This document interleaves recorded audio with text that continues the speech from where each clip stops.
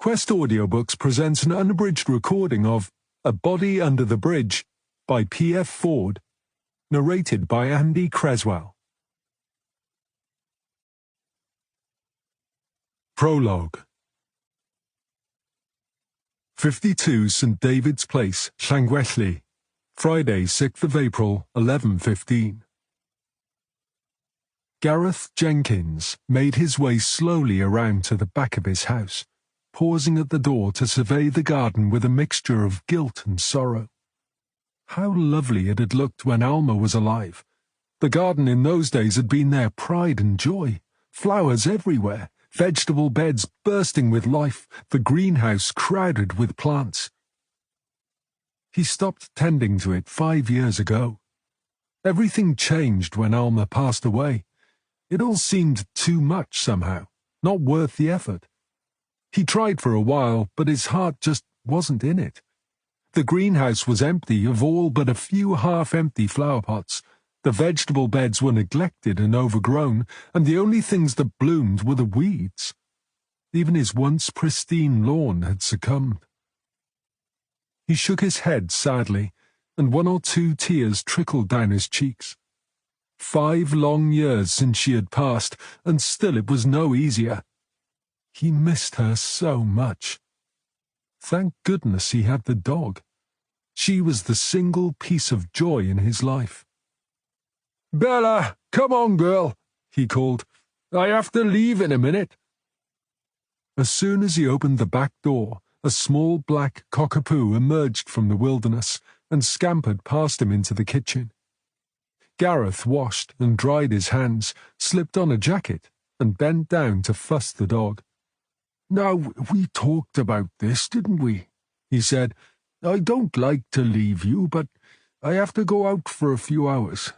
Hopefully, once I've done this, the unpleasantness will end and we can go back to our peaceful lives."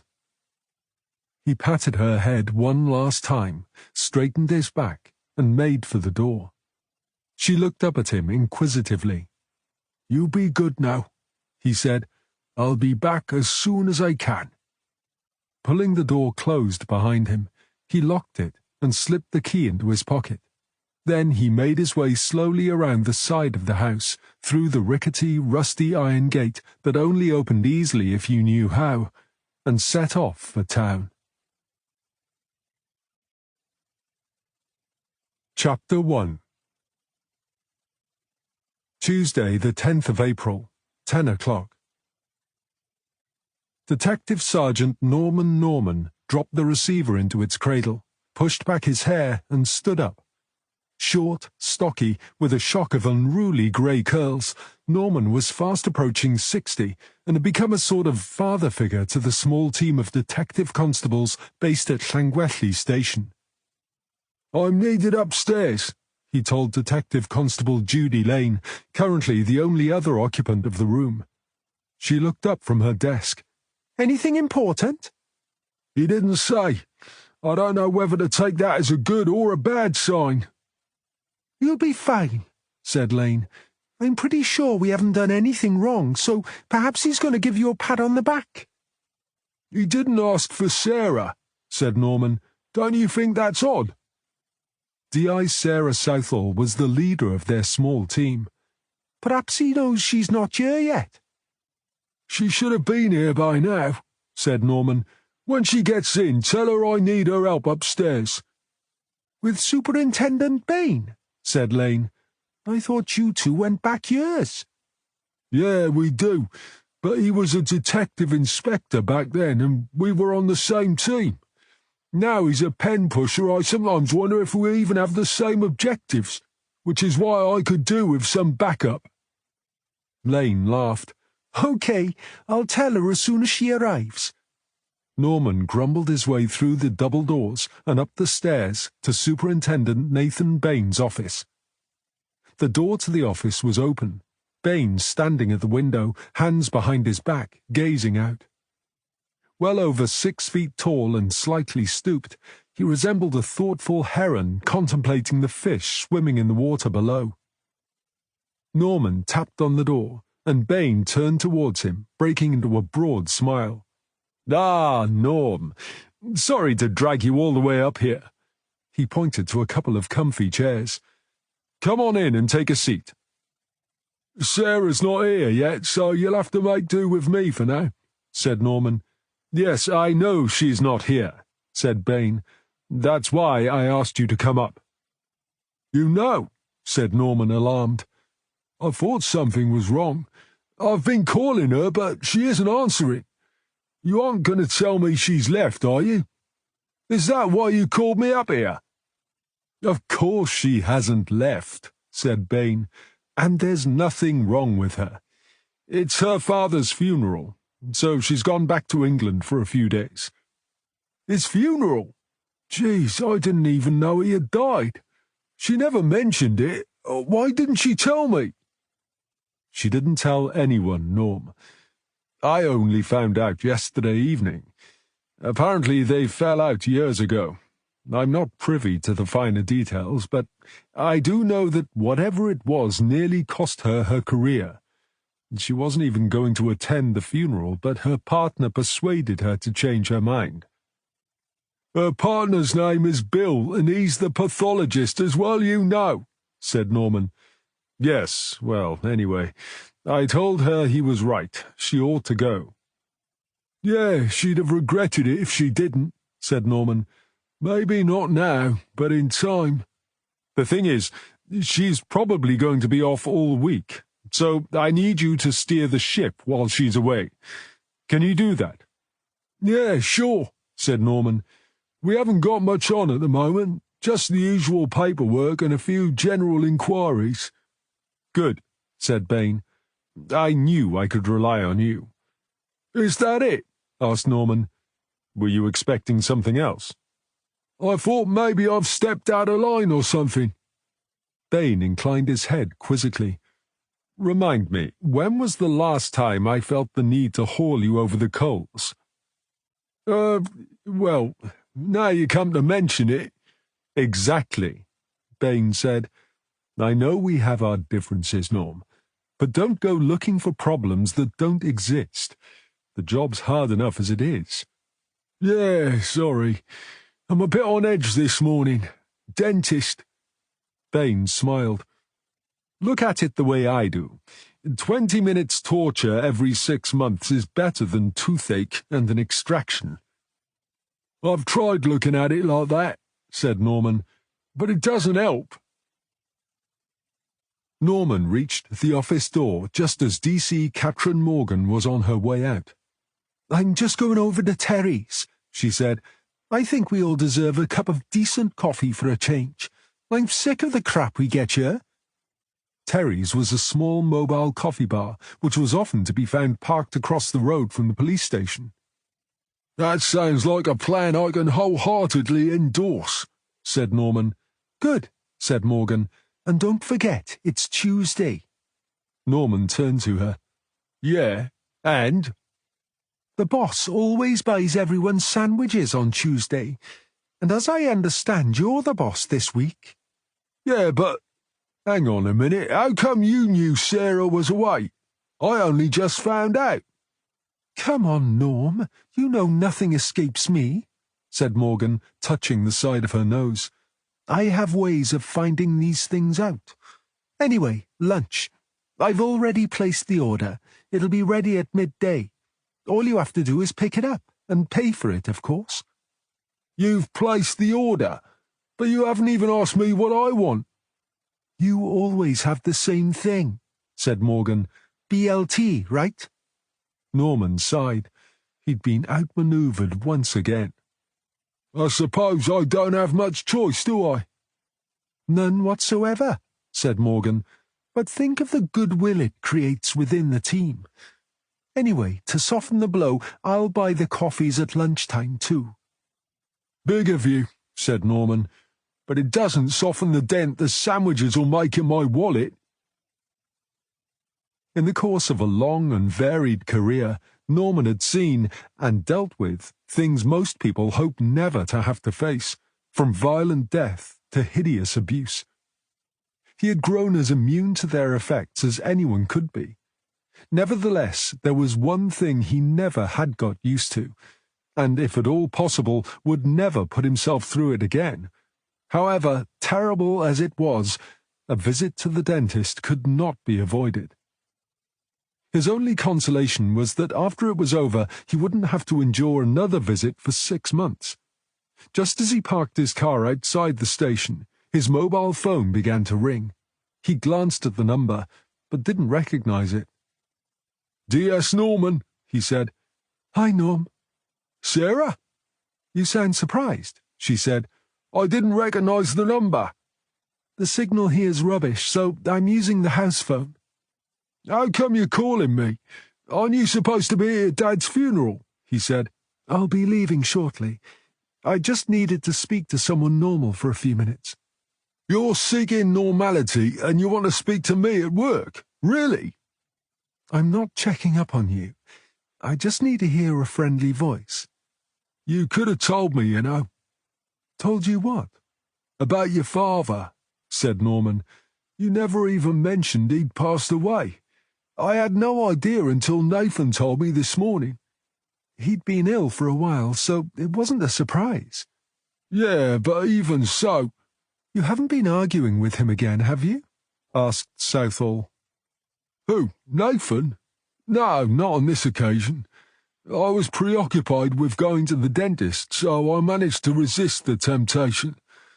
I don't know why, but there's something about Nathan that brings out the devil in me, especially when he starts spouting crap about budgets."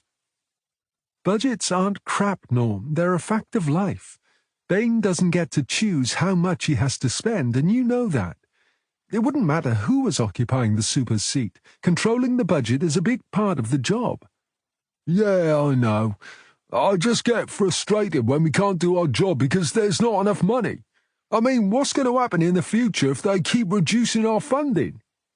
"Regardless of the reason, provoking a senior officer seems an odd way to secure your future," said Southall.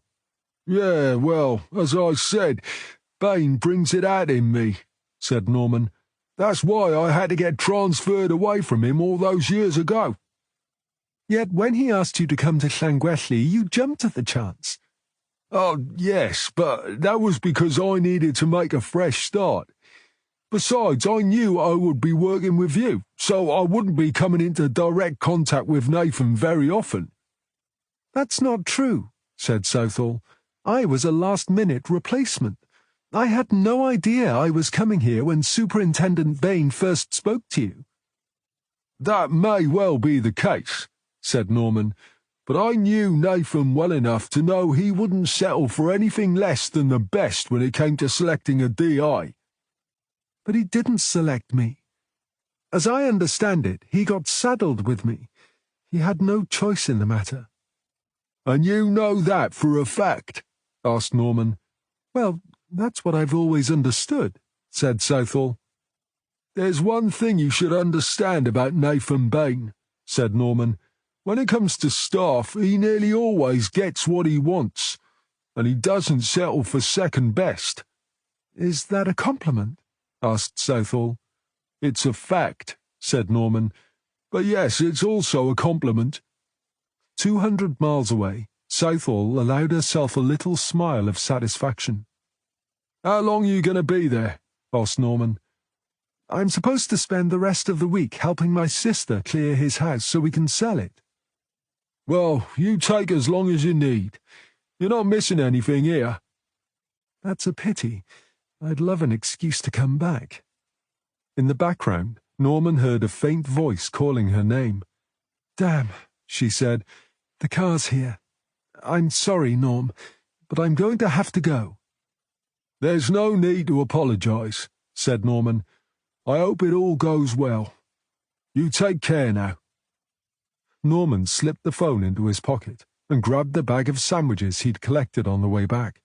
He got out, locked the car, and made his way across the small car park and in through the back door. Chapter 2. It was just before midday when the man who had been pacing up and down opposite the police station finally made up his mind. Alan Edwards was a sprightly, bright-eyed 72-year-old. proud of his full head of silver-grey hair. His only concession to the advancing years was the walking stick he carried to support an occasionally troublesome knee. He stepped in line behind the young woman placing her order, and fighting back one final second thought, cleared his throat. "Excuse me, are you a police officer?" The young woman he had addressed turned from the counter and eyed him quizzically.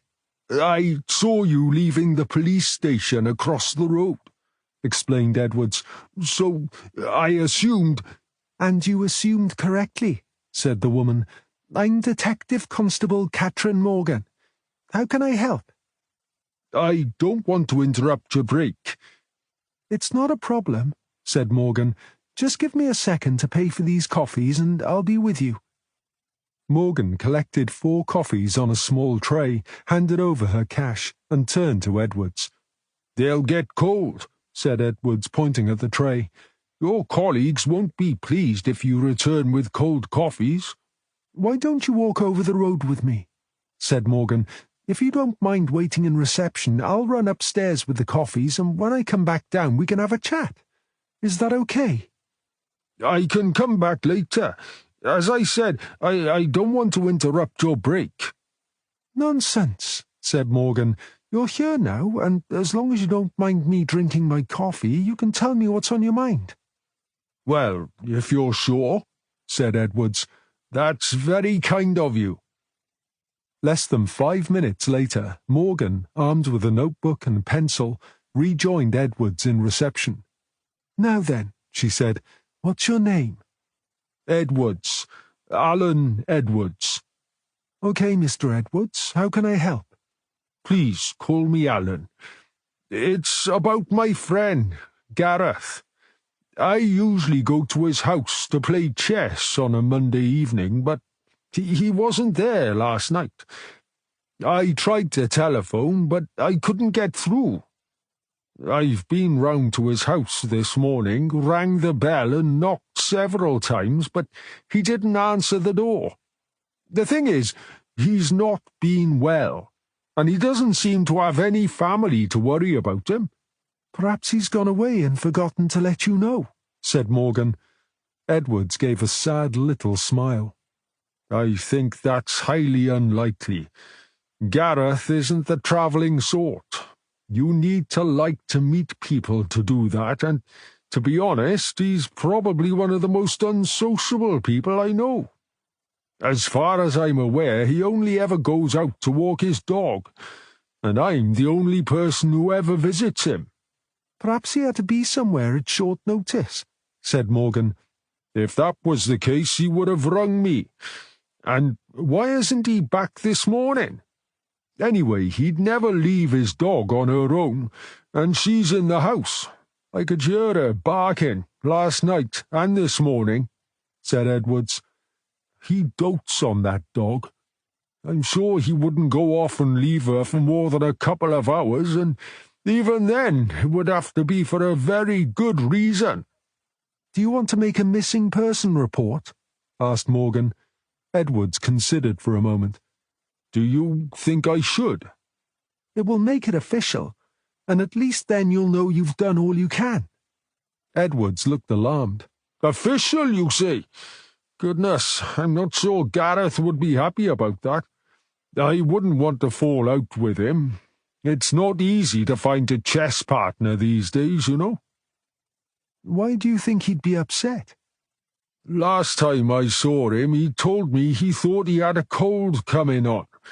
I offered to help if he wasn't feeling well, but he told me that wouldn't be necessary, and that he would be fine. He'll probably hate me for causing a fuss and involving the police." "Tell me, Alan, when was the last time you actually saw him?" asked Morgan. Edwards looked into the distance. "Well, it's Tuesday today, and I didn't see him last night, so it must have been last Monday, in the evening." "So that would have been Monday the 2nd of April. Is that right?" "That's right," said Edwards. Morgan made a note and drew a large circle around it. "And what's your friend's full name?" "Gareth Jenkins." How old is Mr. Jenkins? I don't know exactly. He's around my age, or maybe a bit older, so that would make him mid to late 70s, possibly even early 80s. Address? 52 St. David's Place. Oh, yes, I think I know it, said Morgan. It's only about 5 minutes from here, isn't it? Yes, that's right. Morgan regarded him for a moment. I can see how worried you are. Tell you what, leave it with me and I'll pop round there this afternoon and see if I can find out what's happened to Mr. Jenkins. Are you sure? I wouldn't want to waste your time, said Edwards. It's fine, said Morgan. In the circumstances, I think you're right to be concerned. Oh dear, I hope he won't be annoyed with me. I'm sure Mr. Jenkins will be fine if I go unofficially and explain that you are concerned about him, said Morgan. If it was me, I'd be glad to think someone cared enough to look out for me. When you say you'll go unofficially, what exactly do you mean? Morgan gave him a conspiratorial smile. I'll go in plain clothes. If he's worried about what the neighbours will think, he'll be a lot happier than if a couple of uniformed officers turn up at his front door. I'll tell him I'm doing it as a favour to you. Can you do that without making it official? Of course I can. Will you let me know he's okay? Of course. Just give me your address and telephone number, said Morgan.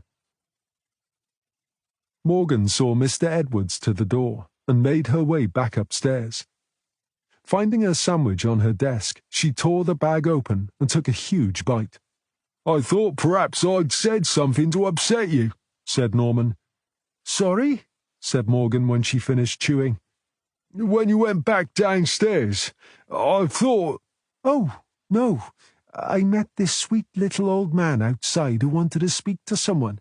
He's worried about his friend. Worried in what way? Asked Norman. He says he went round to his friend's house last night and he wasn't there. He's still not there this morning. He's not answering his phone and his dog's barking. Apparently he's one of those people who would never go away and leave his dog. Did your sweet little old man file a missing person report? I think he'd like to, but his friend doesn't like a fuss, and he doesn't want to fall out with him. I get the impression they're both a bit short of company. How old is this missing guy? Asked Norman. Late 70s, possibly early 80s.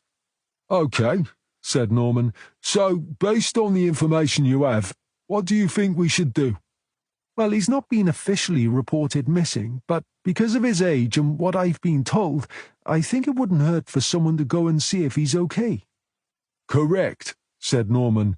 But Mr. Edwards is worried his friend will be upset if we make a big fuss. So I said I'd go in plain clothes rather than send a couple of uniforms.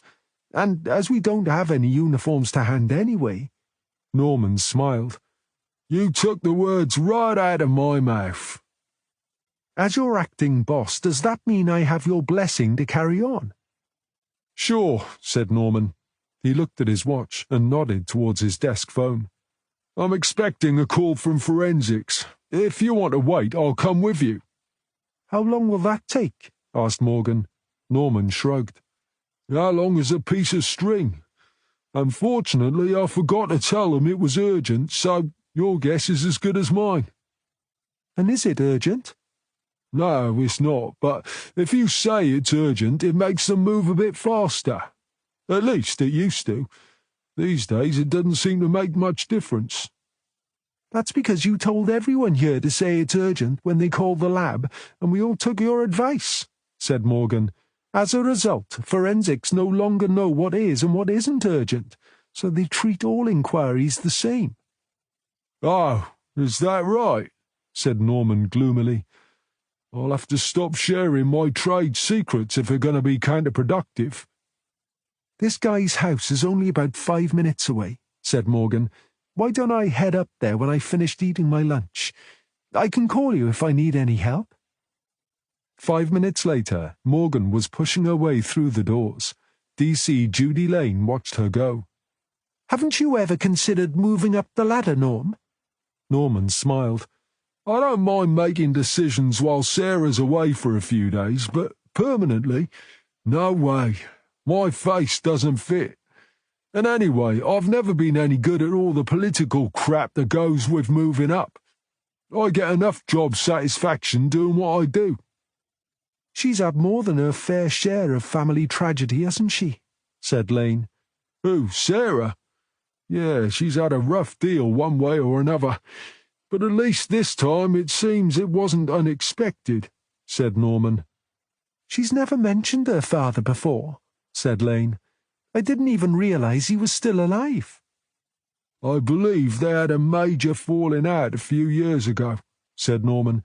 And before you ask, no, I don't know what it was about because she's never told me. Just like you, I don't think I can recall her ever mentioning her father. It was only when Superintendent Bain told me earlier that I even knew he had died. It's bad luck she's away while it's so quiet, said Lane. She'd prefer it this way, said Norman. She wouldn't want to miss anything. I just hope it stays this way until she gets back. Morgan made her way down to the car park, wondering whether to walk to St. David's Place. Thinking about it, she decided to take her car on the grounds that she would look a bit silly if she needed to rush off somewhere in a hurry and first had to run all the way back to the station for her car. It took her less than 5 minutes to reach the quiet, tree-lined street, it being a short walk away from Llangwelly town centre. Not that Llangwelly really had a proper town centre.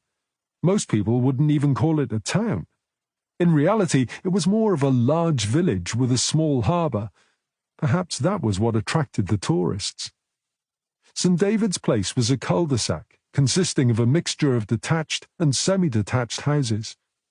Morgan came to a halt outside number 52, about 3/4 of the way down on the right-hand side. From her car, she studied the small semi-detached cottage, comparing it with its neighbour.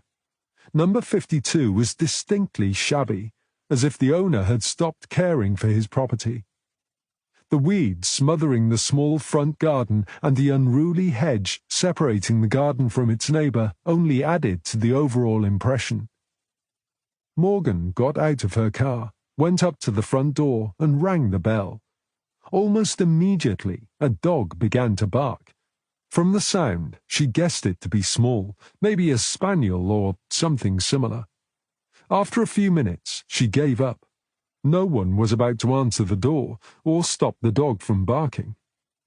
She peered through a window into a room bare of all furniture, apart from 2 ancient threadbare chairs on either side of a small table. A chessboard and pieces were set up in the centre of the table, waiting for a game to commence. Morgan stepped back from the window and made her way around the side of the house. An untidy path led to a rusty wrought-iron gate that had evidently seen better days. It looked as though the gate was rarely used, and she held her breath as she gingerly tried to push it open, afraid that it might collapse. Although it creaked and groaned alarmingly, the gate slowly swung open far enough for her to step through, before it dropped off the top hinge. Cursing quietly, she tried to lift it back up, but it was stuck fast, and, try as she might, she couldn't get it to budge. After 1 or 2 futile attempts, she gave it up as a bad job. After all, she hadn't come here to repair broken gates. Morgan followed the path around to the back of the house. The back garden looked just as neglected as the front. Pressing her nose to the glass, she looked through the kitchen window.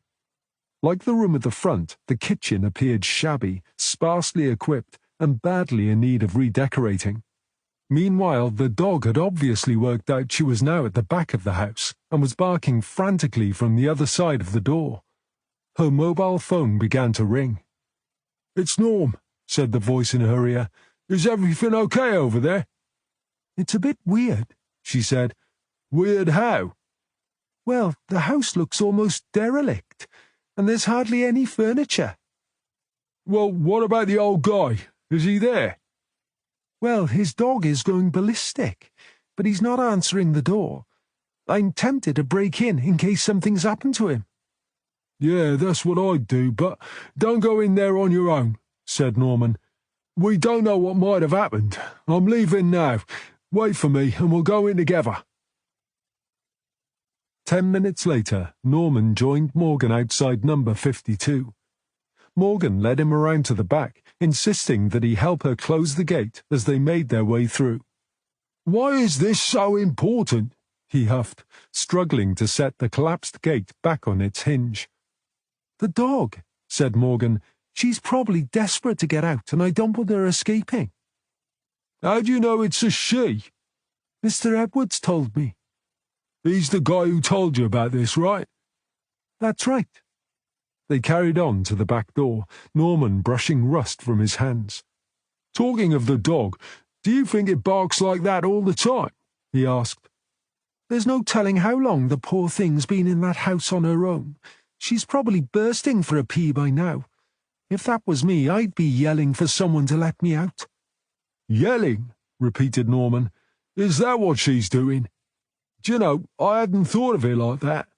I guess if you're right about her being shut in for days, that means she'll be hungry too. She won't attack us, will she?"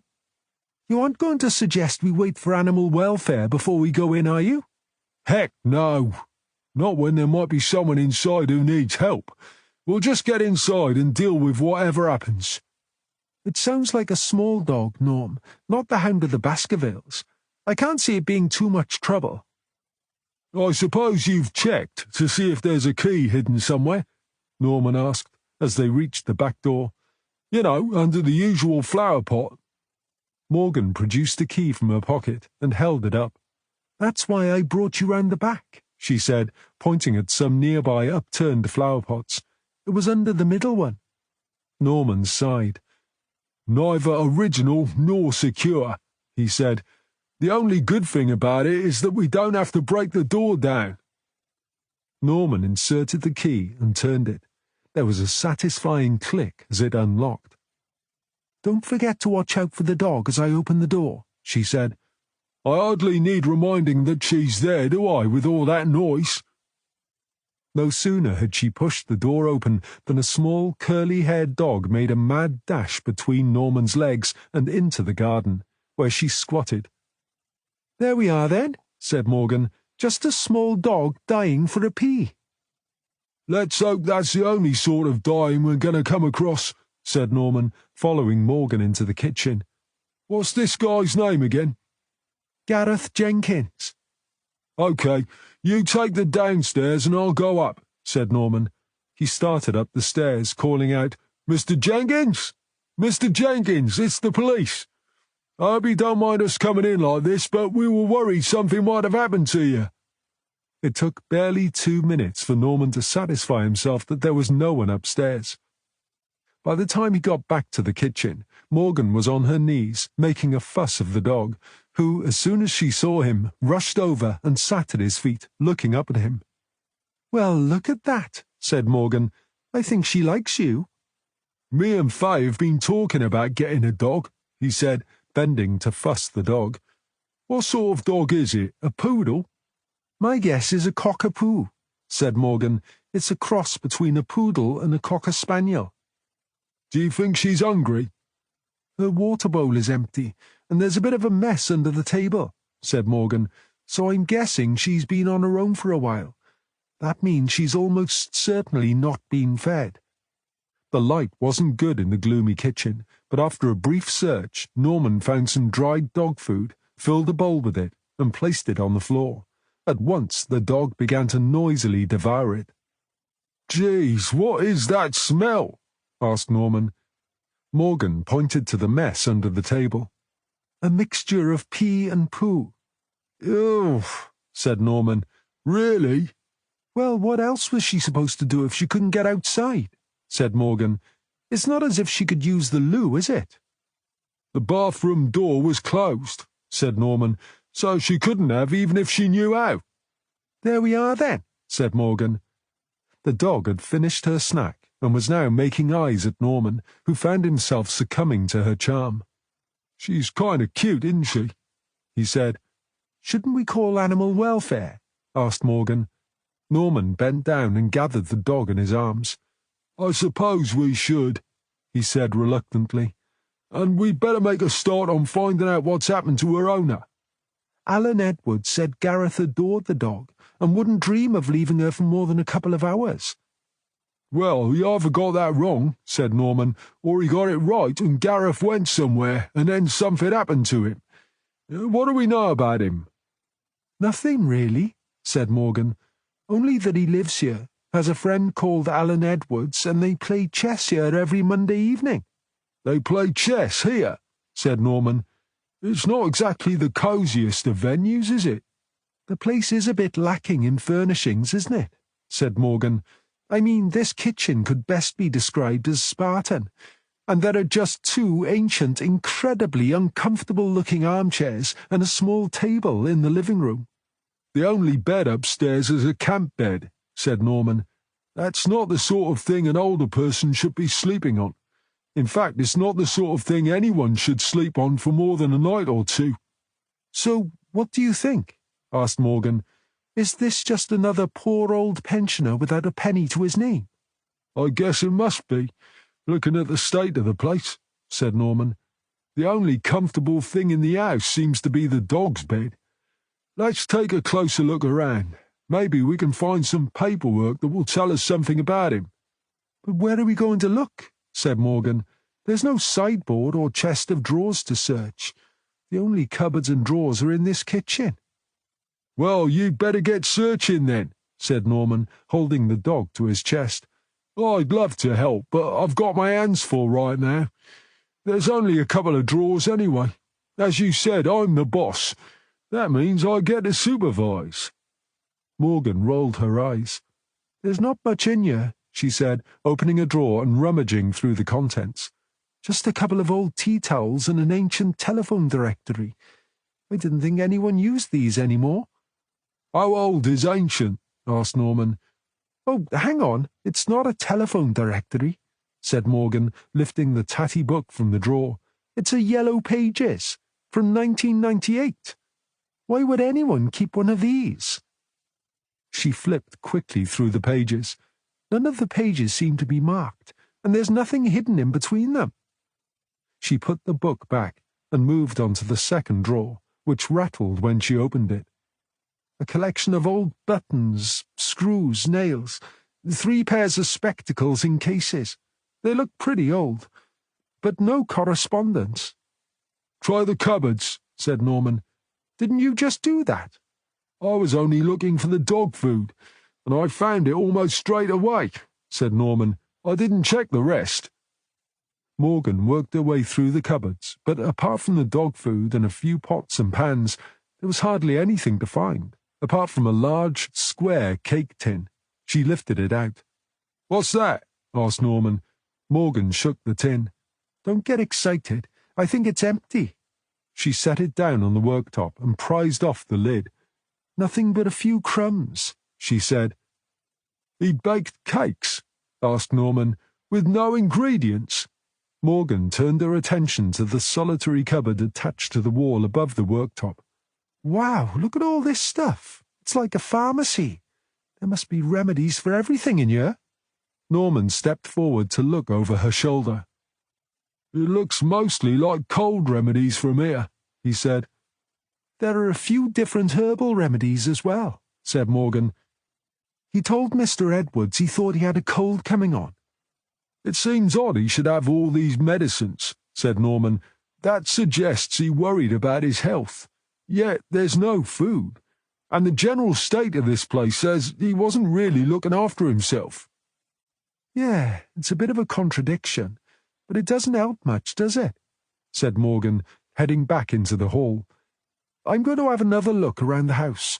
Maybe he's got a hiding place for his personal stuff. There's a telephone in the hall, Norman called after her. Maybe we can do a reverse search or get a call history. At least then we might be able to identify a family member. Now you mention it, I'm sure Alan Edwards told me he had tried calling Gareth but got no answer, said Morgan. He even wondered why Gareth hadn't called him to say he wouldn't be here on Monday evening. Maybe he didn't pay the bill and got cut off, said Norman. Less than a minute later, Morgan called to him from the hall. It's no wonder Alan Edwards couldn't get through. The phone isn't working. That seems just about right for this place, said Norman. I don't get it, said Morgan 15 minutes later. I've been over the entire house and there's nothing here. Did you check that bedside cabinet? Completely empty, said Morgan. How many houses have you ever searched where there's not even a single piece of correspondence? I can think of the odd derelict place I've been to, but this place is lived in, said Norman. At least we think it is. Morgan raised an eyebrow. There are clothes in the wardrobe upstairs, she said. Yeah? Like a whole collection? Asked Norman. Morgan shook her head. Just a few bits, and nothing remotely new. No coat? Only the blue anorak that's hanging in the hall. What if our man isn't missing but has moved out? Suggested Norman. He could have taken papers and stuff with him, but decided the clothes and furniture had seen better days, so left them here. It would explain why the phone doesn't work. Maybe it's been disconnected. I suppose it's possible, said Morgan. I'll check that when we get back. But what about the dog? Maybe he's coming back for her, Norman said, or he just can't look after her anymore. Perhaps he was relying on Alan Edwards to alert us because he wanted someone to find her. Why not take her to a dog rescue centre if he can't cope? Morgan said. Perhaps it would be too painful to leave her like that, said Norman. Or maybe he's just too ashamed to admit he can't look after her. I don't see it, said Morgan. She doesn't look neglected, and even though she was hungry, she's not starving. Apart from a few tins of soup, the only decent food in the house is dog food, so he obviously cared about her, and he must have been feeding her properly. There's also a relatively new dog lead and harness hanging on the back of the door, which suggests she gets taken for walks. To me, that implies he was a dog lover, and a dog lover wouldn't move out and leave their dog like that. I think he must live here, however unlikely it seems. Yeah, but doesn't that suggest he's putting the dog's needs before his own? Said Norman. Maybe he just can't do it anymore. Then he had a thought. You don't think this guy eats dog food, do you? Morgan shrugged. I suppose someone could live on tinned dog food if they were desperate enough, but that dry stuff? Surely not. Still holding the dog, Norman looked around the dingy kitchen. You know, if this is really how pensioners live, I'm having second thoughts about wanting to grow much older. It's not just me thinking this whole situation is weird, is it? Asked Morgan. Norman scratched his head. Yeah, it's weird, all right. If it wasn't for that guy approaching you, no one would know anyone lives here, and the place would fall into rack and ruin. Should we call forensics in? Morgan asked. We have no reason to, said Norman. Strange as it seems, there's nothing here to suggest it's a crime scene. Are you sure about your guy? Who, Alan Edwards? I haven't checked him out, if that's what you mean, said Morgan. I haven't had time, and besides, I had no reason to doubt him. Fair enough, I guess, said Norman. I mean, why would you? I wouldn't have either. But given what we've found, I reckon it wouldn't hurt to make sure he's who he says he is. Did he warn you about the state of this place? He must have known it was like a hovel if he comes here every week. He didn't say anything about it. He was just anxious about his friend. Norman pointed at a small pedal bin. Did you check that? Morgan stepped on the pedal and peered inside the bin. Nothing in here but an empty dog food bag. She lifted it out. Oh, hang on, what's this? She picked up the bin, reached inside, and brought out a number of torn pieces of paper, which she laid on the worktop. It took her a minute or two to put them together, but all the pieces were there.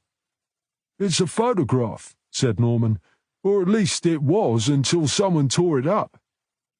Morgan rolled her eyes. I can see why you're the sergeant and I'm the gopher. Norman smiled benignly. When you have as many years of experience as me, you're allowed to state the glaringly obvious. Technically, it's not actually a photograph. It's a printout of one, said Morgan. You split hairs if you want, said Norman. Either way, it's a picture of a woman. I wonder who she is. Can you read what it says at the bottom? Is it a name? A few letters had been scrawled under the photo and then scratched through. Morgan squinted at them. The first letter is a G, and I think the last two are O and R. I can't make out the rest. How many letters? Asked Norman. 6, I think. So, what's a name with 6 letters that starts with G and ends with OR? How do we know it's a name? We don't, said Norman. So it could be anything. Yeah, of course it could, but just for a minute, try humouring the old guy who's been doing this since before you were born. Morgan thought for a moment. Wasn't there a gainer in one of our cases? There we are, said Norman. That wasn't so hard, was it? Gainer. Yeah, that could be it. How do you know she's relevant? Asked Morgan. Perhaps she isn't, said Norman. After all, it's understandable that a lonely old man might have a photo of a glamorous, much younger woman to look at. You mean you think she was some sort of fantasy woman? Asked Morgan. Yuck. Not necessarily. She might be his daughter for all we know, but I can't help wondering why he would have scratched through her name like that and torn up the photo. Alan Edwards says he didn't have any family, Morgan said. Ah, but does he know that for a fact? Maybe they fell out and Gareth prefers not to talk about her. None of us knew about Sarah's father for exactly that reason. Morgan glanced at him. Had she fallen out with her father? I believe so, but that's neither here nor there, said Norman. My point is that for whatever reason she chose not to mention him. Maybe Gareth has a daughter, but chose not to tell Alan Edwards about her. But if she's his daughter, why hasn't he got any proper photos of her? Asked Morgan. You've looked around in here. There isn't a single photograph anywhere. It's as if he doesn't have a past. I have to admit I can't answer that with any certainty, said Norman. But if he has moved out, I would imagine he would have taken his photographs with him. There again, if the family fell out big time, he could have thrown them away. Or Alan Edwards could be right after all, said Morgan. Yeah, that's also possible, agreed Norman. But whatever the reality, standing here speculating isn't getting us anywhere. Whether Gareth Jenkins has a family or not, he's obviously not here. Why don't we try the neighbours? Maybe they can shed some light on this guy. Are you going to put that dog down, or is she part of the team now? Asked Morgan. Norman looked down at the dog, which had settled in his arms and appeared to be in no hurry to change the arrangement. We can't leave her here on her own, he said. Isn't that where the animal welfare guys come in? Asked Morgan. Yeah, but there's no need to rush, is there? Norm, you can't just keep her, said Morgan. She already has an owner. But animal welfare will just dump her in a dark, dingy kennel. Well, she has to go somewhere. And anyway, it's just a temporary arrangement until we find the owner, Morgan said. But what if we can't find him? We certainly won't find him while you're standing here cuddling his dog, said Morgan. Aren't you supposed to be the adult here, setting me an example? Norman sighed. I know you're right, he said sadly, looking down at the dog. Normally I wouldn't think twice about it, but there's something about this little one. Morgan had a soft spot for dogs herself. How about I start knocking on the neighbouring doors while you call about the dog? She suggested. Or do you want me to call them? No, it's okay. I can handle it, said Norman. You go on. I'll catch you up. Morgan made her way back out to the street and knocked on the front door of number 54, the adjoining house. It was soon apparent that no one was at home, so she made her way back to number 50, the detached house on the other side of number 52. The front garden of the house had been turned into a parking space for a small cherry-red hatchback. Morgan skirted around the car, stepped up to the front door, and rang the bell. After a short wait, a harassed-looking young woman opened the door, carrying a grizzling toddler on her hip. "Sorry about the noise. She's teething," she said. "I'm D.S. Morgan from Llangwelly Station," said Morgan, showing her warrant card. "Could you spare a couple of minutes to answer a few questions?" "Sure, if you can put up with the whinging," said the woman, glancing down at the child. "What's it about?" "We've had a report that your next-door neighbour may be missing. I wondered if you've seen him recently, or if you can tell me anything about him." "You mean old Grumpy?" "I believe his name is Gareth Jenkins," said Morgan. "That's right. Miserable old bugger." "I was hoping you might be able to tell us something that might help us find him," said Morgan. The woman sniffed. "How long have you got? Why don't you come in for a minute while I sort Billy out? You can probably smell that he needs changing."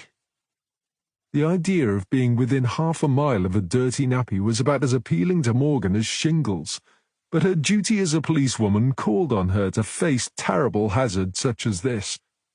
Reluctantly, she followed the woman inside. 15 minutes later, Morgan stepped back into the cool, fresh air and took several deep breaths. Norman was leaning back against his car, watching her. "Are you okay?" he asked. "You look a bit green around the gills." "I grew up on a farm, so I've learned to handle any number of unpleasant smells. I can even deal with a rotting corpse without getting queasy. So why can't I cope with a dirty nappy?" Norman chuckled. "Bad, was it?" "There are no words to accurately describe it," said Morgan. "And according to his mum, Billy, the poor little devil, is teething, which makes it 10 times worse than normal. How's that for my luck?" "To be honest, I've never had to deal with dirty nappies, so I'm relying entirely on hearsay. But I was once told it's one of the worst smells known to man," said Norman. "Trust me, if that kid's anything to go by, it's a fact," said Morgan. "And it's a damned good reason for not having any of my own." "But was it worth the pain?" asked Norman. "Did the lucky mum know anything about our man?" "Her name is Rose Mackie, and according to her, Gareth Jenkins wasn't exactly the greatest of neighbours. She says her and her husband used to get on well with Gareth and his wife, even doing odd jobs for him. But after his wife died, Gareth refused any more offers of help and became standoffish and rude for no reason. He was both aggressive and abusive when she approached him about his fence falling down, allowing his dog to get into her garden, which she took particular exception to as she hates dogs. He even told her to F off when she asked him to do something about the state of his front garden." "Not your typical all-round good guy, then," said Norman. "Apparently he's alienated all his neighbours over the last 5 years," said Morgan. "Why, what happened 5 years ago?" "That's when Alma, his wife, died. According to Rose, everybody loved Alma, and they liked Gareth too, but he changed after she died. She says she tried to look out for him, but it was as if he had withdrawn from the world and wanted nothing more to do with it." "That could explain the state of the house and garden," said Norman. "Losing someone you've spent your life with can be seriously traumatic. Some people manage to adjust and find a way to carry on, but not everyone does. I think it's all down to how much you depended on each other. If you don't have a life beyond that person, it must make it really hard. You need to have things to keep you occupied, things to do." "Rose says she doesn't know what he does all day because she hardly ever sees him, and he won't speak to her unless he's telling her to mind her own business. She's heard he only goes out once a week to do his shopping, and he walks the dog in the early hours so he can avoid seeing people." Jeez, if that's true, he really has withdrawn from the world, said Norman. And Rose wasn't surprised to hear there's hardly any furniture in there. She said she once saw people come in a van and take furniture and other stuff away. She says he used to play the piano, but that went about a year ago. Does she know why? Morgan shook her head. She says she thinks they were people who do house clearances. At least that's what she thinks it said on the side of their van. Did she remember the name of the company? Norman asked. I'm afraid not. She says it was months ago, and as far as she knows, they've never been back. But then there's nothing left worth taking now, is there? I've left her a card in case she thinks of the name, but I wouldn't hold your breath. Norman nodded towards number 54, the house on the other side of Gareth Jenkins' house. Did he try the other side? There's no one in, said Morgan. I'll come back and try again later. Right. I think we can now officially class this as a missing person case, said Norman. Although we know next to nothing about Gareth Jenkins, in view of what we've heard so far, I would suggest it's more than likely his mental state makes him extremely vulnerable. I'll head back to the station and get the wheels in motion. You find your friend Alan Edwards and see what else he can tell us about our missing person. How did you get on with animal welfare? Asked Morgan. Yeah, okay, he said. I didn't see them come and collect her, said Morgan. No, they haven't yet. So where is she? You haven't left her in the house, have you? Of course not. So where is she? Said Morgan, just then spotting a small doggy face at the front passenger window of Norman's car. Jesus, Norm, is this a good idea? You have spoken to animal welfare, haven't you? Yes, I have. They said they couldn't get here for hours, and we can't afford to be hanging around here dog-sitting while we've got a missing owner to find. So I offered to look after her until they can get here. You want to keep her, don't you? Of course not. It's just a temporary thing. You'll regret it. It'll be fine. It won't though, Norm. You'll get attached to her, and then it'll be hard to give her back to the owner. I won't get attached. I think you'll find you already are, said Morgan. She's in the passenger seat of your car, for goodness sake. You needn't worry about me getting distracted by her or getting too attached to her. I've arranged for Faye to look after her for the time being. That's your solution? Faye's going to look after her, said Morgan. That's your partner, Faye, who just happens to live with you at your house, right? I'm going to drop her off at home on the way back to the office. And you really think that's a good idea? Hasn't it occurred to you that Faye will get attached to her too? I think you're making a mountain out of a molehill, Katrin. I bet you the guys will come and collect her before the day's out. I just hope you know what you're doing, said Morgan. Didn't you say earlier that I was the adult here? Asked Norman. Yeah, I did, and usually you are, but right now I'm not so sure. Well, whatever you think, I've made my decision, and right or wrong, I'm not going to change my mind. Morgan sighed. Okay, whatever, she said, getting into her car. But don't say I didn't warn you. It was 4:30 by the time Morgan returned to the office. I've checked with the phone company, Morgan told her. Apparently his phone was cut off over a year ago for non-payment, and because it's been over 12 months, they've deleted his call history because of their data protection rules. That's a dead end then, said Morgan. Yeah, it looks that way, said Norman. What about you? Was Alan Edwards any help? Morgan went over to her desk and slumped into her chair. Not really. Despite their weekly chess games, it turns out they weren't exactly bosom buddies.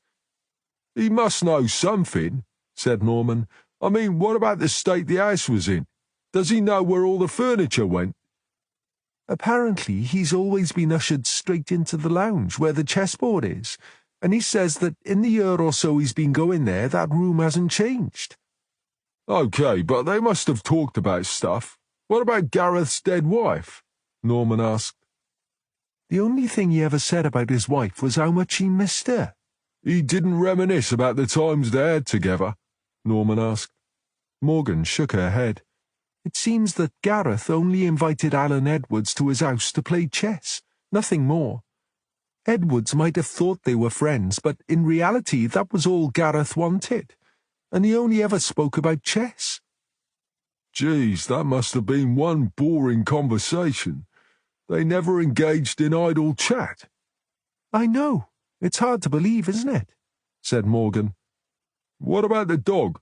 Didn't he talk about her?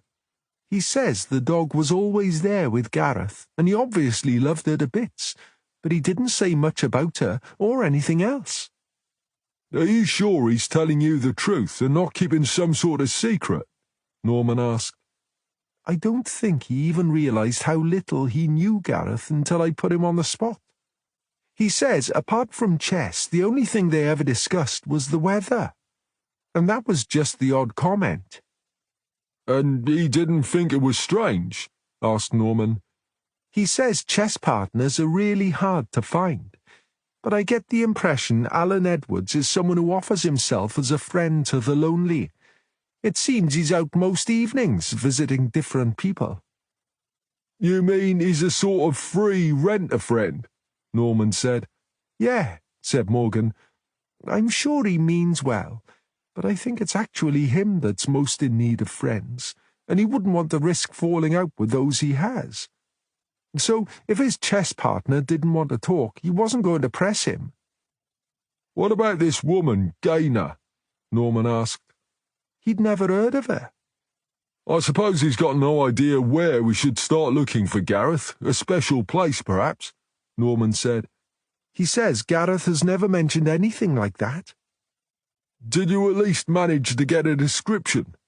Yes, but he doesn't remember any distinguishing features, so it's anyone's guess as to how accurate it might be. Geez, this is going to be a challenge, said Norman. We've got nothing to go on but a vague description. We've got no idea what clothes the guy might be wearing, and we're not even sure how long he's been missing.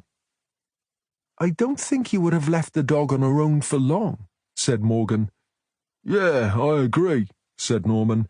What if he only intended to be gone for an hour or two, but something happened while he was out? Happened like what? Morgan asked. I don't know. He could have passed out, had a heart attack or anything. He could be in hospital. And with no one to miss him, he could have been there for days. I disagree, said Morgan. Unless that's the world's cleanest dog, I'm sure she hadn't been on her own for more than a day, 2 days at most. Judy Lane came over to join them. I've checked every hospital within 20 miles, she said. None of them have admitted anyone who sounds like our missing man. Okay, said Norman. I hate to say it, but with what we have so far, there's not really anything we can do but circulate a description and hope someone spots him somewhere. I'll do it now, said Lane. We need to speak to the neighbours again, Norman said to Morgan. Already in hand, said Morgan. I'm going back this evening, and I'll make sure I speak to all of them and ask when they last saw him. You shouldn't do that on your own at night, said Norman. Let me call Faye and tell her I'll be late home. It's okay, Norm. I've got Frosty to come with me. Hasn't he got his own work to do? Yeah, but he's only twiddling his thumbs waiting on search results. He's gone to have something to eat, and then we're meeting over there at 7. I don't suppose it occurred to you we might have had plans for tonight, said Norman. Who, Frosty? Said Morgan. I think you'll find he's often at a loose end in the evenings. I bet he's glad of an excuse to get out of that tiny bedsit he lives in. Chapter 3 Wednesday, the 11th of April. Next morning, Norman was just getting out of his car when Morgan pulled up next to him. Noticing Detective Constable Frosty Winter in the passenger seat of her car, Norman raised a quizzical eyebrow. What? She said innocently. What's happened to Frosty's car? It wouldn't start when we finished last night, she said. We had to leave it at St. David's Place. Winter got out and joined them. I'll need to call a mechanic. I haven't a clue about cars. Both returned Norman's suspicious glance with bland expressions. Anyway, was it really his business what they got up to in their own time? OK, go and get that done first, Frosty. You need to be mobile in case anything comes up. I expect Judy knows a mechanic. She seems to know everything else. Winter headed for the office. Norman waited while Morgan locked her car. How did you two get on last night? He asked, as they made their way across the car park. Is that supposed to be a leading question? Asked Morgan. Norman frowned. I'm sorry? We didn't sleep together, if that's what you're thinking, said Morgan. I have a spare room. Actually, that wasn't what I meant, said Norman. As far as I'm concerned, what you do in your own time is none of my business, as long as it's legal. I was referring to your visit to St. David's Place to speak with the neighbours. Oh, right, I see. Well, we managed to speak to most of the residents in the street, apart from number 54. Are they avoiding us? Asked Norman. The lady at number 56 says they've gone away and won't be back until next weekend. Fair enough, said Norman. What did the others have to say? Nearly all of them knew there was an old man living at number 52, but none could recall when they last saw him. And apart from his wife being a lovely woman, and isn't it a shame she passed away, hardly anyone knows anything about Gareth, except that he's become a miserable so-and-so. Maybe Alma was the sociable one, and Gareth was an introvert who let her speak for both of them, said Norman. Yeah, that's what I thought. It wasn't all bad news, though. I had another chat with Rose Mackie. She said he loves the dog so much he would never willingly leave her on her own. She believes he's suffering from depression, and that's why he's the way he is. Dog or no dog, if he was lonely and depressed, we have to consider suicide as a possibility, said Norman. Yeah, I know, said Morgan. I hate to think he might have done that. Anyway, wouldn't he have done it at home? You know, taken a few pills with a dog at his side. Well, yeah, that sounds like the easier option, but we're not lonely and depressed, are we? Norman pondered for a moment. Anyway, we shouldn't write him off just yet. We only put out a description late yesterday. There's something else, said Morgan. They couldn't be specific, but 2 or 3 of the neighbours thought Gareth had been at home over the weekend. Norman stopped and turned to face her. So he's only been gone a day or 2? Morgan nodded. 2 people said they heard the dog barking out in the garden one night over the weekend, and the guy in one of the houses opposite said he hadn't seen Gareth himself, but there's definitely been lights on in the house at night. Did he say which nights? Asked Norman. He can't be sure, but he thinks it's probably been every night, and he's sure there was a light on in the front room on Sunday night. He noticed it at about 11 when he was checking that his front door was locked. That suggests someone was in the house, but has anyone actually seen Gareth? A man called David Williams lives at the end of the road in number 2. He works weird shift hours and says he often sees Gareth walking his dog when he's on his way home. This is between 2 and 3 a.m. Yeah, but didn't Rose Mackie tell you she thought he walked in the early hours to avoid everyone? Yes, said Morgan, but that was more of a vague impression. This is a specific sighting, because David Williams says he arrived home at 2:30 a.m. on Monday, and he saw Gareth walking the dog. He definitely saw Gareth. Is he sure it was him? He described the dog to a T, and he said it was an older man wearing a blue anorak. There was a blue anorak hanging up in the hall, wasn't there? Said Norman. That's right. So the neighbour opposite says he saw a light on in the house over the weekend, and another neighbour thinks he saw Gareth walking his dog in the early hours of Monday morning, said Norman. But did he see Gareth's face? No, said Morgan, as they pushed through the doors into their office. He says it was raining quite heavily, so the old man had his hood up. He also said who else would be mad enough to be walking their dog in the pouring rain at that time of night. Yeah, I suppose he has a point there, said Norman. Seeing them arrive, Judy Lane put down her receiver and called out, "Good morning, you two. Perfect timing." Good news or bad? Asked Norman. "I think we might have found Gareth Jenkins," said Lane. Well, that's a relief, said Norman. I was beginning to think we'd never find him.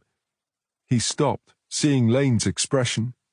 Oh, is he?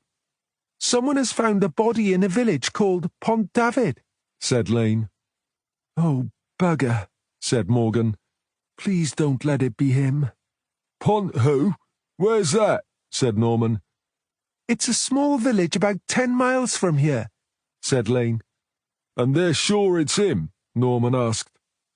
"They can't say for sure, but it does match our description," Lane said. It wasn't exactly a great description, was it? Said Norman hopefully. "True enough," said Lane, "but there again he is the only man who has been reported missing within 50 miles. When you put it like that, it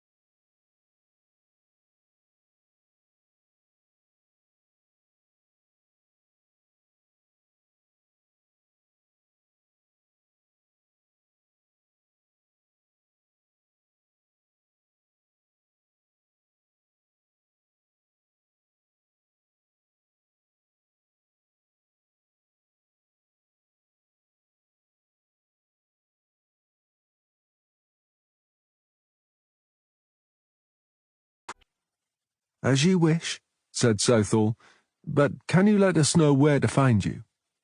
Norman handed her one of his cards. I'll probably be at Gareth's house in the daytime, said Rhiannon. Yeah, but even so, said Norman, and I'd be grateful if you could let us know when you're heading back home, just so we know in case we have any more questions. I suppose that will be okay, she said, but I really don't see what else I can tell you. After they had taken Rhiannon back to the house, Southall decided they should have some lunch and then go back to the office before they visited the crime scene. Norman had barely settled back at his desk after lunch when his mobile phone began to ring. DS Norman. It's Rhiannon Pugh. Oh, hi, Rhiannon. I wasn't expecting to hear from you so soon. What can I do for you? Do you think you could come to the house? What, now? Are you okay? Is there something wrong? I'm not in any danger, if that's what you mean, but there's definitely something odd going on. I think I need to report a crime. What sort of crime? All my brother's money is gone. I can't say I'm surprised, looking at the state of his house, but how do you know he didn't just spend it all? He wouldn't do that, she said. And how do you know it's all gone? We searched the house and couldn't find anything to do with his finances. I've just come back from his solicitor. I went to ask about the will, and he told me I'm not going to inherit a brass farthing, as there's nothing left. It's all gone, every single penny. How much are we talking about, Rhiannon? The best part of $500,000. Norman couldn't help letting out a long, low whistle. Jeez, really? Gareth had that much money in the bank and he was living like a pauper. And you have no idea where it's gone? The solicitor says Gareth told him he was broke about a year ago, but he wouldn't say where the money had gone or how it had happened. Norman thought for a second. Okay, Rhiannon, don't worry. I'll be there in about 20 minutes. He ended the call and headed for Southall's office. Have you got that phone number for Gareth Jenkins' solicitor? Yes, I took a photo of the card on my phone, she said. And didn't you say it was the old guy down by the harbour who should have retired years ago? Norman asked. That's right. Elwyn Thomas. Why? How long is it since we left Rhiannon at the house? He said. A couple of hours. Right, said Norman. Well, she's just called to say she's been to see the solicitor, and he's told her Gareth was broke and she's going to inherit nothing. She claims he wouldn't have spent it and that the money's been stolen. She wants to report a crime. Right, said Southall. And your point is? Am I right in thinking that old-school solicitors like Elwyn Thomas prefer to enjoy extended lunch breaks, say of around 2 hours rather than 1? Yes, I'm still not with you, said Southall. It's just after 2 p.m. now, said Norman, and we dropped Rhiannon at St. David's Place at around midday. I might be wrong, but I'm guessing that old guys like Elwyn Thomas don't take appointments at short notice, and especially not between 12 and 2, because they might interfere with his lunch. You think she's lying? Southall said. It sounded like she hadn't expected me to ask how she knew the money was gone, Norman said. I also think it's unlikely she would have been able to make an appointment with the solicitor during his lunch break. She could have made the appointment when he called to tell her about Gareth, said Southall. Yeah, I'll admit that's possible, but it wouldn't hurt to call his office and check, would it? Norman said. Of course not. We need to arrange an interview with him anyway, said Southall. Are you heading out to see Rhiannon now? I thought it might be the chivalrous thing to do, said Norman. And you hope you might be able to catch her out, said Southall. Do you think I'm out of line? He asked. Not at all, said Southall. There's something distinctly iffy about her story, and I'm not sure I buy this idea that the solicitor called her down here because he knew Gareth was dead. Is she suggesting he's clairvoyant, or that he murdered his client? She's a slippery one for sure, said Norman. But at least now she'll have to give us his bank account number, said Southall. I've got Frosty trying to find it, but it would save a lot of time if we had the details. I'll see if she's uncovered any hiding places we might have missed, too. Take Catherine with you, said Southall. I'll get Judy to call the solicitor's office. She can let you know what they say. What about visiting the site where the body was found? Norman asked. That'll have to wait until later, said Southall. 15 minutes later, Norman was knocking on the door of number 52 St. David's Place. This is Detective Constable Catherine Morgan, he told Rhiannon when she opened the door. It was Catherine who realised something was wrong when she first came here. Rhiannon ushered them into the kitchen. I'd offer you somewhere to sit, she said, but as you know, all the decent furniture seems to have gone. Rhiannon turned to Morgan. Can I ask you a question? Of course, said Morgan. What made you come here in the first place? A man called Alan Edwards told me he was worried because he hadn't seen Gareth for some time and couldn't get an answer when he knocked at the door. I offered to come and check, to put his mind at rest. Who is Alan Edwards? Rhiannon asked. You don't know him? Morgan said. Never heard of him, said Rhiannon. He was Gareth's chess partner. Ah, that explains the chessboard then, said Rhiannon. That shows you how little I knew about my brother. I had no idea he even knew how to play chess. Maybe it was a recent thing, said Norman. Why don't you tell us about the missing money? Norman's phone beeped. He pulled it out of his jacket pocket. Excuse me a moment. I just have to see what this is. He read the text, slipped the phone back in his pocket, and smiled at Rhiannon. Now, when you phoned, you said you found out about the missing money after we dropped you off here at midday. That's right. The solicitor told me. And how is Elwyn? You're lucky he was willing to fit you in at such short notice. Did you have lunch with him? Yes, he's a very nice man.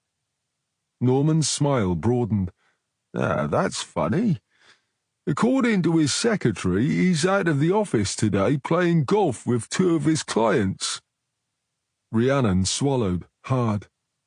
I think it's your turn to speak now, said Morgan quietly. Rhiannon stood looking down at her hands while they waited. All right, she said at last. I haven't spoken to any solicitor. I know how to access Gareth's bank account. You told us you had almost no contact with Gareth, yet you have access to his bank account. Is there any particular reason for that? Asked Norman. My having access doesn't change the fact that nearly all his money is gone. But how do we know you didn't take the money yourself? Asked Morgan. If I had, do you really think I'd be telling you it's gone? Said Rhiannon. Okay, so perhaps he moved it to some other account, suggested Morgan. Did he have any others? He had a savings account with the same bank, but it's empty. Apart from that, he had no other accounts that I'm aware of, Rhiannon said. We'll be needing those account details, said Norman. Rhiannon said nothing. We can get authority easily enough if you really want us to do it that way, said Norman. It'll take a little longer, but we'll still get what we want. And in the meantime, we'll make sure you can't access this account or any others Gareth may have had. Your choice. Okay, Rhiannon said reluctantly. I'll give you the information. But you need to understand that I couldn't have taken any money from it. I knew the sort code, but I didn't know the account number or password until I arrived here. We've only got your word for that, said Morgan. Yes, that's right, said Rhiannon. But once you start looking at the account, you'll find I haven't been anywhere near it. Like I said, we didn't find anything remotely like bank account details when we searched, said Norman. In fact, we didn't find a scrap of useful information anywhere. So where did he get them? Rhiannon pointed to the kitchen cupboard where they had found the dog food. That's because you didn't know where to look, she said. Try inside the cupboard under the worktop. There's a piece of paper stuck up there with the details written on it. Look for yourself if you don't believe me. Norman got down on his knees and felt around the underside of the worktop. Just as she said, his fingers touched a piece of paper. He pulled it out and took a photo of the account number and password. He hauled himself up on his feet. Why didn't you just tell us about this, Rhiannon? Why lie when you knew we'd be able to check anyway? I don't know. Shock, I suppose. After all, I've just discovered that my brother's dead.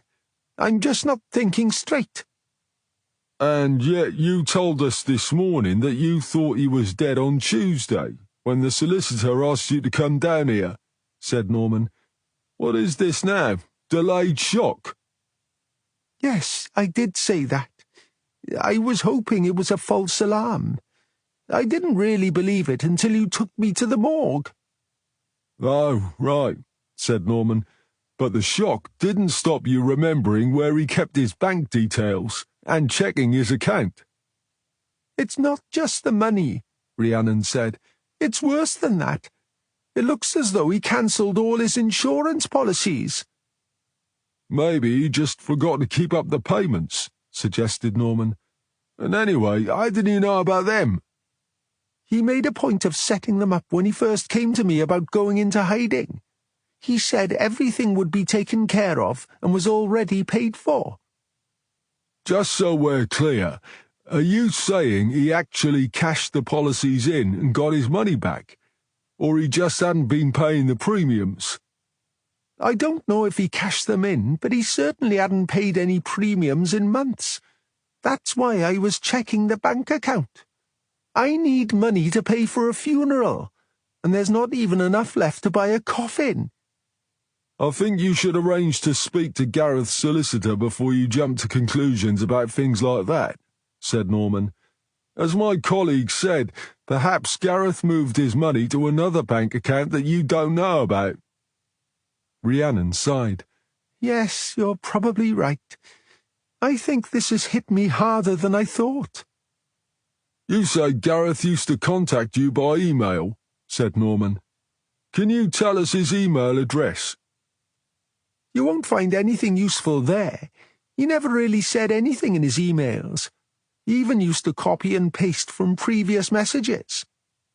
Even so, we should check to see whether he was in contact with anyone other than you, Norman said. I see what you mean, said Rhiannon. She reached for a mobile phone. Hang on a minute. I'll find it for you. Morgan made a note of the email address and reminded Rhiannon to tell them where she was staying.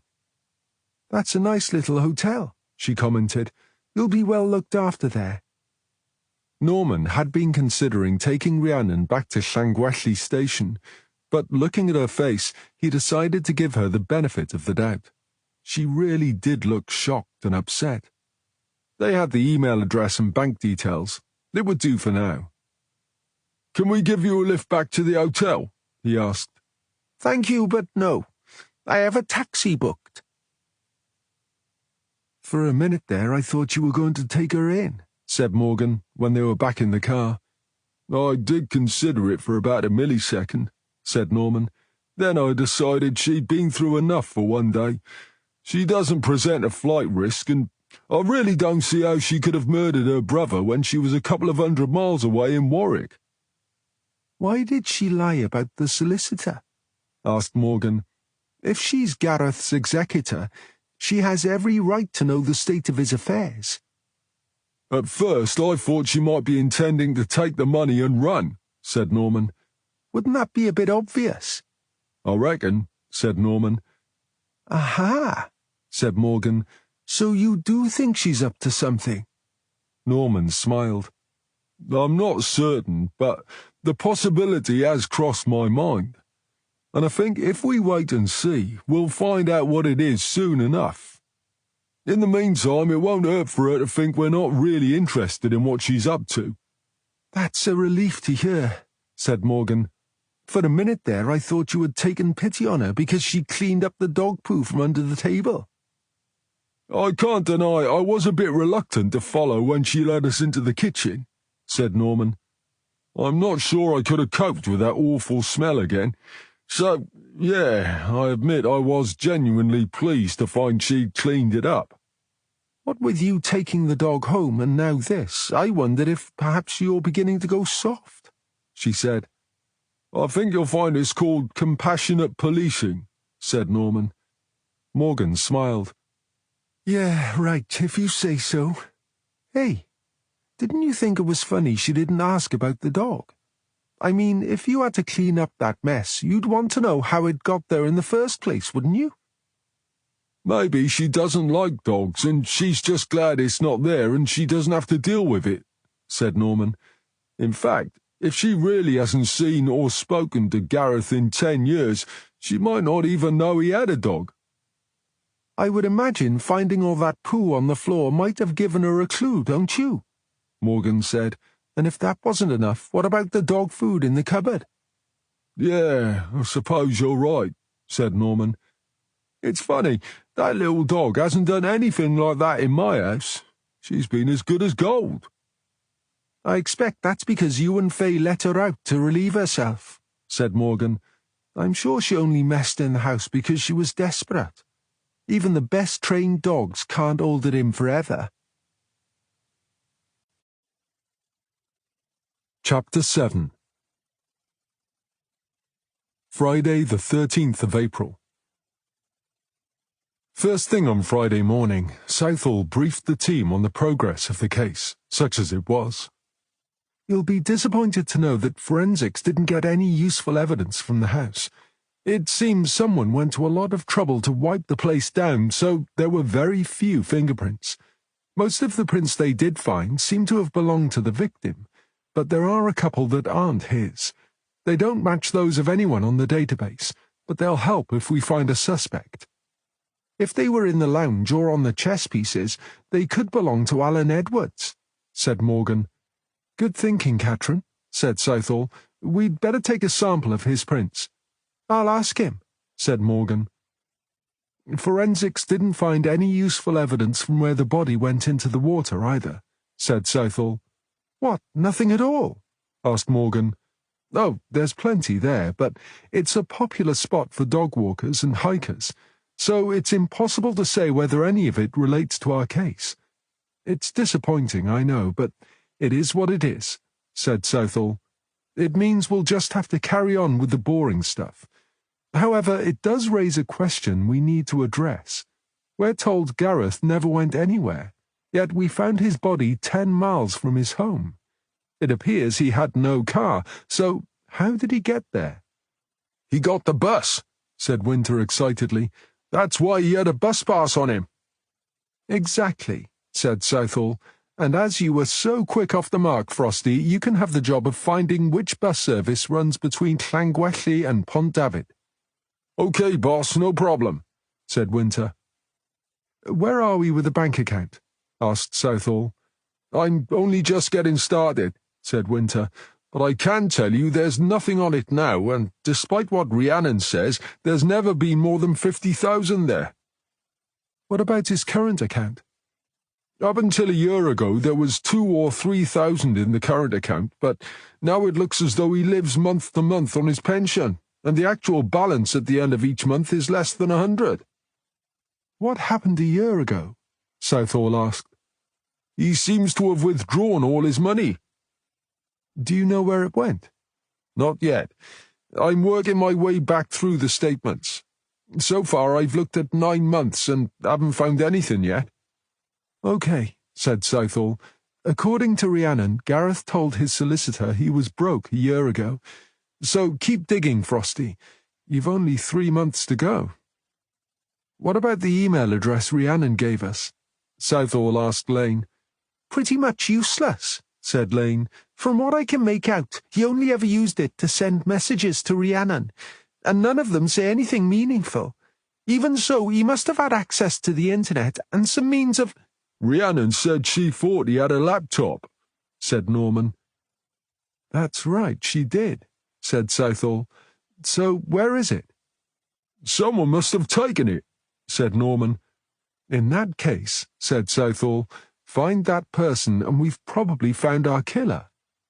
By the way, did you have time yesterday to check out the 2 wives? I'm sorry, he said. I didn't even get started. I dropped everything after Rhiannon called. Right then, Katrin, Rhiannon claims the 2 wives, Bethan and Melanie, were looking to get even with Gareth. We can't ignore the possibility that they did. So see what you can find out about them. Morgan nodded and turned to her computer. Southall was about to continue when Norman's phone beeped. It's a message from Bill, he said, looking at the phone. He wants us to go and see him. He says it's important. Okay, everyone, said Southall. I'm taking Norm to visit his favourite mortuary. Then we're going on to interview Elwyn Thomas. Keep on digging and we'll catch up when we get back. Are you 2 not speaking? Norman asked Southall as he started the car. Pardon? You and Bill, are you not speaking? Of course we are. I just wondered why he texted me and not you. Oh, I asked him to, said Southall. He said the lab results might come through this morning, and I thought I might be called upstairs to talk about this possible reorganization, so it made sense for him to call you. Oh, right, I see. Their plan to change everything is still alive, is it? I was rather hoping it might have got kicked into touch and forgotten about.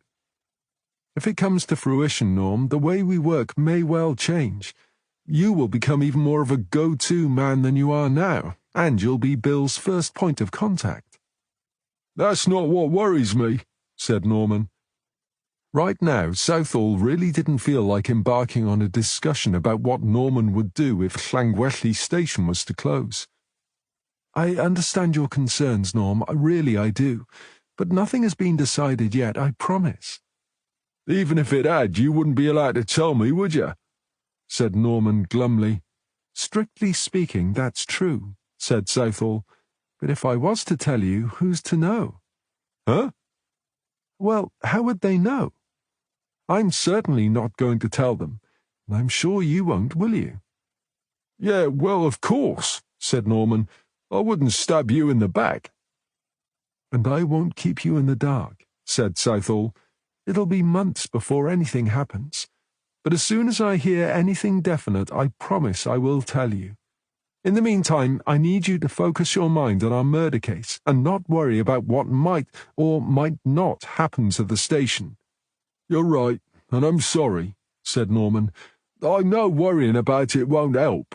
It's just that I've never been happier, and I don't want that to change. You know the way you're always telling people they shouldn't apologize for being human, said Southall. Well, it applies to you too. So I don't want to hear any more about it, okay? Whatever you say, boss. Bridger was waiting for them at the lab. What was so urgent you had to drag us away from our office? Asked Southall. Found the killer, have you? Much as I'd love to solve the case for you, I'm afraid that's not why you're here, said Bridger.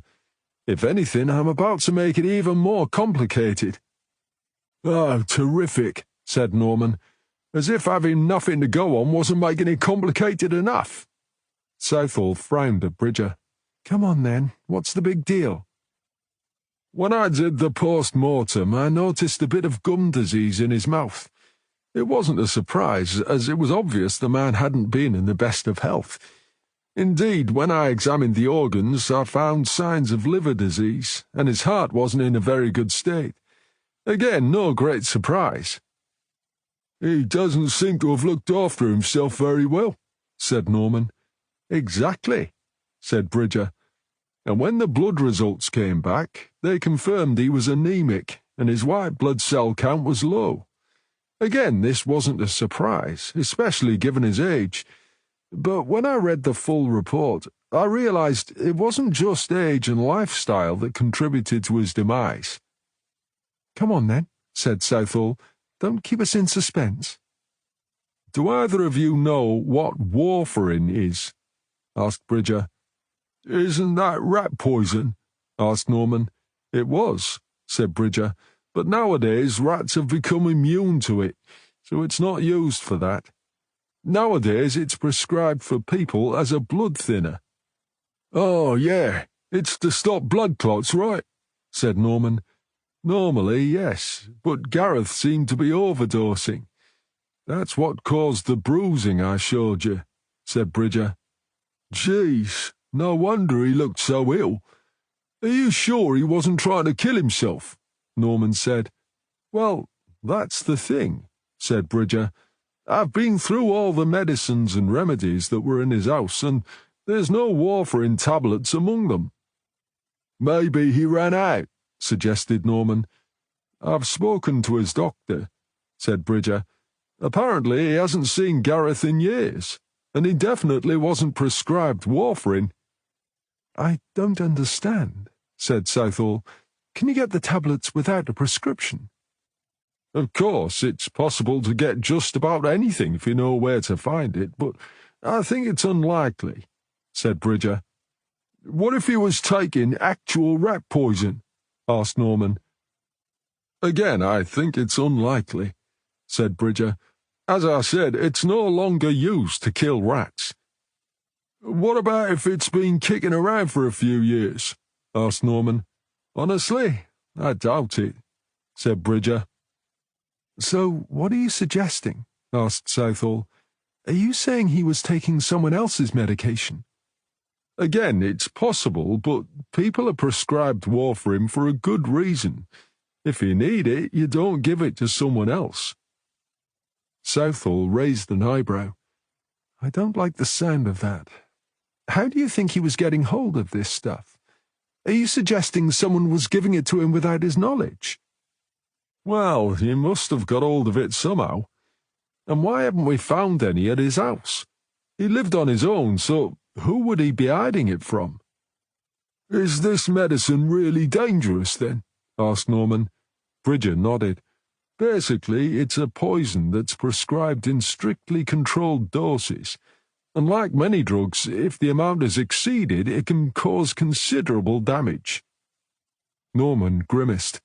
So even if a healthy individual took it, they'd still come to harm, right? He asked. Especially if they were overdosing, said Bridger. What are the side effects? Asked Southall.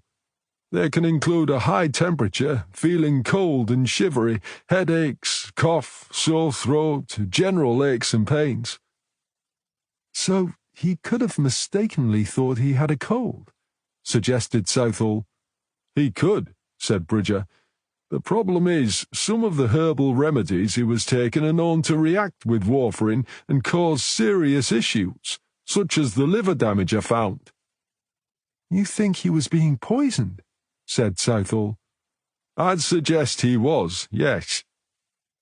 Is it a quick or a slow way to go? Asked Norman. It would depend on the dose, said Bridger, but I'd say probably long and slow. I think we can rule out suicide then, said Southall. There must be 100 easier and quicker ways to do it than slowly poisoning yourself.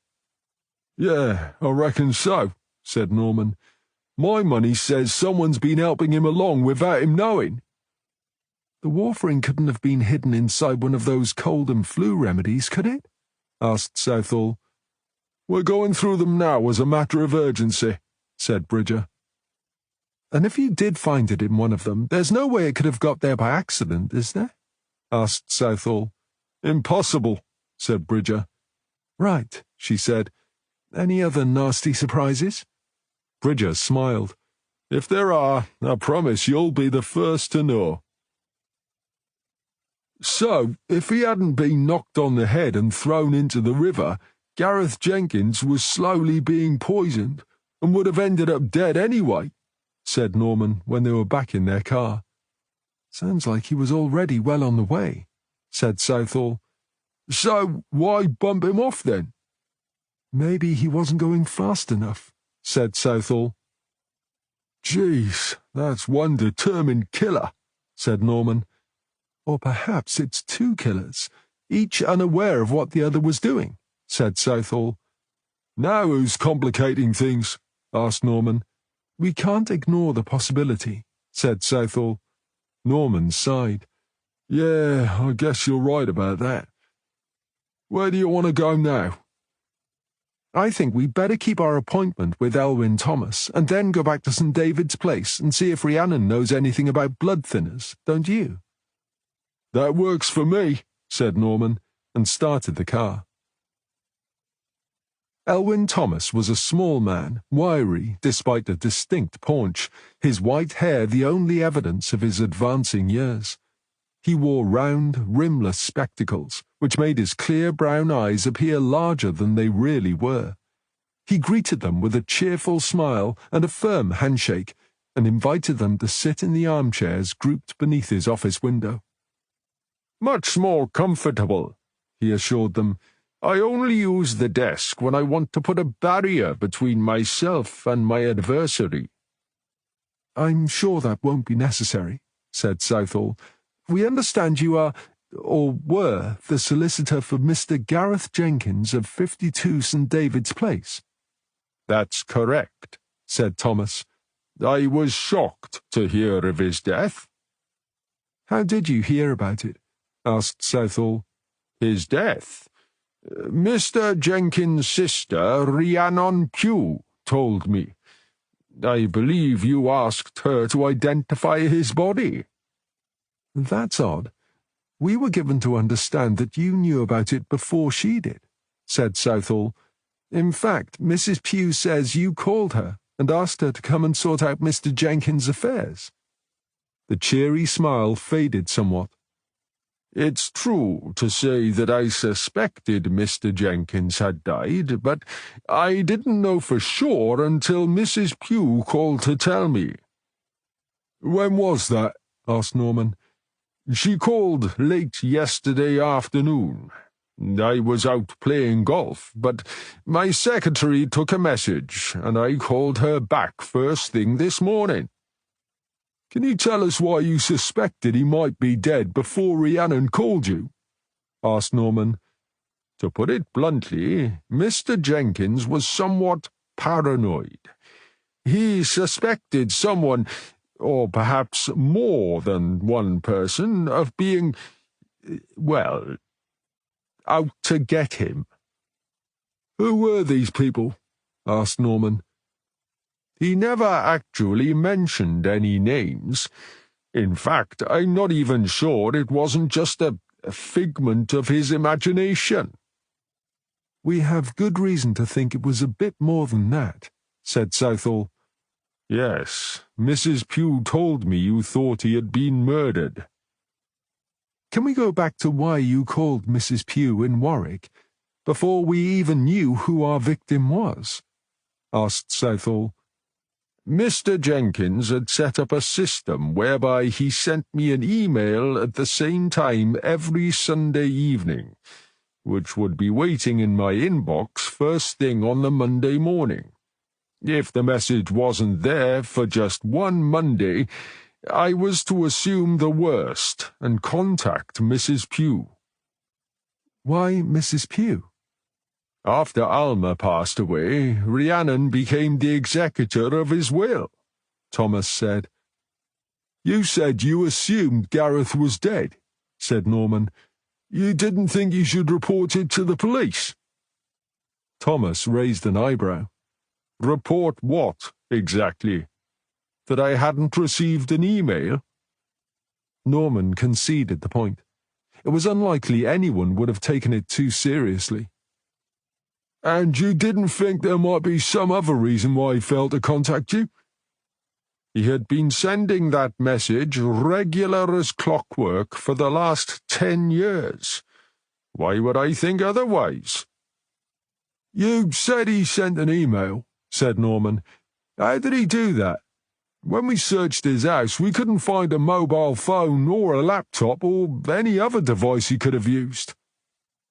I think he despised smartphones, so I just assumed he must have had a laptop or a PC. Do you know how he got access to the internet? Asked Norman. There is no landline to his house. I'm sorry, I can't tell you how he did it. Only that he did. What did he actually say in these emails? Norman asked. It was the same 3-word message every week. Everything okay here. And what was your reply? Oh, he told me not to bother sending a reply. To be honest, I thought the whole thing was rather ridiculous. But he was a long-standing client, so I humoured him.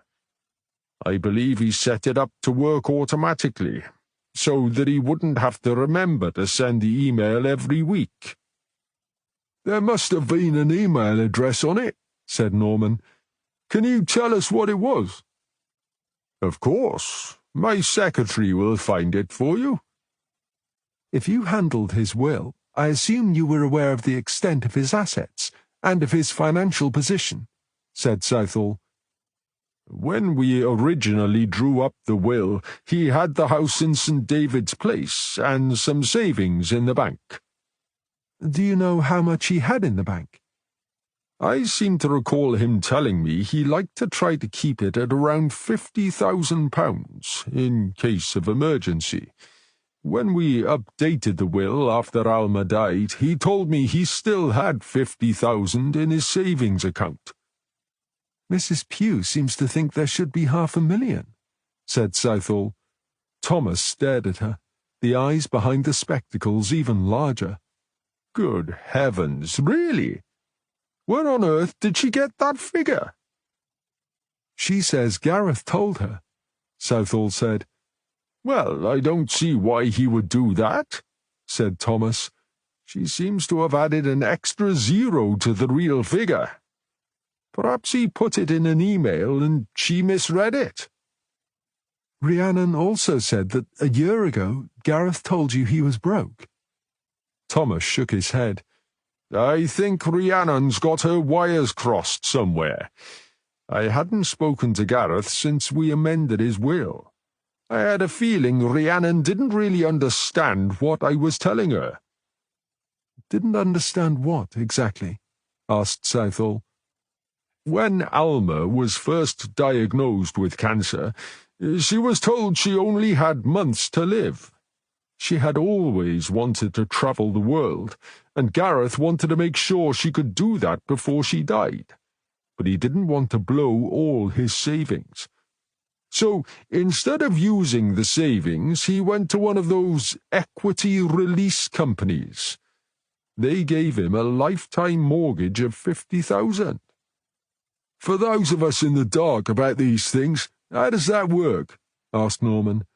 Put simply, it's a loan taken out against the value of the house. It is to be repaid when the borrower dies, and in the meantime, interest is added to the loan every month. So, in theory, the house could be worthless, said Norman. Theoretically, if you lived long enough, I suppose it could. But to stop that happening, there's a limit to how much they'll lend, and the interest is fixed rate, so you won't get any nasty surprises. At the time when Gareth took out his loan, I believe the interest rate was around 3%. Do you know what the house is worth now? Asked Southall. I'm no estate agent, but as a ballpark figure, I would imagine a semi-detached house in St. David's Place would be worth somewhere around 220,000, said Thomas. Repay the 50,000 plus 7 years' interest, and you'd still have in excess of 150,000.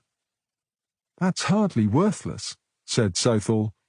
Of course not, said Thomas. I obviously need to sit Rhiannon down and explain how it works. He looked at his watch. I'm awfully sorry, but I have an appointment in a few minutes. That's okay, said Southall. Thank you for your help. I take it we can call again if we have any more questions. Of course, said Thomas. Anything I can do to help. One more thing, said Southall. Did Gareth ever mention a woman called Gaynor? Gaynor, said Thomas thoughtfully. No, I don't think I recall him ever mentioning anyone of that name. So she's not mentioned in his will? The only beneficiary is Gareth's sister, Rhiannon. Where does this Gaynor come into it? We're not sure, said Southall. We're just trying to establish whether Gareth knew anyone by that name. I'm not aware that he had any lady friends, though Gareth wasn't one for small talk. You didn't know him well? Not really. I only knew him professionally, you might say. Southall and Norman walked slowly back to their car. What do you think of that? She said. Just because an email fails to arrive, you ought to take it he's dead. No, you're right, said Norman. It sounds a bit James Bond, doesn't it? What if a server goes down or there's a power cut? If it's a reputable service, I imagine there will be some sort of backup for that sort of thing, said Norman. OK, but what if the backup system fails? You've got me there, Sarah, said Norman. Anyway, aren't I the wrong person to be asking? I mean, you're always quick to point out that I'm a technological Philistine. It seems to me you're clutching at straws here. Southall grinned. You're right. I am clutching at straws. You don't have to agree with me, protested Norman. Sorry, Norm, but in this case I do. What about Rhiannon? Do you think she genuinely believes the house is worth nothing? I'm sure there was a scandal over these equity release things when they first came out, said Southall. It was years ago, but as I recall, there was no proper regulation, and people were effectively being conned out of their homes. The rules have been changed, so that can't happen now, but maybe Rhiannon heard about the scandal, and she's assuming Gareth was ripped off too. Perhaps we should ask her, said Norman. I'm not sure about her yet, so let's save our questions about Gareth's money for later, said Southall. They got into the car and set off for St. David's Place. As Norman drove, Southall called Judy Lane. I'm going to text an email address to you, she said. It's from an automated message that Gareth sent regularly to his solicitor. As soon as one of you has a few minutes, I'd like you to see what you can find out about it. I'd also like someone to do a background check on Rhiannon Pugh and the solicitor, Elwyn Thomas. In his years on the force, Norman had grown used to not being welcomed with open arms, but Rhiannon regarded him as if he were a lump of dog poo she'd just trodden in. I hope you've come to tell me you found my missing money, she said. Not yet, but we're working on it, said Norman. Well, you won't find it here, will you? We'd like to ask you a few more questions about Gareth, said Southall, before Norman could retort. I have enough to do without you people hassling me all the time. I've already told you everything I know about my brother. I'm sorry you feel that way, said Southall, but we're investigating a suspicious death.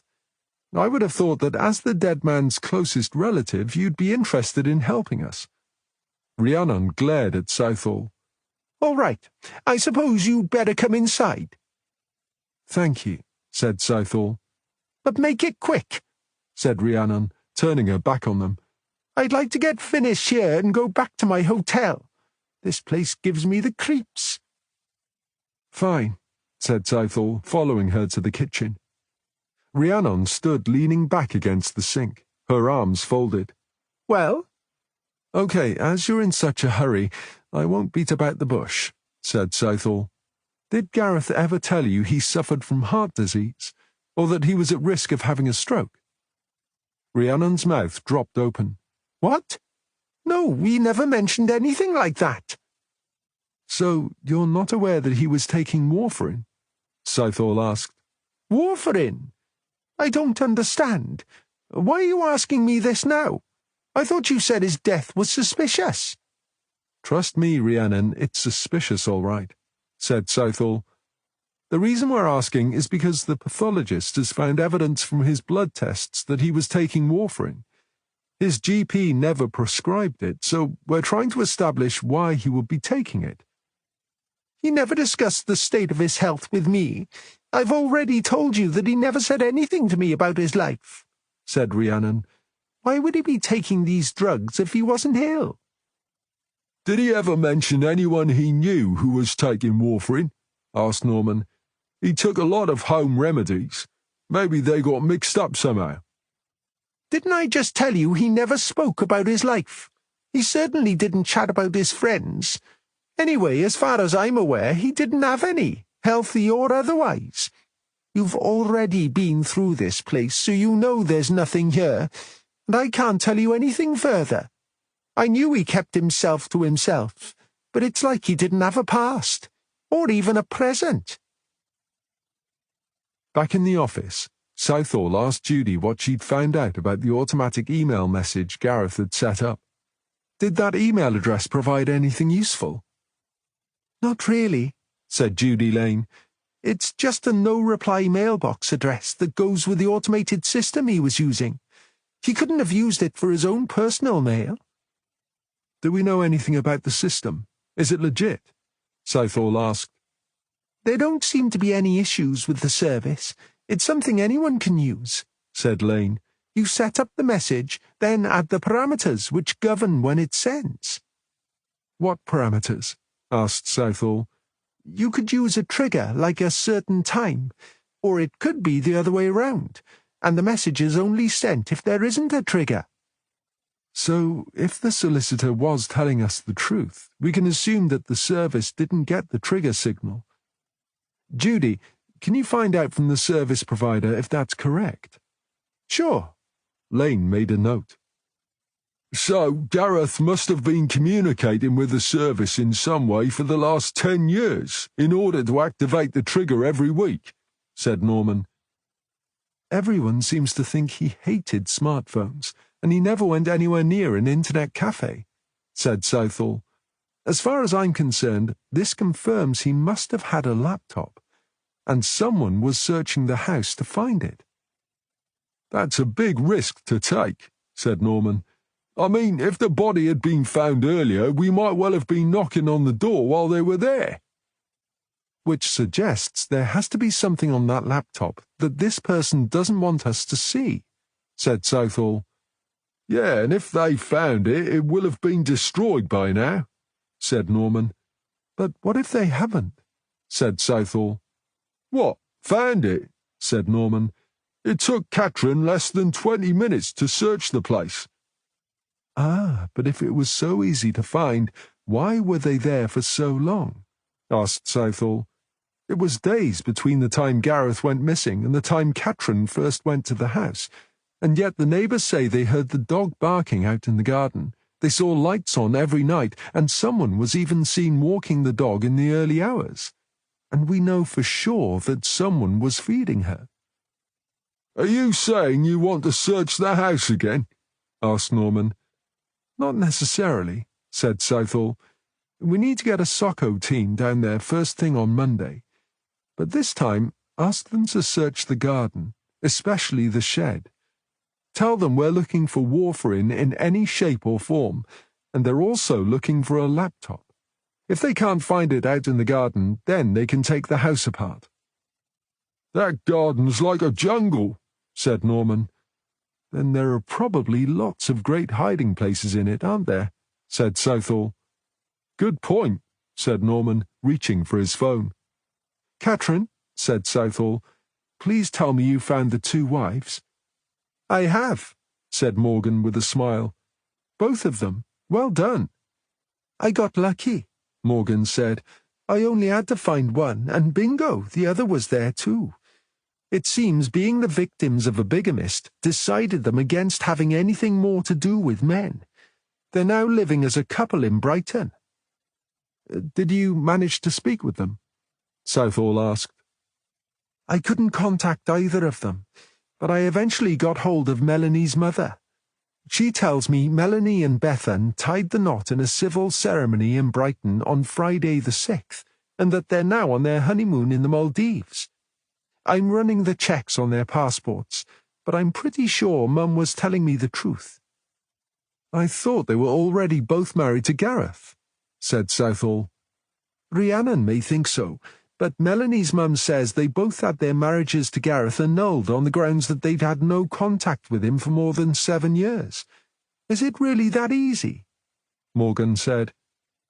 I couldn't say, said Southall, and frankly, I don't care.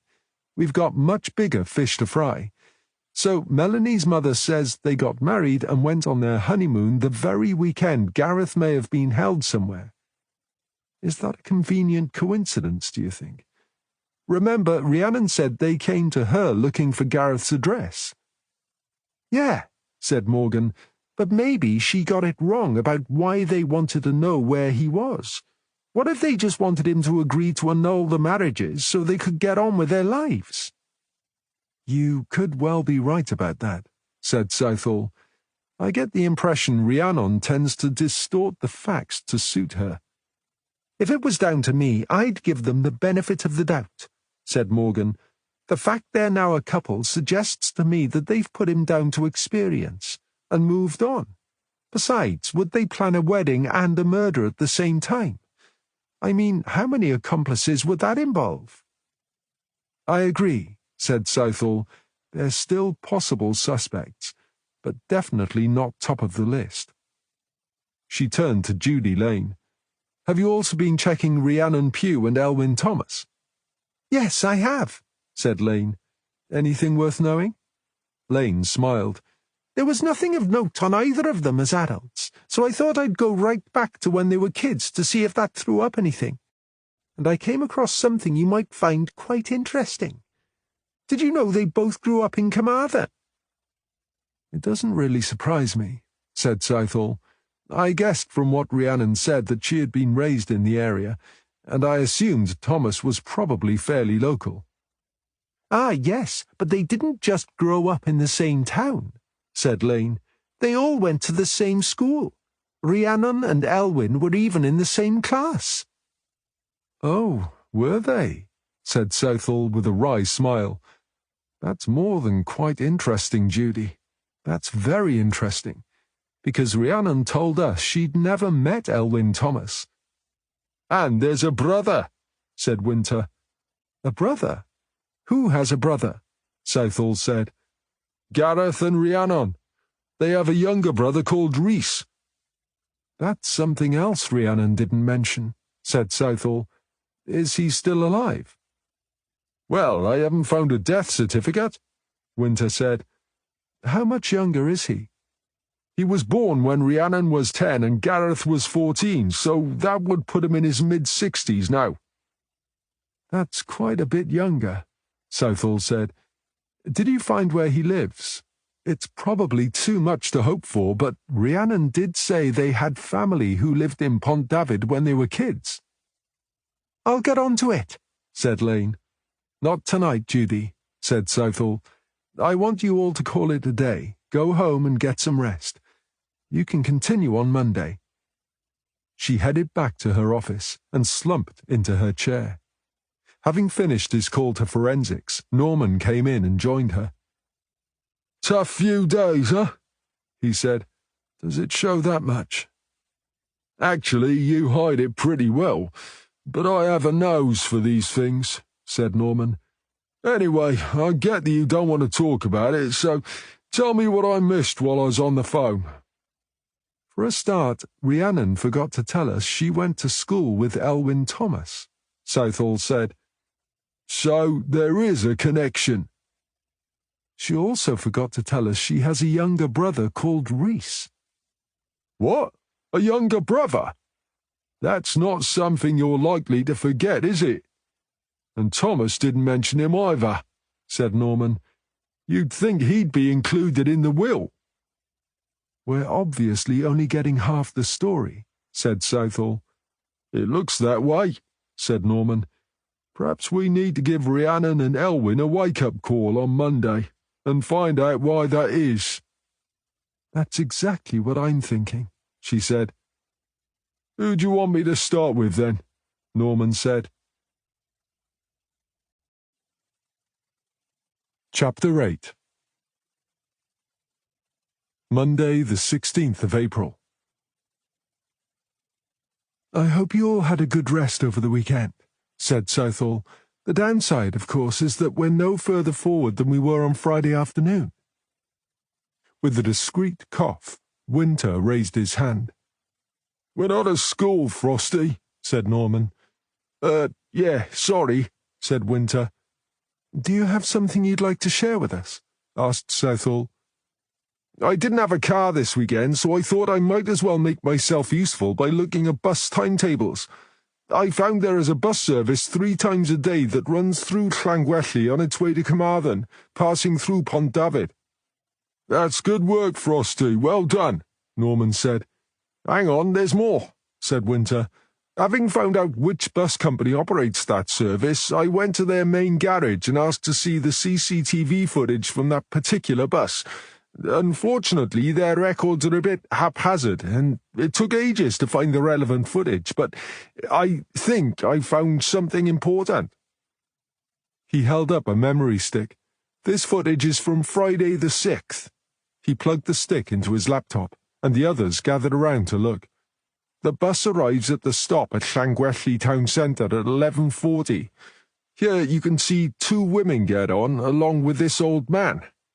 He froze the image. "That looks like our dead man for sure," said Norman. "He shows the driver his bus pass," said Winter, restarting the footage. "The bus isn't busy, so he finds a seat on his own, away from the other passengers." He fast-forwarded through the footage.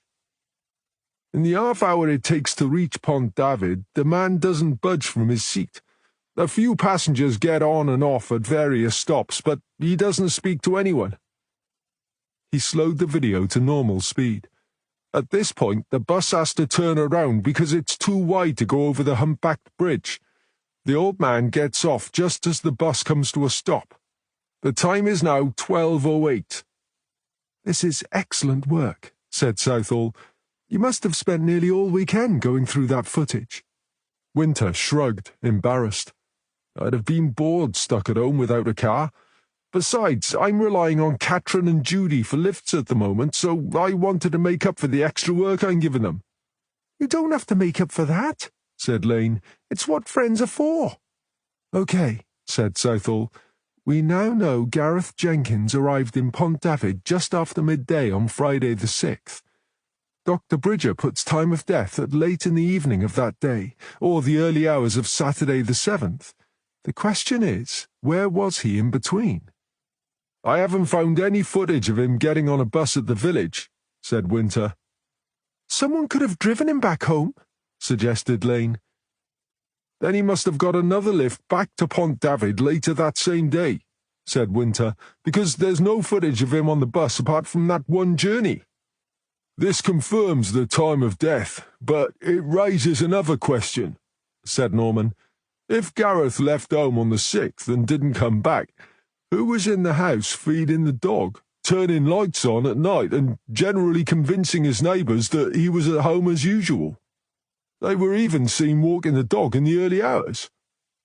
Which brings us back to the million-dollar question. Why did they go to so much trouble? Mused Southall. What was so important that they were prepared to take such a risk? A silence ensued. No one was prepared to offer even a suggestion of an answer. "Right," Southall said eventually. "Carry on with your research. Norm and I are off to rattle a couple of cages." Turning into St. David's Place, they saw the familiar white van of the Sockos parked outside number 52. "Well, they didn't waste any time getting here, did they?" said Southall. "I believe there's heavy rain forecast for later today," said Norman, "so they're probably hoping to get done before it starts." "I wonder what Rhiannon will have to say about it," said Southall. "She'll probably kick up a stink," said Norman. "I have an idea she could win the lottery and still find something to complain about." As Norman parked up outside the house, the front door was flung open, revealing Rhiannon, her face scarlet, her hands on her hips. "Uh-oh, it looks as if I should have put on my dragon-slaying armour before coming here," said Norman. "Let me handle this," said Southall. "She may not take too kindly to your sarcasm." "Sarcasm? Me?" said Norman. You know very well what I mean, said Southall. I just don't want her wound up any more than she is already. Okay, you're the boss, said Norman. My lips are sealed. Would you mind telling me what's going on? Demanded Rhiannon as they approached. I've asked a forensic team to search the garden, said Southall. It's normal procedure to search the premises when there's been a suspicious death. But you said he died in Pont David. That's miles from here, and it doesn't take an expert to see that no one has set foot in that garden for years. Which makes it a perfect hiding place, said Southall. For what? Demanded Rhiannon. We don't know yet, said Southall. Maybe nothing. We'll just have to wait and see. Look on the bright side. At least they'll clear the garden for you before you sell the house. I assume you are going to sell. Rhiannon snorted in disgust. What good will that do? The damned thing's mortgaged to the hilt. Not that it's any of your business. Actually, right now, any and everything concerning your brother is my business, said Southall. And that brings us to why we're here. What's that supposed to mean? It seems you've been a little economical with certain facts. I don't know what you're talking about. Let us in and I'll explain, said Southall. Rhiannon made a move to close the door. We can do it here informally, or we can take you down to Llangwelly police station and make it official, said Norman. It's your choice. Rhiannon considered this for a few seconds before turning and marching into the kitchen. Do I need a solicitor? She asked. That's for you to decide, said Southall. We're not here to arrest you, but we will if you don't give us some straight answers. I suppose you have a solicitor lined up, just in case, said Norman. I beg your pardon? Said Rhiannon. Elwyn Thomas, said Norman. What about him? You told us you didn't know him, but it turns out you were in the same class at school. Rhiannon crossed her arms and her chin jutted forward. Is that it? She said. You think we're bosom buddies because we were at school together? You were at school together, though, said Norman. Yes, I was, along with about 25 other kids, said Rhiannon. I left that school over 50 years ago, and I haven't set eyes on Elwyn or any of the other children since.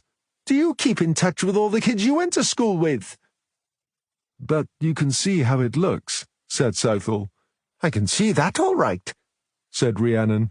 It looks as though you're trying to accuse me of something I haven't done. That's how it looks. Do you know how many Elwyn Thomases there are in Wales? I live 200 miles away, so how was I supposed to know the Elwyn Thomas I went to school with 60 years ago was Gareth's solicitor? We're going to be checking what you say, said Norman. If we find you've been in contact with him— You can check what you damned well like, said Rhiannon. If you're that desperate to accuse me of something, then fine. I admit I'm guilty of forgetting a boy I went to school with over 50 years ago. As far as I know, that's not a crime. Southall allowed Rhiannon her moment of triumph before asking her next question. What about your brother, Rhys? You didn't mention him either. Rhiannon's smile turned into a wince.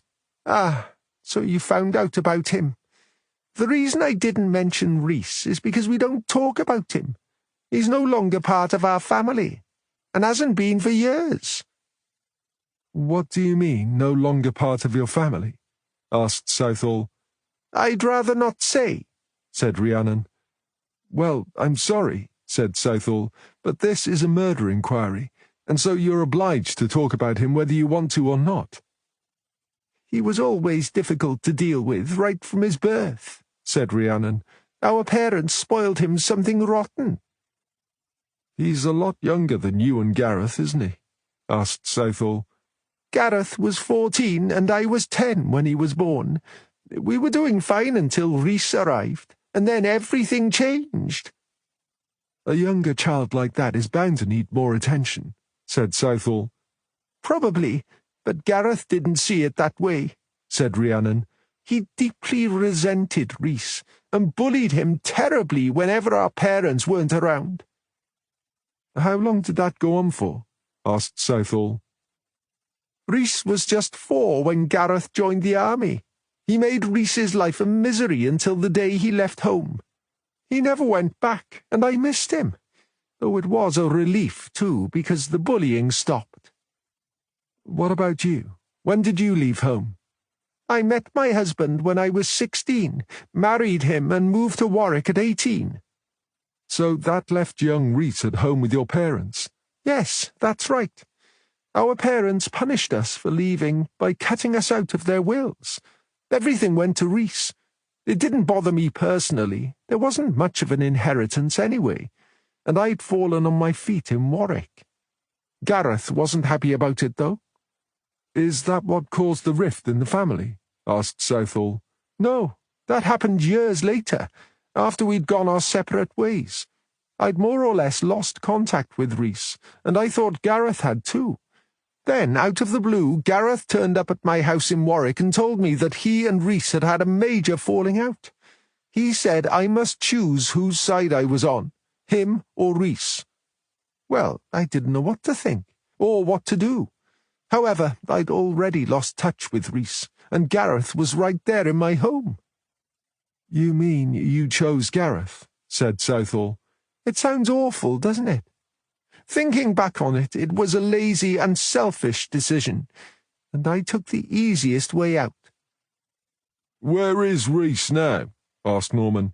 I have no idea, said Rhiannon. Ashamed as I am to admit it, I haven't seen or spoken to him in over 40 years. There was a moment of awkward silence. Southall considered her next move. We'll leave you in peace, but if there's anything else we should know, please tell us, Rhiannon. We don't want to have to keep coming back like this. I honestly can't think of anything else, said Rhiannon. Can I ask how long these people are going to be in the garden? They'll be there as long as they need to be. But it's not the biggest garden, so I can't imagine they'll be too long, said Southall. They went back to the car in silence. Did you believe that stuff about not knowing Elwyn Thomas? Asked Norman. I think we should ask him the same question and see what he says, Southall said. We should also check that they really haven't been in contact, but yes, I think I do believe it. As Rhiannon said, do you actually know all the kids you went to school with? Yeah, she has a point there for sure, Norman said. I doubt I could recall the names of most of the kids I went to school with, and I haven't spoken to any of them in years. What about this brother, Rhys, though? If he fell out with Gareth so badly, maybe he's been waiting for a chance to offload that grudge. And would she really not have any contact with her little brother for 40 years? He's got to be a person of interest, hasn't he? Said Southall. And if it weren't for Frosty, we might have missed him altogether. Yeah, he's pretty hot when it comes to research, said Norman. He was just about to start the car when he saw a figure in a white forensic suit running towards them. Hey up, Sarah. That Socko looks pretty excited about something. Southall got out and went to speak with the technician. A few seconds later, she was back and leaning into the window. They haven't found any warfarin, but their metal detector has registered something. Come on, Norm, let's go and see. They're just uncovering it now. Norman trotted after Southall, around the side of the house and into the back garden. 3 Soccos were gathered around a 4th, who was on her knees by the side of a small shed, carefully feeling underneath it. I can't believe whoever was here didn't search the shed, said Norman. The Socko looked up. Oh, someone's definitely been inside, but they didn't think to look underneath. We would probably have missed it too if we hadn't brought the metal detector. Do you know what it is? Asked Southall. It seems to be wrapped in a thick plastic bag, but it feels like something slim and flat. A laptop? It could well be. Hang on a sec and I'll show you. The technician sat back and handed Southall a slim, flat package wrapped in a heavy-duty black plastic bag. Here you are, then. I'd say that's most likely a laptop. That's fantastic work. Well done, everyone, beamed Southall. I'll make sure to let your boss know what a great job you've done. Come on, Norm, let's get this laptop fingerprinted. Hopefully it will tell us why Gareth Jenkins died. Since it's so important, why don't you let us dust it for prints now? Said the Socko. We've got the necessary kit in the van. We can have it back to you in an hour or so if you like. We've got another call to make, which will take us about an hour. We could come back and collect it from you here. How's that? Southall said. The Socko grinned. You've got a deal. As Norman pulled into the small car park at the solicitor's office, Southall caught sight of Elwyn Thomas strolling towards the parked cars. It looks like we got here just in time, she said. Norman drew up alongside Thomas just as he reached a pristine Lexus. Nice car, said Norman. Thomas jumped, startled. Oh, Sergeant Norman, isn't it? He bent and peered into the car. And Inspector Southall, you were lucky to catch me. I was just about to take the rest of the day off. Not much on then? Asked Norman. Thomas smiled. One of the benefits of being semi-retired and only having a handful of long-standing clients is that I don't have to be in my office all the time. Sometimes I don't come in at all. Southall leaned across from the passenger seat. Could you spare a few minutes to answer a couple more questions? Of course, said Thomas. As I said, I'm not busy. Shall we go into my office? We can probably manage here if that's okay with you. Thomas looked around the empty car park. Why not? It's a nice day.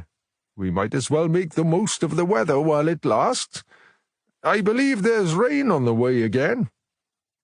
Southall got out of the car while Norman parked up. So, how can I help, Inspector? Asked Thomas. Did Gareth ever mention his health? An illness, perhaps? Good heavens, no. Is that why he died? No, we don't believe so, said Southall. Elwyn looked baffled. So, why are you asking? The pathologist found traces of warfarin in Gareth's blood. We're trying to figure out how that could have happened. Oh, that's very odd, said Thomas. Yes, isn't it? Said Southall. How long have you known Rhiannon Pugh? Now that's a question I didn't expect. He thought for a moment. Let me see now. I suppose it depends on what you mean by know. I went to school with her. I knew her quite well when we were in our early teens. How well? Thomas smiled reminiscently. I seem to recall a kiss and fumble one night behind the Scouts' hut. But we were never an item, if that's what you mean. Norman came across to join them and stood beside Southall, listening. Did you stay in touch with Rhiannon after you left school? She asked.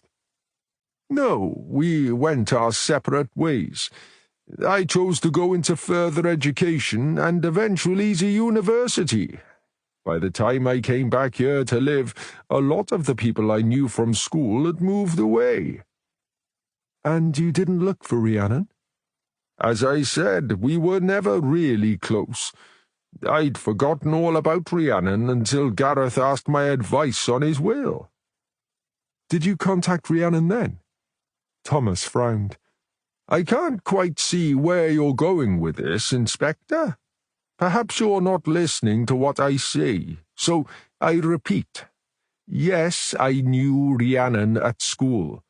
No, I had no further contact with her until last Tuesday, when Gareth's email failed to arrive and I was duty-bound to alert her to his possible passing. Does that answer your questions?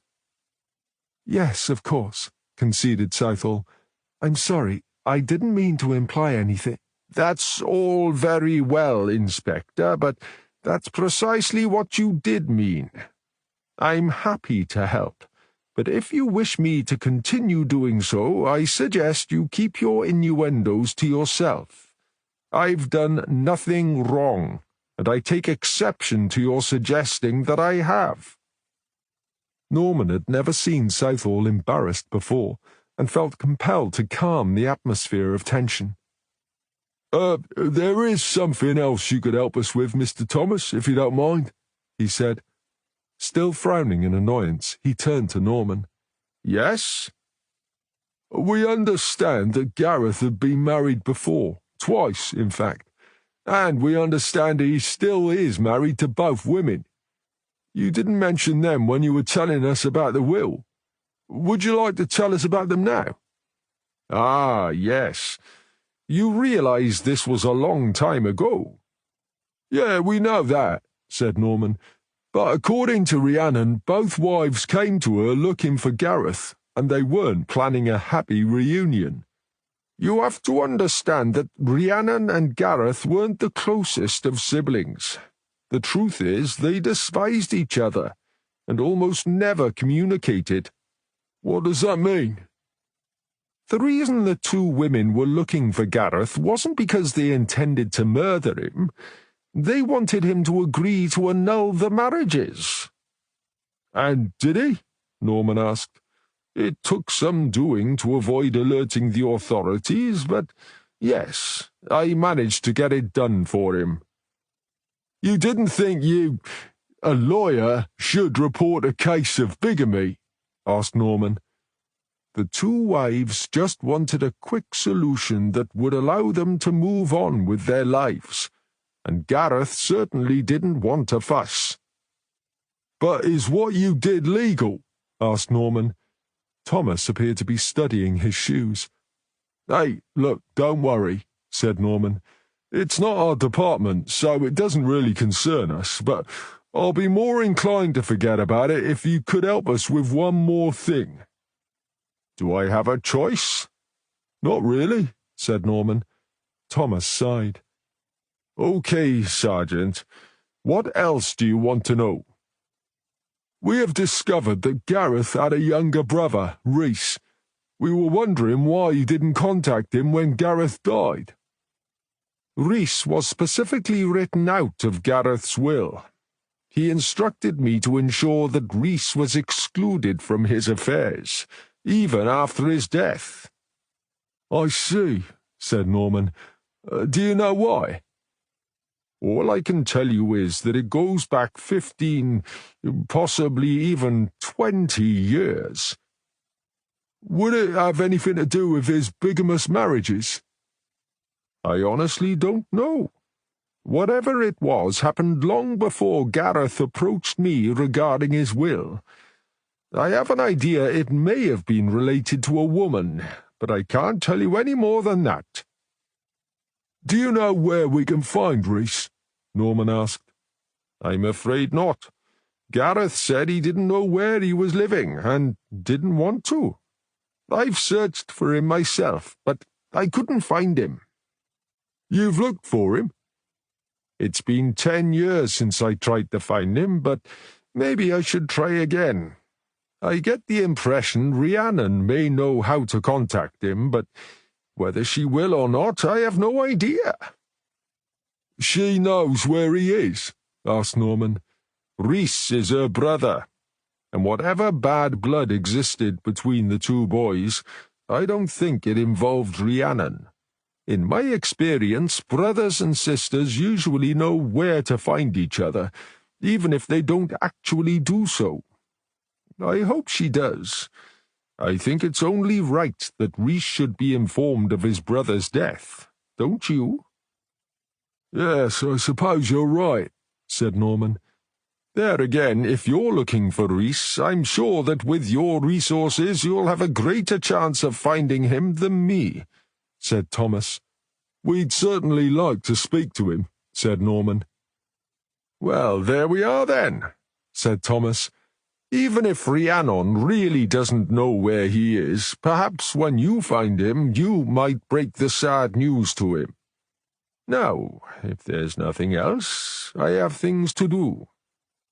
Yes, of course, said Southall. Thank you for your help, and I apologize for being— But Thomas was already slamming his car door shut. Shit, muttered Southall, watching him drive away. I'm sorry, Norm.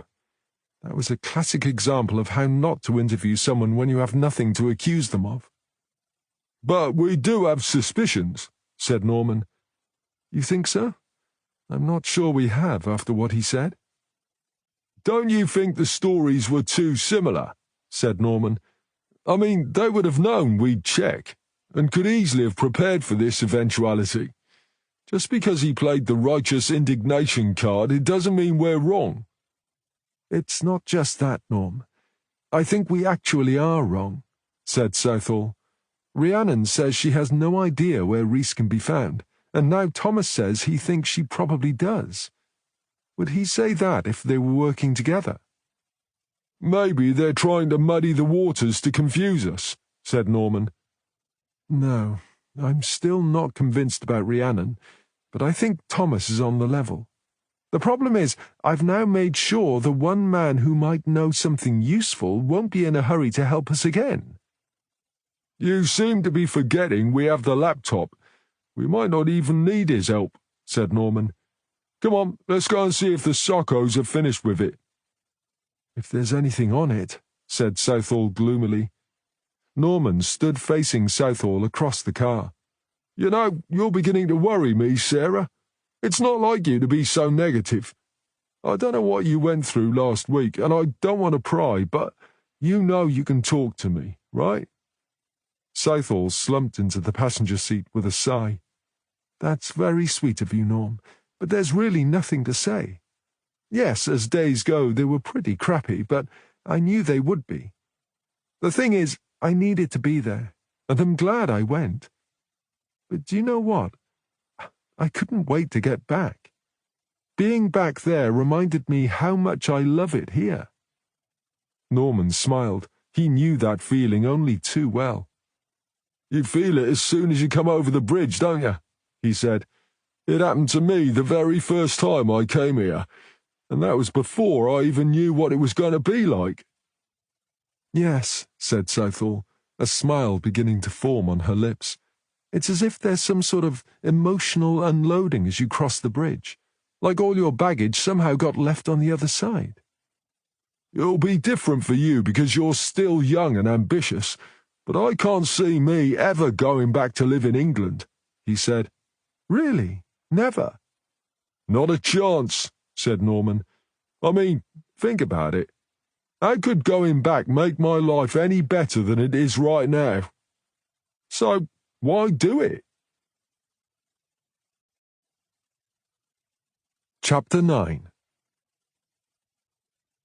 Right, said Southall, pushing her way through the office doors.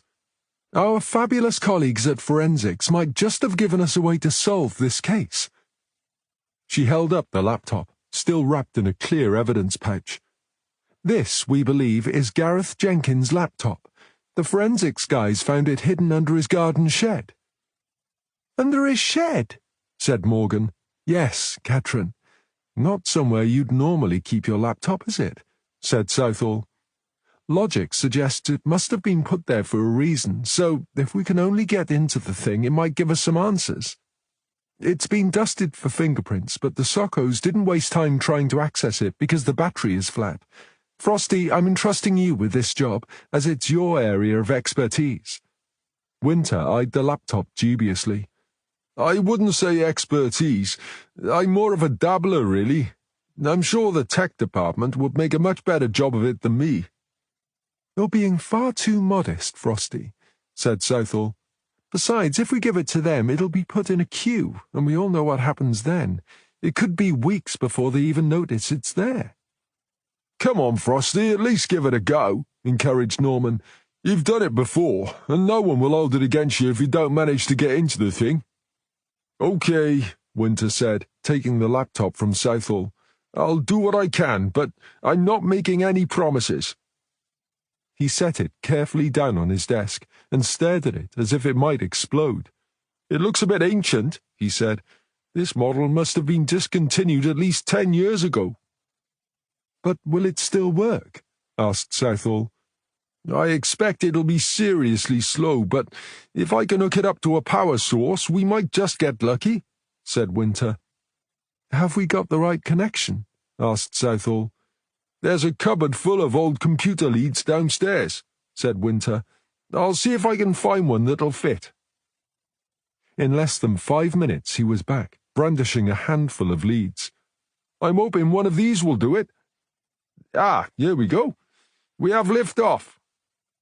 He flexed his fingers a couple of times, like a virtuoso about to take his seat at the piano, and opened the lid.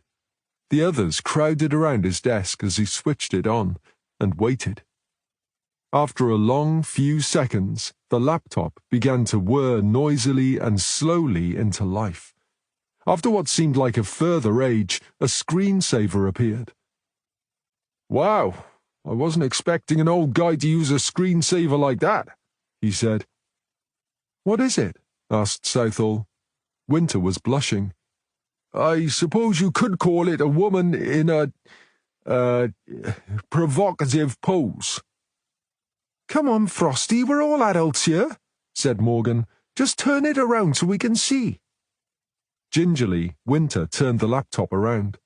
Morgan was first to speak. Oh, right, I see what you mean. That is a provocative pose. You might even say it's verging on the pornographic. No wonder Gareth had a weak heart if he was into things like that. I mean, at his age.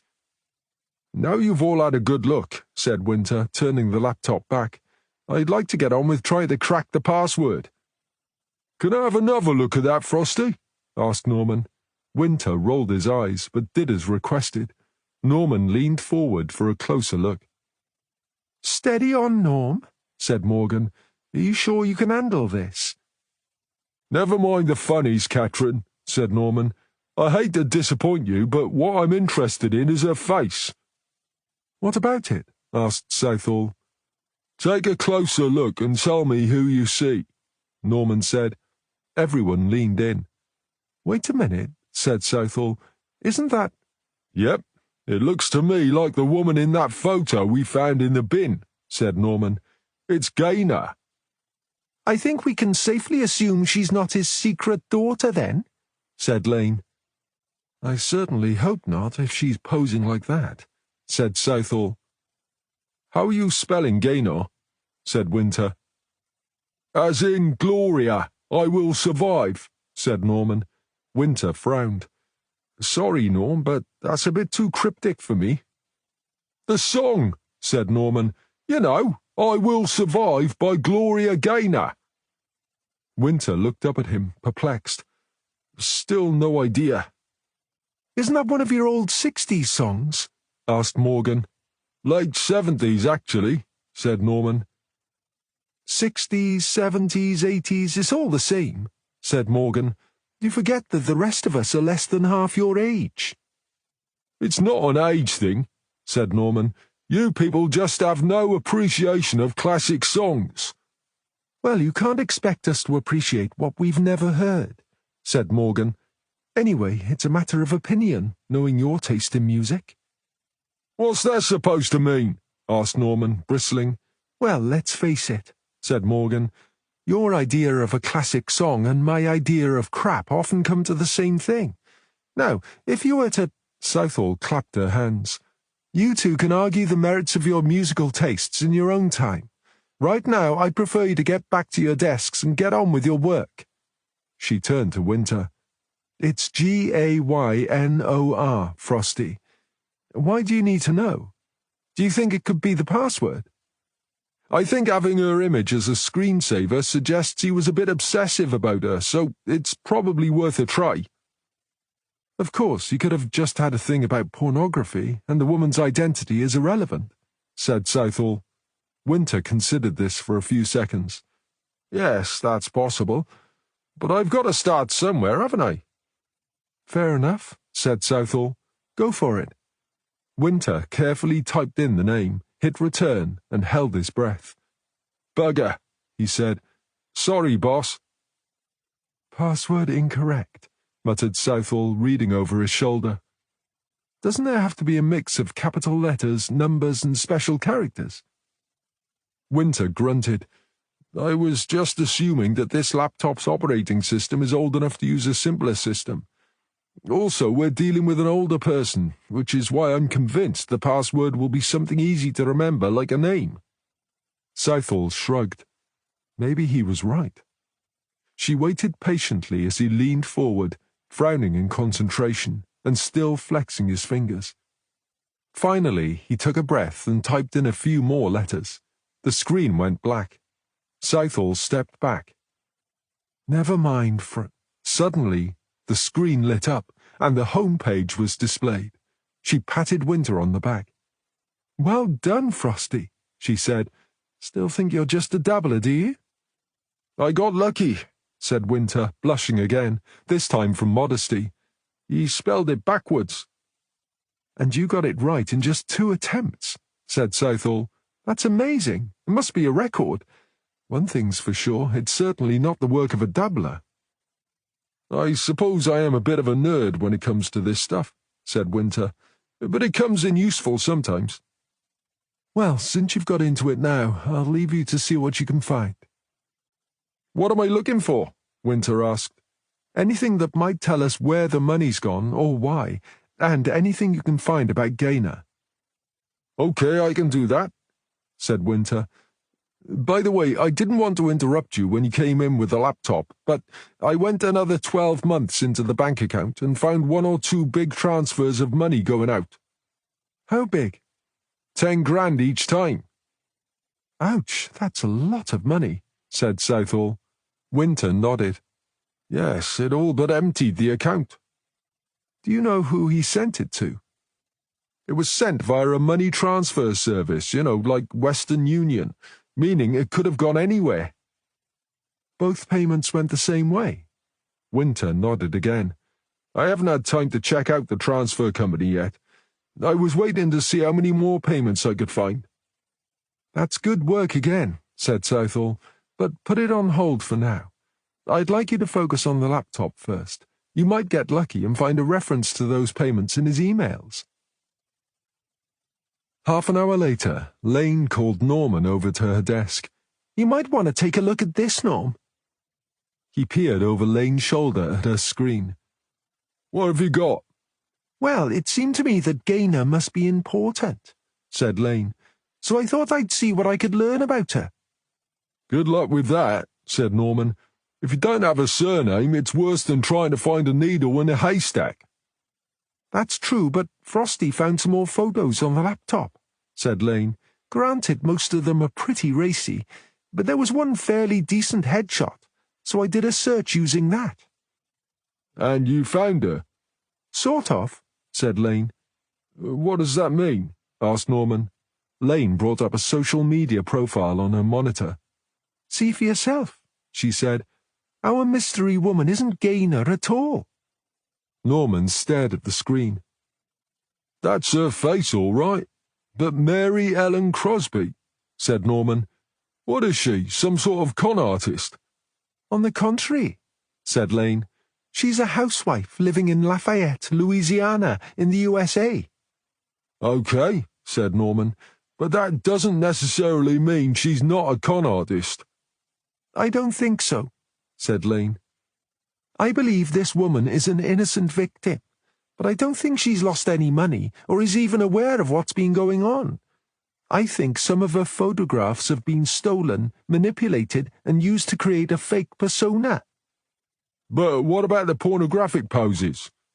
"All you need is a woman with a similar body shape, and then you just superimpose the victim's face onto that to create someone quite new."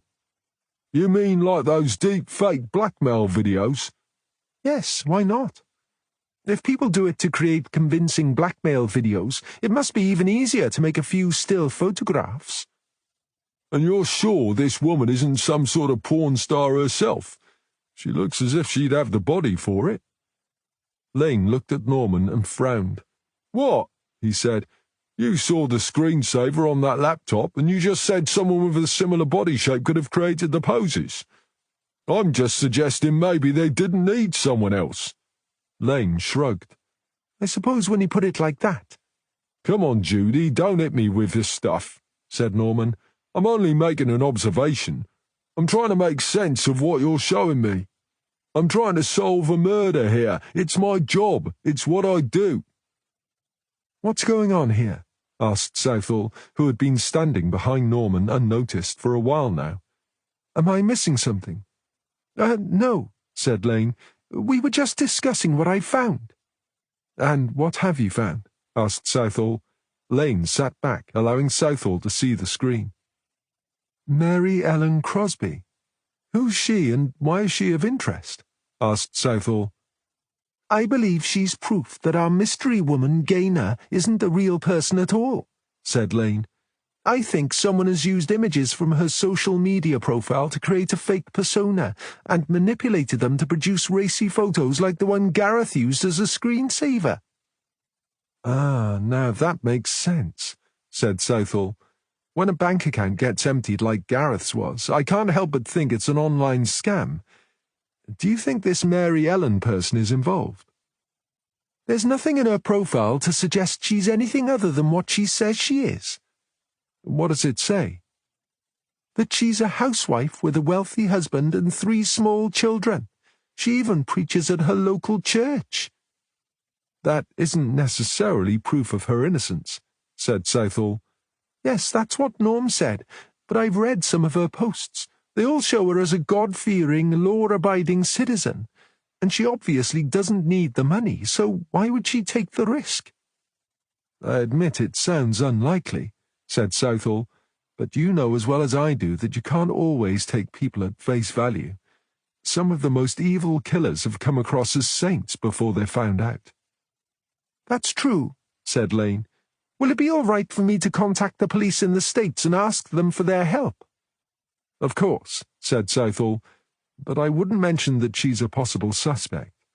If you tell them we believe she's an innocent victim, I'm sure they'll be more willing to cooperate. Boss, I think I've got something, called Winter. Southall hurried over to his desk. Go on. I found a whole bunch of emails between Gareth and Gaynor. It looks as though she contacted him out of the blue 2 or 3 years ago, and she's been slowly bleeding money out of him ever since. Is that where all his money went, then? Asked Southall. It looks that way, he said. The emails stopped coming about a year ago. He kept trying to contact her after that, but got no reply. It looks as if he gave up about 6 months ago. Well, fancy that, said Norman. As soon as all his money's gone, so is she. That's how these people work, said Southall. They're parasites. Find a vulnerable victim, bleed them dry, and then move on to the next one. But what made her pick on him? Asked Norman. Maybe they met online, suggested Lane. Is there any evidence of that? Norman asked Winter. Not so far, but I haven't got through all his mail yet. There's tons of it. I've hardly touched the surface. What about her email address? Asked Southall. Does that tell us anything? I'll check it out, of course, but it looks pretty anonymous, so I wouldn't hold your breath, said Winter. What about his browser history? Asked Norman. Going back 5 years? Asked Winter. You'll be lucky. I thought you said it started 2 or 3 years ago, said Norman. Yeah, the emails started then, but I'm guessing he would have started looking before he came across her, said Winter. Yeah, I suppose that figures, said Norman. Wait a minute, didn't his partner die 5 years ago? You mean Alma? Yes, that's right, said Southall.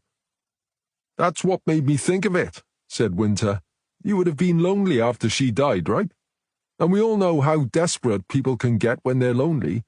My theory is that he was tempted to try and find someone to replace Alma, and since he didn't like meeting people face to face, he tried online. Yeah, said Norman. I get what you're saying, but if they met that way, you'd think Gaynor would have mentioned it in their correspondence, especially if she thought he was losing interest at any point. I think those racy photos would have made sure that didn't happen, said Southall. You're probably right on the money there, said Norman. It'll be interesting to know which of the online dating sites he used, though. What are you getting at? Asked Southall. Well, if he was looking for a replacement for Alma, would he really be interested in someone living in the USA? Maybe Frosty's right and he had no wish to actually meet them, said Lane. Yeah, maybe, said Norman. But there are plenty of dating sites in the UK that cater for lonely seniors. Why not use one of those? It doesn't make sense to me. Didn't Rhiannon say he was hiding from his two wives? Said Lane. Maybe he was afraid they'd check out the dating sites. I take everything Rhiannon says with a huge pinch of salt, said Norman. Elwyn Thomas says the issue was resolved years ago, and he should know. He was the solicitor who dealt with it. I believe we can safely assume that Gareth was being scammed, said Southall. And if this woman has the technical know-how to fake an ID, she's probably capable of faking her way onto a UK dating site. Don't they check these things out? Asked Norman. Yes, Norm, but if she's that good, she'll get past any checks, said Lane. Hang on, everyone, said Southall. Before we get carried away with this scam idea, let's think about this for a minute. Aren't we getting sidetracked? No matter how clever this scam may be, is it relevant to our murder?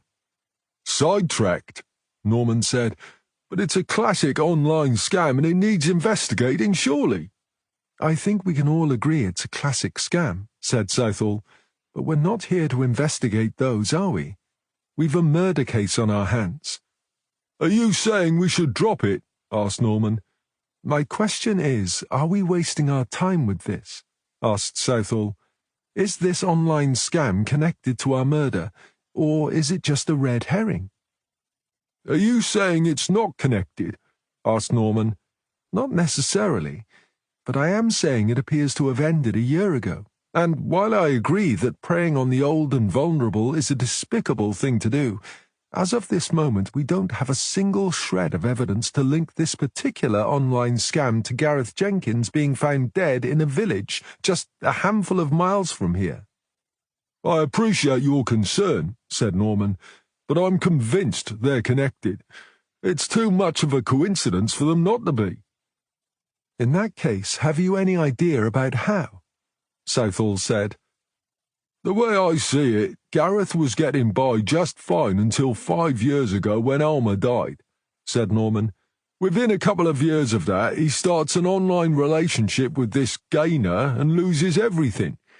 And don't forget, some of the neighbours also said he changed completely after her death, going from Mr. Nice Guy to Mr. Pain in the Arse. Yes, said Southall, but that could be explained by Gaynor having taken all his money. That would make anyone bitter, wouldn't it? I reckon she's the prime suspect, said Norman. At the very least, she's involved in some way. But if you're right, and Gaynor wanted him dead, why wait all this time? Asked Southall. Norman shrugged. Maybe she wanted to bleed him dry first. But why wait another year before killing him? Asked Southall. She had already taken every penny he had and got away with it. So why risk coming here to kill him? When you put it like that, I admit it's difficult to see how it makes sense, said Norman. Unless he somehow found out who she really was and was about to expose her. How would she have known that? Asked Southall. Frosty says he stopped trying to contact her 6 months ago. Are we saying this woman has been operating from outside the UK? Asked Lane. I would say probably, but we can't be absolutely sure, said Southall. Why do you ask? We believe Gareth was lured to the place where he died, don't we? If so, would a woman from outside the UK, or even outside this part of Wales, know of the existence of a small village like Pont David? Even if they had been in the area on vacation, it's not a known tourist spot, is it? Good point, said Southall, and it adds weight to my argument that the two crimes aren't linked. Maybe she has an accomplice who was watching Gareth in the weeks before he was murdered, suggested Norman. What, and followed him to Pont David? You're forgetting that the man was sick and was living like a hermit, said Lane. The only time he ever went out was to walk his dog. Jeez, yeah, you're right, Judy, said Norman. Boss, said Winter, sorry to interrupt, but I'm getting nowhere trying to trace where Gaynor's emails were coming from, so I've asked a mate of mine in the tech department to try. They've got the software and know-how, and they'll do it much quicker than I ever could." "I'm not sure that's a good idea," said Southall. "They always seem to prioritize their friends in region and put us at the back of the queue. It could take weeks." "I'm calling in a favour," said Winter. "He's going to work late on it. With any luck, you'll have something for us in a day or two." "I admire your optimism, Frosty, but they don't usually rush to help us." "Ah, yeah, but I think that's about to change. According to my mate, they've got a new boss who doesn't think Region deserve to get top priority every time." "Let's hope he means it," said Southall. They turned back to Norman. "Sorry, where were we?" "We were just wondering if we were wasting our time trying to find a link between the scam and the murder, and was it just a coincidence that they both happened to Gareth?" said Norman. "And then—" He stopped mid-sentence. "Jeez," he said. "Sometimes I'm so stupid I miss the obvious even if I fall over it." "What?" asked Southall. "It's what Judy was saying," said Norman. "She's right. The key to this isn't the online scam, and it isn't the two former wives. It's Pont David. It must be." "There again, it could be Rhys Jenkins," said Morgan, who was staring at her screen. "And there I was thinking you'd fallen asleep, you've been so quiet," said Norman. "I've been quiet because I've been concentrating on this search," said Morgan. "What have you found, Catherine?" asked Southall. "What about this for a coincidence?" said Morgan.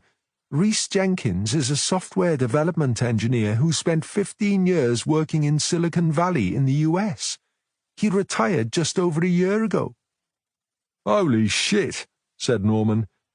"Do we know where he is now?" asked Southall. "I'm working on it," said Morgan. "If he's a software engineer, he would surely know how to create the fake images," said Norman. "And how to set up a fake ID and run an email scam," agreed Southall. "We need to find him urgently."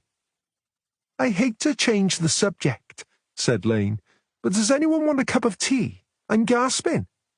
To a chorus of "Yes, please," she headed for their tiny kitchen.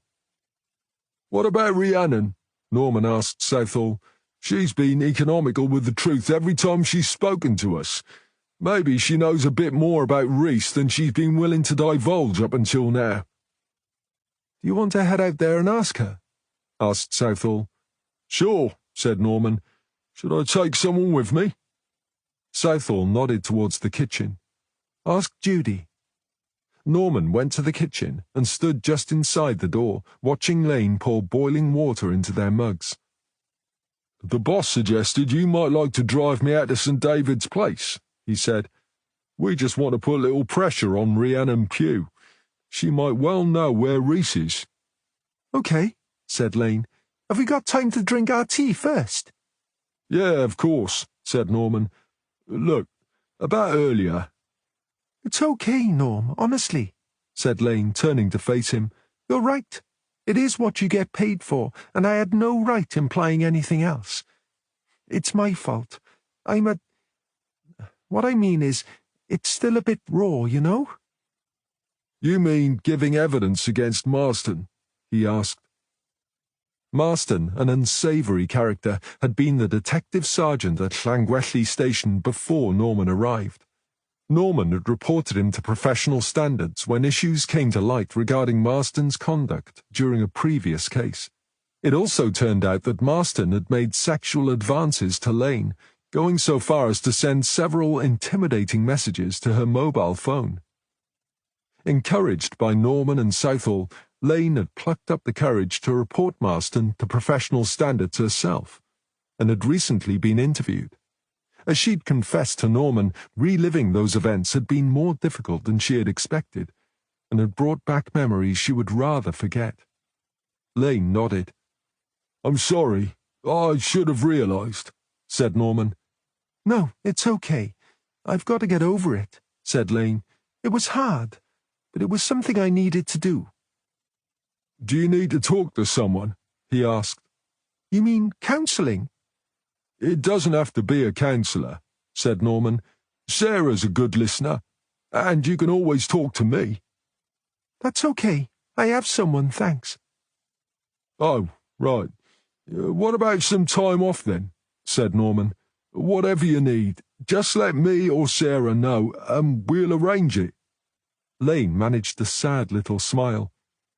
Frosty said you were kind, and he's right, you really are, she said. But honestly, I think the best thing for me is to keep busy. Okay, but if you change your mind...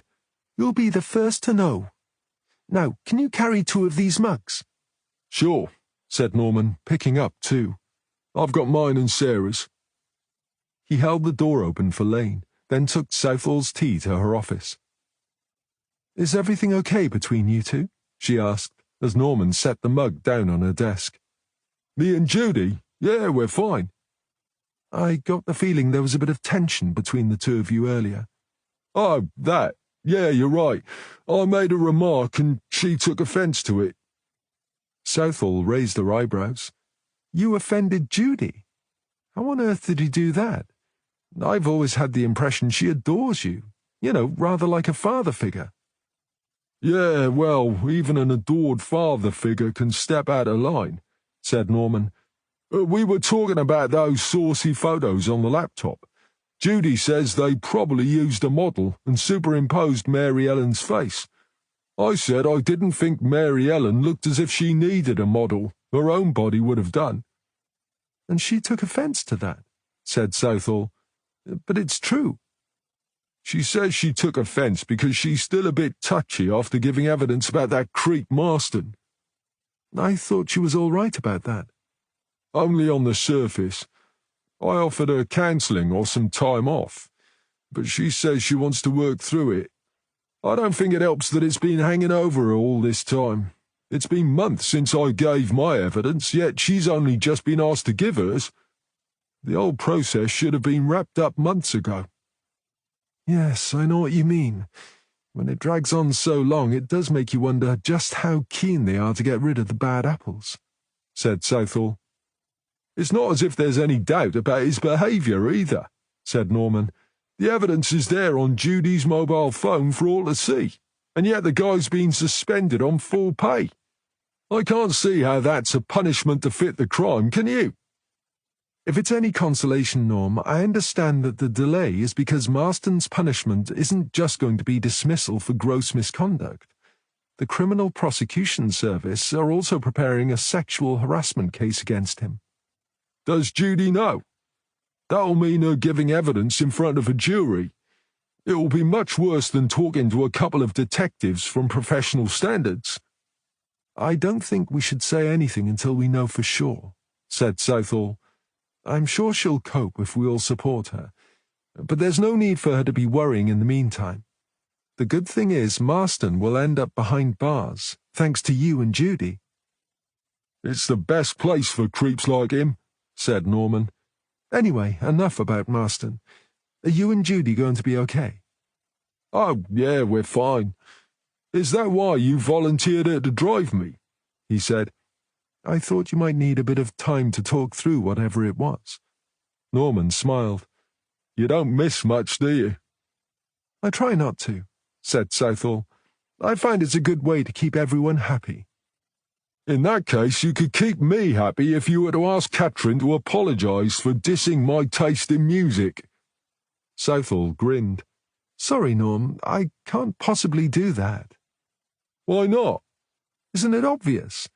How could I possibly ask her to apologise for something I agree with? Ha, right, I get it. It's gang up on the old guy time, said Norman. Well, you're all wrong, you know.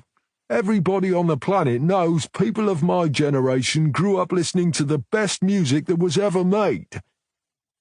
Right, of course you were, Norm, said Southall. I'll try to remember that next time you start playing Led Zeppelin at full volume while I'm in your car. Ah, now you're talking.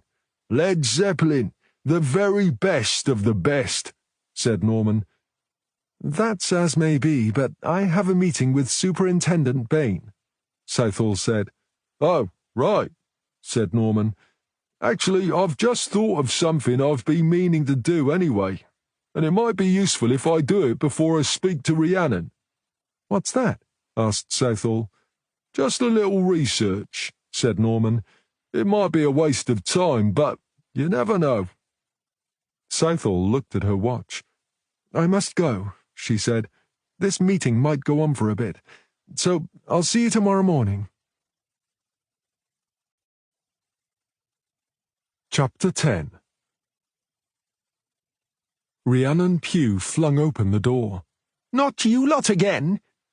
And good afternoon to you, Mrs. Pugh, said Norman. It's a pleasure to see you again. Rhiannon looked down at Lane as if she was some sort of unpleasant insect. Who is this? This is my colleague, D.C. Judy Lane. We'd like to ask you a few more questions. Have you found my money yet? Norman smiled. I'm afraid our priorities and yours aren't quite the same. If you want my honest opinion, the money has either been spent or it's stashed away in an offshore bank account. Either way, I doubt we'll be recovering it any time soon. While we can't deny there's a strong possibility of a link between the money and Gareth's death, our real interest lies not in chasing a lost cause, but in finding out who killed your brother. Rhiannon sniffed. I dislike your attitude, she said. Norman's smile widened. I always aim to please. And I don't like you, she added. I stopped worrying about my popularity rating a long time ago, said Norman. I don't care whether you like me or not, Rhiannon. I only care about doing my job. And when people keep offering half-truths or even outright lies every time I ask them a question, their opinion of me matters less and less. Are you threatening me? With violence? No way, that's not my style, said Norman. I'm just saying there is a better way of getting you to answer our questions, one that doesn't waste so much of our time. Waste your time? I don't know what you mean. I've answered all your questions as best I can. But that's not quite true, is it? Said Norman. Sure, you've volunteered a few crumbs of information, but the only reason we've managed to get anything at all out of you is because we've been prepared to keep coming back. Well, I'm getting fed up with doing that. Now, that does sound like a threat. I'm offering you a choice. You can either answer our questions truthfully here, or we can take you down to Llangwelly Station where you will be formally interviewed, and that could take hours. You might even be there all night. Rhiannon stared at Norman, and then turned to Lane. Are you going to let him threaten me like that? It sounded like a perfectly reasonable offer to me, said Lane. You can't treat me like this, said Rhiannon. I know my rights. I've a good mind to make a complaint about both of you. Threatening me like that. You're free to make a complaint about me any time you want, said Norman. Be my guest. But as for my colleague, she hadn't said anything that could remotely be construed as a threat. The thing is this, Mrs. Pugh, said Lane. If we take you to the station, we'll have to faff around with reams of paperwork before we can even start the interview. It's official procedure. Making a complaint will only add to the paperwork, because you'll also have to wait for someone from professional standards to come and speak to you before we can proceed with the interview. Rhiannon was silent for a few seconds, clearly weighing up the odds. How long is this going to take? No more than half an hour, said Norman. But the longer we stand out here arguing, the more likely I am to run out of patience, and if that happens, it could take half the night. Well, I'm not standing out here for another half hour, let alone half the night, said Rhiannon. It's bloody cold. You could let us into the house, suggested Lane. I can tell you've not been here before, said Rhiannon. If you had, you'd know it's not much warmer inside. Still, I suppose it's better than standing on the step. Rhiannon reluctantly stepped aside and, muttering darkly about police brutality, led them to the kitchen. Oh, my, said Lane, taking in the state of the house. Not the most welcoming place, is it? Said Rhiannon. I won't be sorry to get back home to Warwick, I can tell you. She leaned back against the kitchen sink and folded her arms. Right, what's this about? Your brother, Reese, said Norman. We need to find him.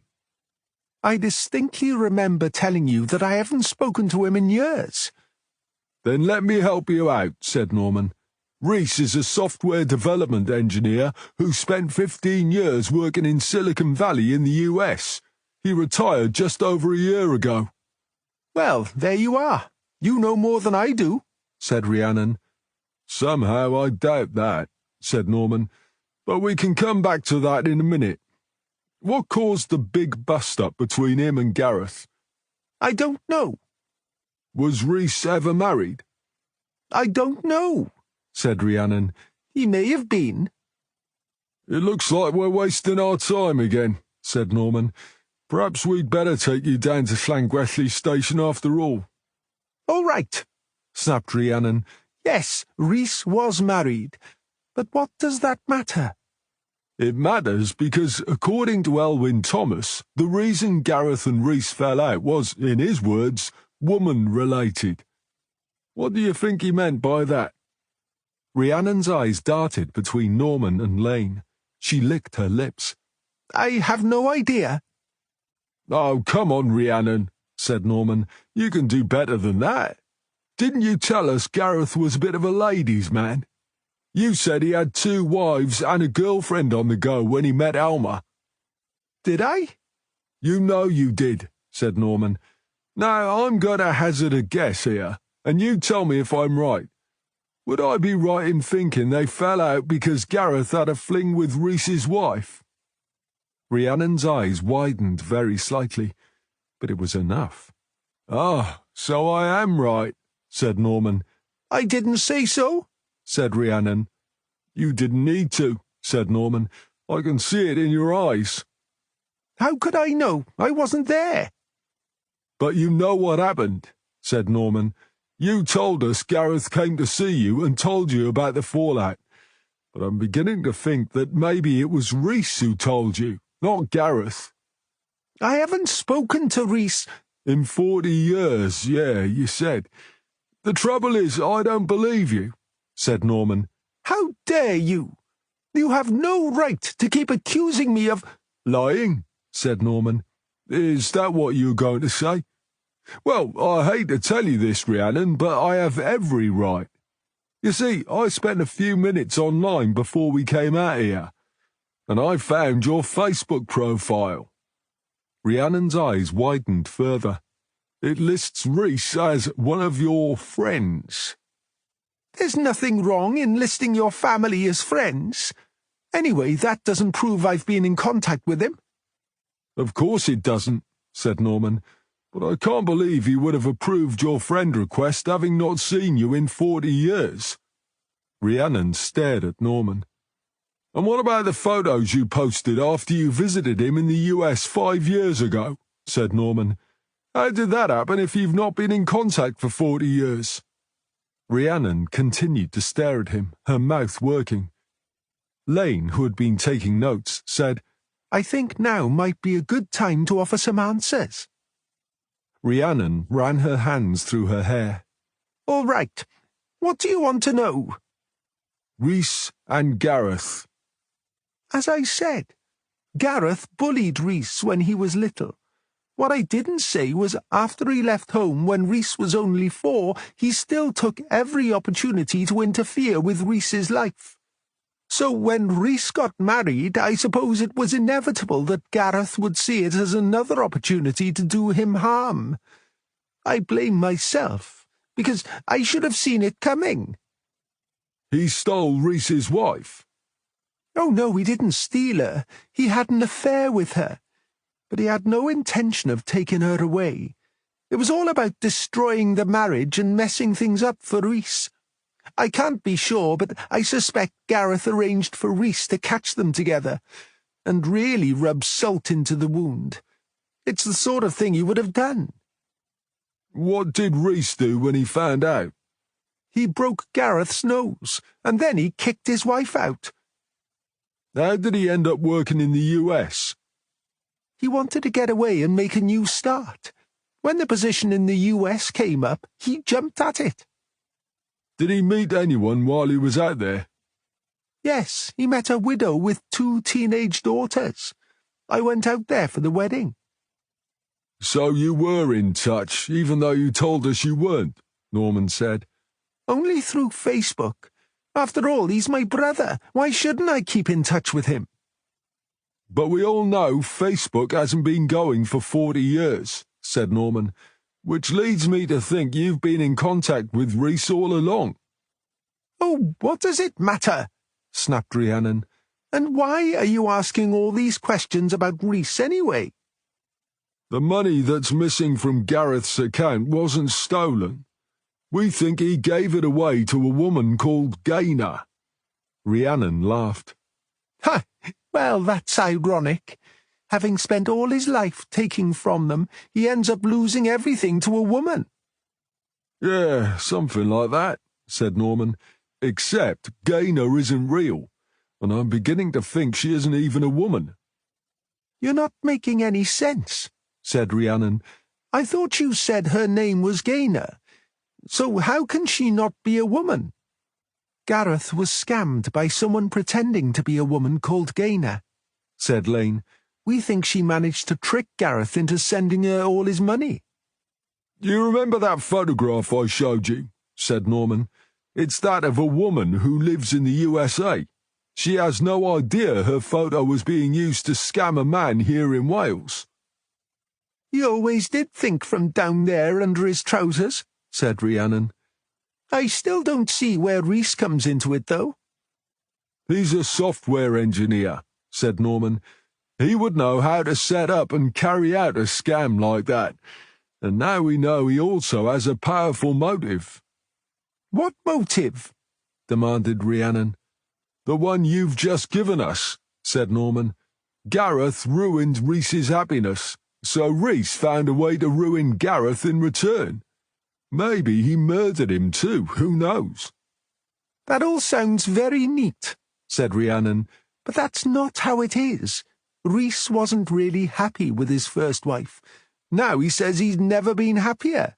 Gareth certainly didn't intend it that way, but he did Rhys a favour. Excuse me if I have doubts about that, said Norman, but I'd rather hear it from Rhys himself. The thing is, we don't know if he's back in the UK or not, and we'd like you to tell us where he is. That's it, said Rhiannon. I've had enough. I have answered your questions about my younger brother, but when you accuse him of murder, it's outrageous. I want you out of this house now. OK, said Norman, but not until you tell us where Rhys is. I don't know where he is. Oh, come on, Rhiannon, said Norman. You can do better than that. On my life, I don't know where he is. I tell you what, said Norman, you can have tonight to think about it, and then tomorrow when you come into Llangwethy station and make a full statement, maybe you'll have remembered his whereabouts. Rhiannon smiled. I'm sorry, but I won't have time to make a statement. I'm going home tomorrow. I've booked a ticket for the midday train. That's OK, you can still go home, said Norman. After all, if you're not leaving till midday, you'll have plenty of time to come in and make that statement before then. How am I supposed to get there? I don't even know where it is. It's about 5 minutes' walk from your hotel, said Norman, but I'll arrange for someone to come and collect you at 9. We'll even drive you to the railway station afterwards. And what if I refuse? Someone will still come and collect you at 9, only they'll arrest you first. Of course, if that happens, everything will take longer, and you might miss your train. Rhiannon glared at Norman. You would enjoy that, wouldn't you? Humiliating an old woman? I'm just asking you to come in and help us with our investigation, which is what you previously said you wanted to do, he said. But if you want to set yourself up for that sort of humiliation, well, it's your choice. I hate you, she hissed.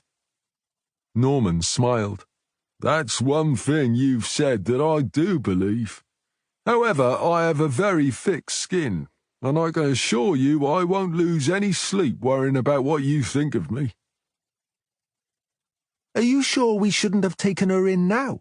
asked Lane when they were back in the car. What would be the point? Said Norman. I mean, she is in her 70s, and she didn't kill anyone. She could warn Reese. Well, yeah, that is a bit of a gamble, but I think she was telling the truth when she said she doesn't know where he is. Even if I'm wrong, I think it's worth the risk, because if we take her in now, we'll get nothing out of her. She really hates you, doesn't she? Lane said. Is it me, or is it the fact that we're not as dumb as she thought? I reckon she's one of those people who think that just because the Welsh aren't as rich as people in England, it means they're all thick as shit. That's a big mistake. But you're English, not Welsh. Do you think we're all thick, then? I hope I have more respect for people than to generalise like that, said Norman. Besides, the people I work with are mostly Welsh, and they're all very bright, so I know what I'm talking about. Thank you for the compliment. It's not a compliment, I'm just saying how things are, said Norman. Does that mean you'll stay, then? Norman stared at her. Are you kidding? I have absolutely no plans to go anywhere. I like it here so much I'm thinking of applying for honorary membership. Membership of what? Asked Lane. The Welsh. Lane burst out laughing. Wouldn't that be wonderful?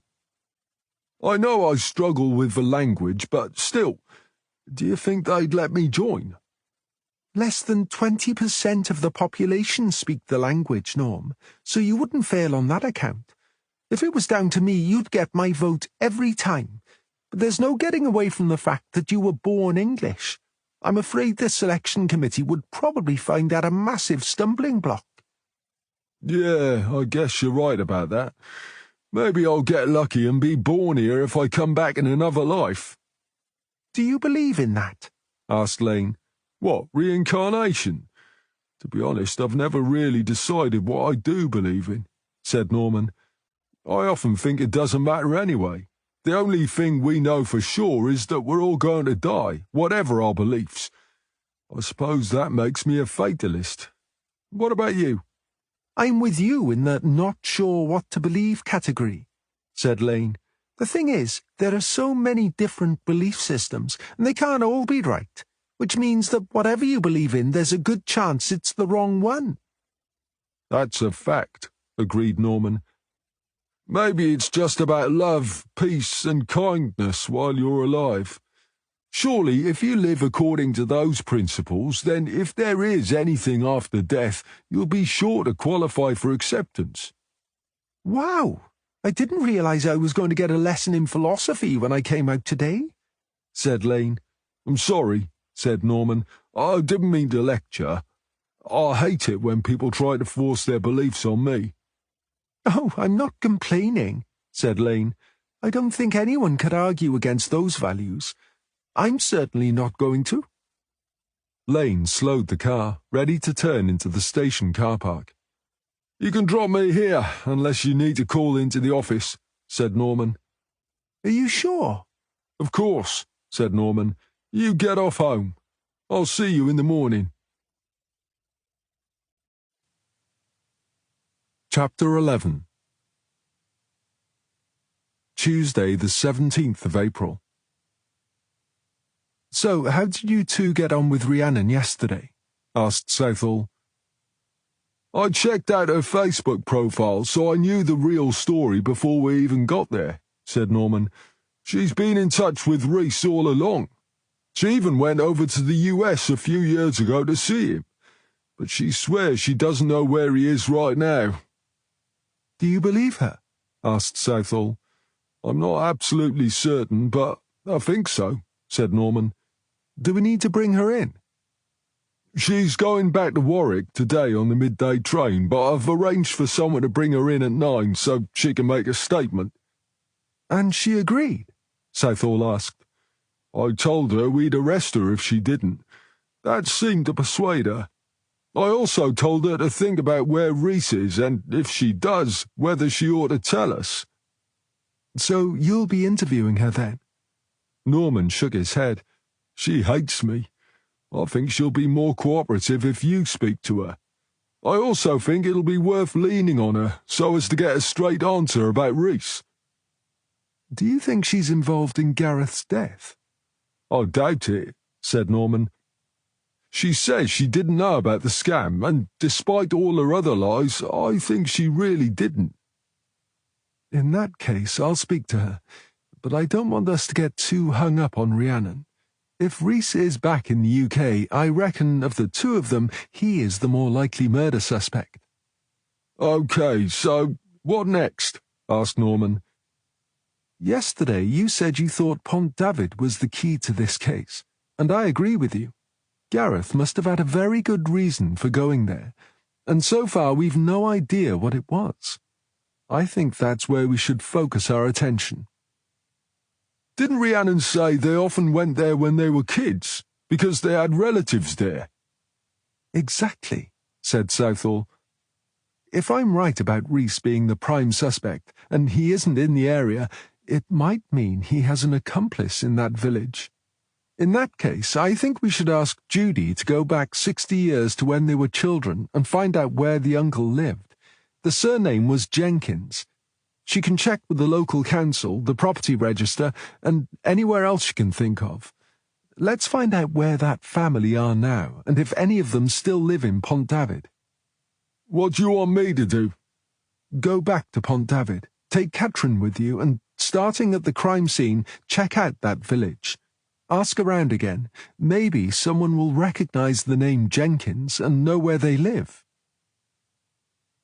An hour later, Norman and Morgan were standing in the small clearing where Gareth Jenkins' body had been dumped in the stream. "What exactly are we looking for?" asked Morgan. "If we knew that, the Sockos would have found it," said Norman.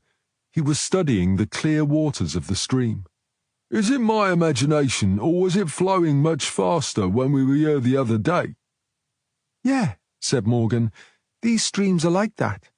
They can be quite shallow, meandering along at a snail's pace for weeks. Then we get a few hours heavy rain, and suddenly they're raging torrents 6 feet deep, because of the runoff from the higher ground further upstream." "Is this a stream, or is it a river?" Norman asked. "How do you mean?" asked Morgan. "Down where the body was found, it was quite narrow and shallow. Now, granted, this isn't exactly the Thames. It's so much wider and deeper here that I think I'd call it a river." "And your point is?" "If you wanted to make sure a body went right under, you'd pick somewhere with a bit of deep water like this, right?" "I suppose so," said Morgan. She pointed to the other side. "If you snagged it under some of those submerged tree roots over there, as long as it didn't flood, the body could stay hidden for months." "Right. But would you throw it in here if you knew how much the level changes when it rains?" "No, I wouldn't," said Morgan. "But then I've lived alongside streams like this all my life. I know what a bit of heavy rain can do to them." "Right," said Norman, "and that's my point. What if you didn't live in the area? You wouldn't know that the rain might easily cause a flood that could wash the body downstream where it would get caught on the shallows." "Are you saying you think we're looking for an outsider?" asked Morgan. "You disagree?" asked Norman. "I can see where you're coming from," said Morgan, "but if you don't mind me saying, I think there's a flaw in your thinking." "Of course I don't mind. Geez, if I'm talking rubbish, we don't want to be wasting time on it, do we?" "The thing is, there are plenty of people who've lived here all their lives and have no idea how these streams work." "I haven't been here very long, and I know," said Norman. "Yeah, but that's because you take an interest in your surroundings. Plus, the case has brought it to your attention," said Morgan. "Trust me, I know people of my age who are hardly aware that there is an environment beyond the screen of their mobile phone." "Crap," muttered Norman glumly. "I was hoping it might narrow the field a bit, but I guess you're right." "If the body had been tied to those roots, it might not have been washed away," said Morgan. "The Sockos even brought a diver in," said Norman. "They didn't find anything that suggested the body had been tied down. but they did find a couple of big rocks that they think might have been used to weigh it down. Are we assuming Gareth died here, or that he was killed somewhere else and his body was brought here and dumped?" asked Morgan. Norman shrugged. "Your guess is as good as mine. Forensics say they've found no evidence to suggest he was killed here, but unless they find corroborative evidence somewhere else, they can't rule it out. What's on your mind?" Gareth couldn't have weighed much, but even so it's a long way from the road to carry a body. "You couldn't risk doing it in broad daylight," said Norman, "and it's so close to the pub you'd have to wait until that closed." "So you'd be looking at the early hours," said Morgan. "Which means you'd have to negotiate that first part of the path where all the loose stones are in pitch darkness," said Norman. "Unless there's another way of getting here that avoids going near the pub," said Morgan. Norman looked back towards the path. "Good thinking. And now we're here, I think we'd better check it out." They went back to the path and began to follow it. To the left, they could still catch glimpses of the stream through the spindly trees growing alongside it. Then the trees suddenly thickened as they rounded a bend to the right. As the path straightened out again, they could see a small footbridge crossing the stream. The path on the other side led into a thicket of willow trees. "What do you think?" asked Norman. "Do we cross the bridge or keep following the path?" "This path is just taking us further from the village," said Morgan. "That's what I was thinking," said Norman. "I can't see through those trees, but maybe if we cross the bridge, the path heads back the other way." "There's only one way to find out," said Morgan, and set off across the bridge. Norman followed her along the path, which narrowed suddenly as it reached the group of trees. The copse wasn't anything like as dense as it had first appeared, but the trees were so close to the path they were obliged to walk in single file. Norman suddenly became aware of an odd sound that gradually grew louder. "What's that noise?" he asked. "Come on, Norm. Surely you've lived in Wales long enough to recognise the sound of bleating lambs when you hear them?" said Morgan. "Where are they? I don't want to find myself knee-deep in sheep shit." "They're away to our right," said Morgan, "and there's a fence between us, so you needn't worry about the droppings." "But why are they making all that noise? What's up with them?" "If they were born early enough, now would be about the time they're taken from their mothers," said Morgan. "They cry for a while, but they get over it soon enough." "I forgot you're the go-to person for all things farming," said Norman. Morgan stopped in her tracks, so suddenly that Norman almost collided with her. "Now this is interesting," she said, pointing to the ground. Norman peered over her shoulder. A well-worn track crossed the path from right to left. "Well, fancy that," he said. "Would I be right in thinking this is how the shepherd gets to and from his fields?" "Well done, Norm," said Morgan. "I'll make a country boy out of you yet." "Yeah, good luck with that," said Norman. "I reckon it will be a lot easier to carry a body from here, don't you?" "It must be the best part of 400 metres from the bridge," said Morgan, "and about 150 metres from here." "I don't know exactly how far that is in old money," said Norman, "but I believe you're saying it's less than half as far from here, and I agree. It's also a much more even track. Do you think it comes out in the village?" "I'd be surprised if it didn't," said Morgan. "You're not suggesting we walk it, are you? It's muddy enough here, and the chances are it could get much worse before we reach a road. If I look it up on a map when we get back, we don't need to get any muddier than we already are." "I'm all for that," said Norman. He took one last look around. "Come on, Katrin. There's nothing more to see here. Let's go back and take a walk around the village." "Jeez, has this wind come straight from Siberia?" asked Norman when they reached the car. "It wasn't like this when we got here, was it?" "I suppose we were sheltered from it down under the trees," said Morgan, Think yourself lucky you're not a brass monkey. You'd have heard a loud clang by now if I was, said Norman. He pointed at the pub on the other side of the road. In view of the cold, we might as well start there. Morgan looked at her watch. Isn't it a bit early for a drink? I'm not suggesting we buy a beer, said Norman, although, now you come to mention it, I suppose we could have an early lunch and ask a couple of questions. I have a feeling in my water that we're going to get lucky, and they'll tell us they have a regular called Jenkins. They might even know where he lives.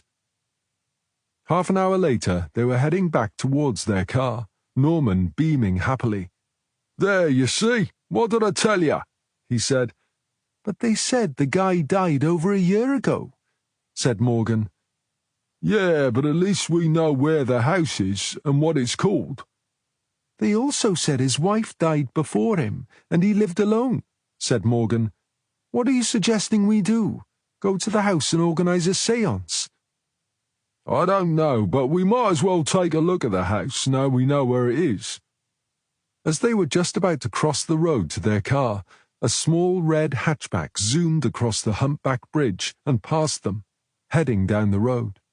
Norman grabbed Morgan and pulled her out of the way.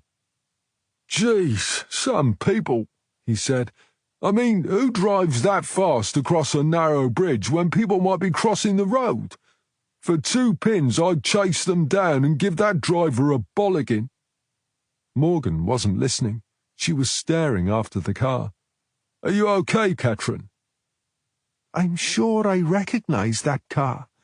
I know it's there somewhere in my head, but I can't quite place it. Did you get the registration number? Asked Norman.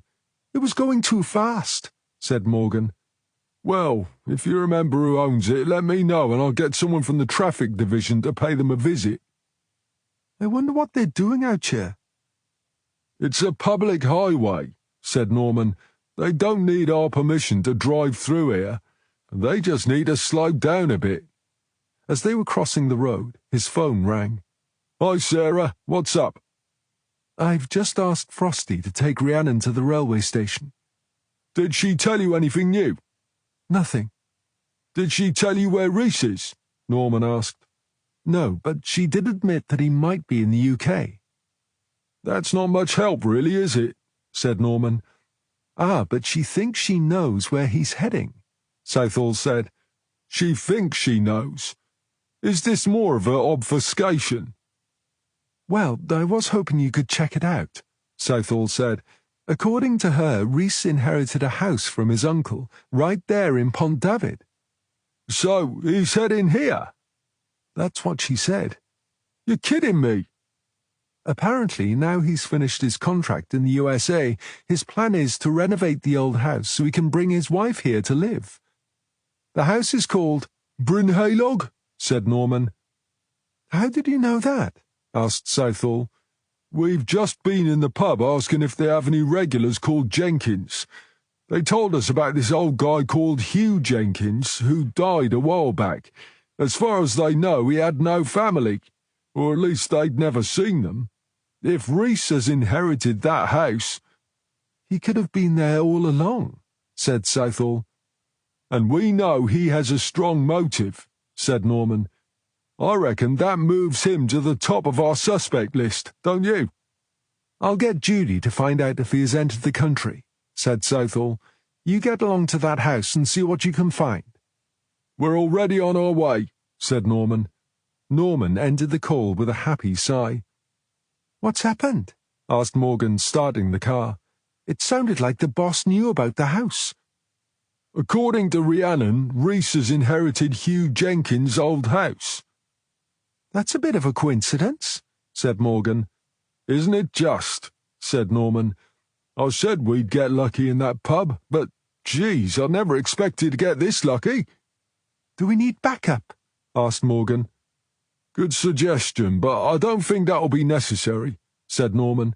We don't even know if the guy will be there. And we won't be too popular if we call the troops out to an empty house. Let's go and see if anyone's at home first, then we can decide. Fair enough, said Morgan. Do you know where we're going? Norman asked. According to what they said in the pub, we head away from the bridge, follow the road from the village for about a mile, and look for an old house on the right, just after a left-hand bend. Bryn Haelog means sunny hill, so that might give us another clue. They hadn't gone more than a couple of 100 yards before Morgan slowed down. She was staring at an old house built of stone with leaded windows. "What's up?" asked Norman. "There's the car that nearly ran us down," she said. "See it? It's sitting there in the driveway." "We haven't got time to mess around telling people off about their bad driving, Katrin. If this turns out to be a wasted journey and that car's still there when we come back, you can stop and give the driver a piece of your mind. Right now, let's concentrate on our murder suspect." As they rounded the bend, they spotted another stone-built house set back about 50 yards from the road among a small group of trees. As they drew closer, it became apparent that the house had suffered years of neglect and was in desperate need of some TLC. "This must be the place," said Morgan. "It is if their directions were spot on," said Norman.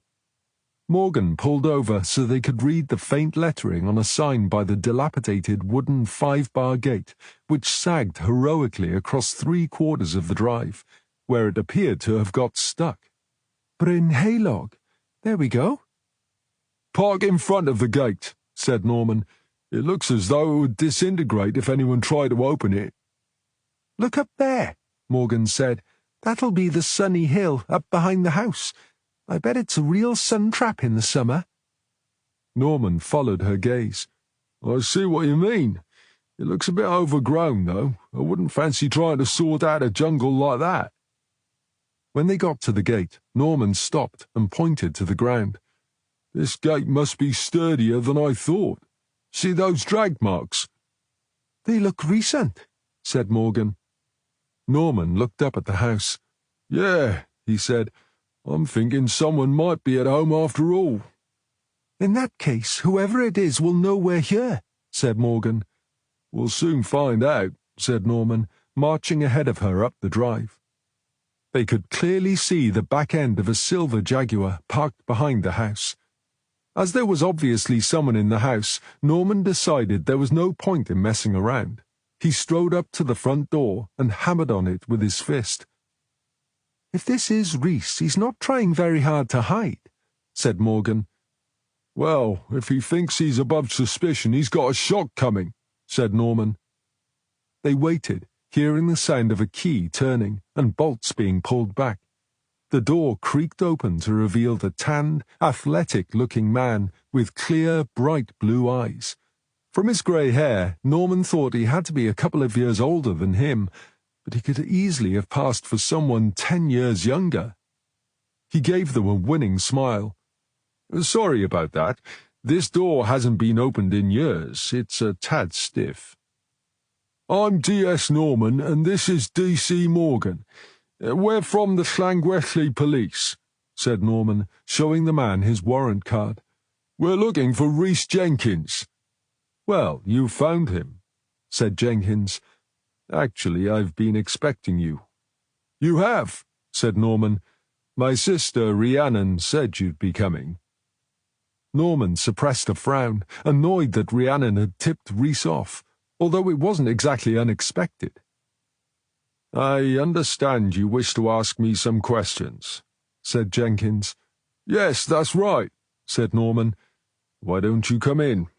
It's not the Ritz, or at least not yet, but it's better than standing out there in that cold wind."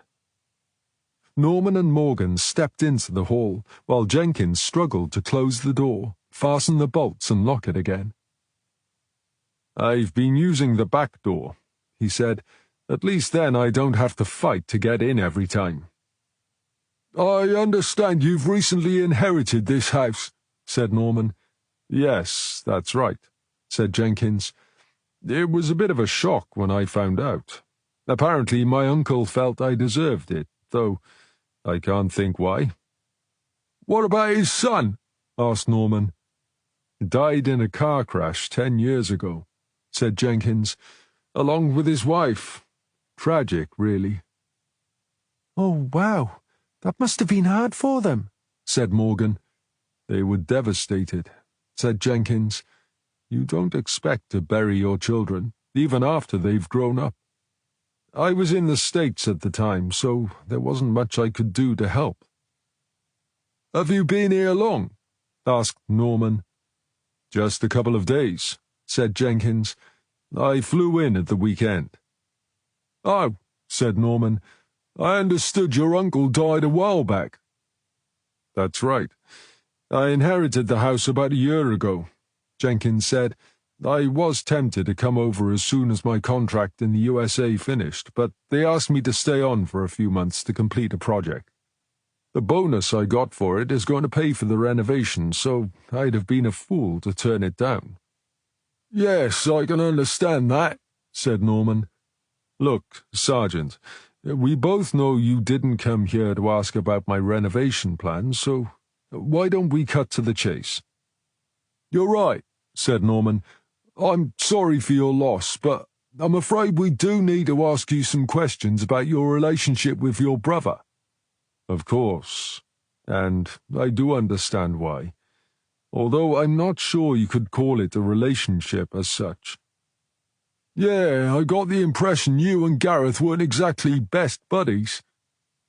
Jenkins offered a rueful smile. You might call it an uneasy relationship. Uneasy, said Norman. Didn't he bully you as a kid? He used to take great pleasure in tormenting me when I was a child. Even when he left home to join the army, he'd come back on leave just so he could bully me and make my life a misery. And then he stole your wife and destroyed your marriage, is that right? Jenkins smiled again. It wasn't quite like that.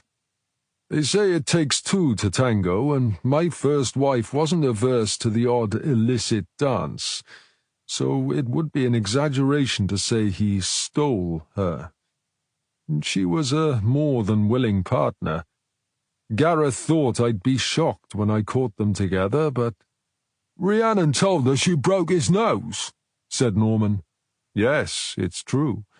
I did punch him in the face, but it was more a case of revenge for the way he'd bullied me all those years. I'd always wanted an opportunity to hit back, and he'd just presented me with a perfect excuse, so I took it. But you must understand, I had already grown tired of my wife's dalliances by the time it happened. Gareth may have thought he was messing up my life, but in fact he did me a huge favor. Catching them red-handed simply made it so much easier for me to divorce her. It was my escape route. I understand you're a software engineer, asked Norman. Yes, that's right. How did you end up in the USA? Jenkins shrugged. I was in the right place at the right time. The company I worked for was taken over by a US company, and they asked me as senior engineer to stay on and oversee the project I'd been working on. It meant moving over there, but as I had just left my wife and was at a loose end, it was a no-brainer, especially when they told me what the salary was going to be. And that was when? Asked Norman. More than 15 years ago now. So you would agree you're quite handy when it comes to computers and software? Asked Morgan. I would hope I'm a little more than handy, said Jenkins. You don't get to where I was by being anything less than an expert. What exactly did it involve? Asked Norman.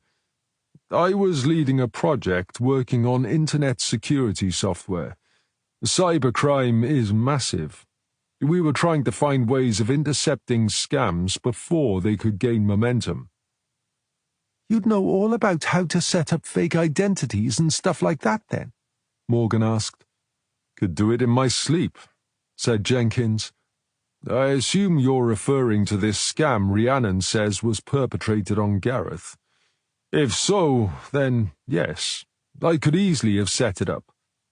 But I didn't. And you'd better hope I'm telling the truth, because if I had, you wouldn't have a chance of tracing it. You seem to be very confident about that, said Morgan. I know my capabilities, said Jenkins. I'm good at what I do. Anyway, why would I need Gareth's money when I've already got more than he ever had? Revenge? Suggested Morgan. Revenge for what? My brother did me a massive favour. As far as I'm concerned, the slate was wiped clean the day I caught him in bed with my wife. Can I ask where you were on Friday the 6th of April and over the following weekend? Asked Norman. Friday the 6th was the day I finally retired from my job, so I would have been in my office, or at least within the company premises during the day. I took my wife and our 2 daughters out to dinner that evening. I spent the rest of the weekend at home with my wife. That is your second wife, right? Norman said. That's correct. I met her in the US. And where's home? It'll be here eventually, said Jenkins, but I meant where we live in the States. We are planning to move to Wales. Is your wife here in Wales now? Norman asked. Unfortunately not, said Jenkins. She's staying in the US until we've sold our house, and then she'll be coming over to join me. She's looking forward to helping renovate the house and can't wait to enjoy her new life in Wales. He directed that winning smile at Morgan. Look, I understand why you need to ask me these questions. I'd be doing the same in your place, but believe me, going to the States and meeting my wife is the best thing that's ever happened to me. There's no way I'd do anything to spoil that. Norman could see Morgan was convinced, but he wasn't so sure. Thank you for your time, Mr. Jenkins, he said. I think that's all we need to ask you for now, but we may need to speak to you again. Of course, said Jenkins. I intend to be here every day, but I'm staying at a hotel until this place is habitable. But just in case I'm not around, here's my card. He handed Morgan a business card. I don't work there anymore, but my mobile number is on the card. Can you write the name of the hotel on the back of the card? Asked Norman. Of course. The 2 of them walked back down the drive. Better cross his name off the prime suspect list, said Morgan as she started the car. He's too confident for my liking, said Norman. He even admitted he knows how to set up a fake profile, and then bragged that we wouldn't be able to trace it. Morgan turned the car round. What he actually said was if he had created one, we wouldn't be able to trace it, she said. That's not the same thing. And anyway, if he was in the USA until a couple of days ago, he couldn't have been over here murdering Gareth, could he? We've only got his word for that, said Norman. If that farm track goes anywhere near his house, he goes back to the top of the list. He probably doesn't even know it exists, said Morgan, heading back into the village. Anyway, we'll soon find out. What if he had an accomplice? Asked Norman. He stays in the US, so he's got a cast-iron alibi, while his accomplice does the deed. Morgan thought for a few seconds. No, I can't see it. Really? You think he's kosher? Asked Norman. Yes, that's exactly what I think. And you believe all that crap about Gareth doing him a favour by bedding his wife? Why not? I have a friend who just knows her husband is playing away, but she can't prove it. She'd love to catch him at it so she can get concrete proof for a divorce. Geez, Catherine, the fact that some good-looking guy smiles at you doesn't mean he's not a murderer. He was rather good-looking, wasn't he? She said. His wife is a lucky woman. I wonder how long she'll be stuck in the States for, because he definitely qualifies for my I would folder. Your what? Morgan grinned.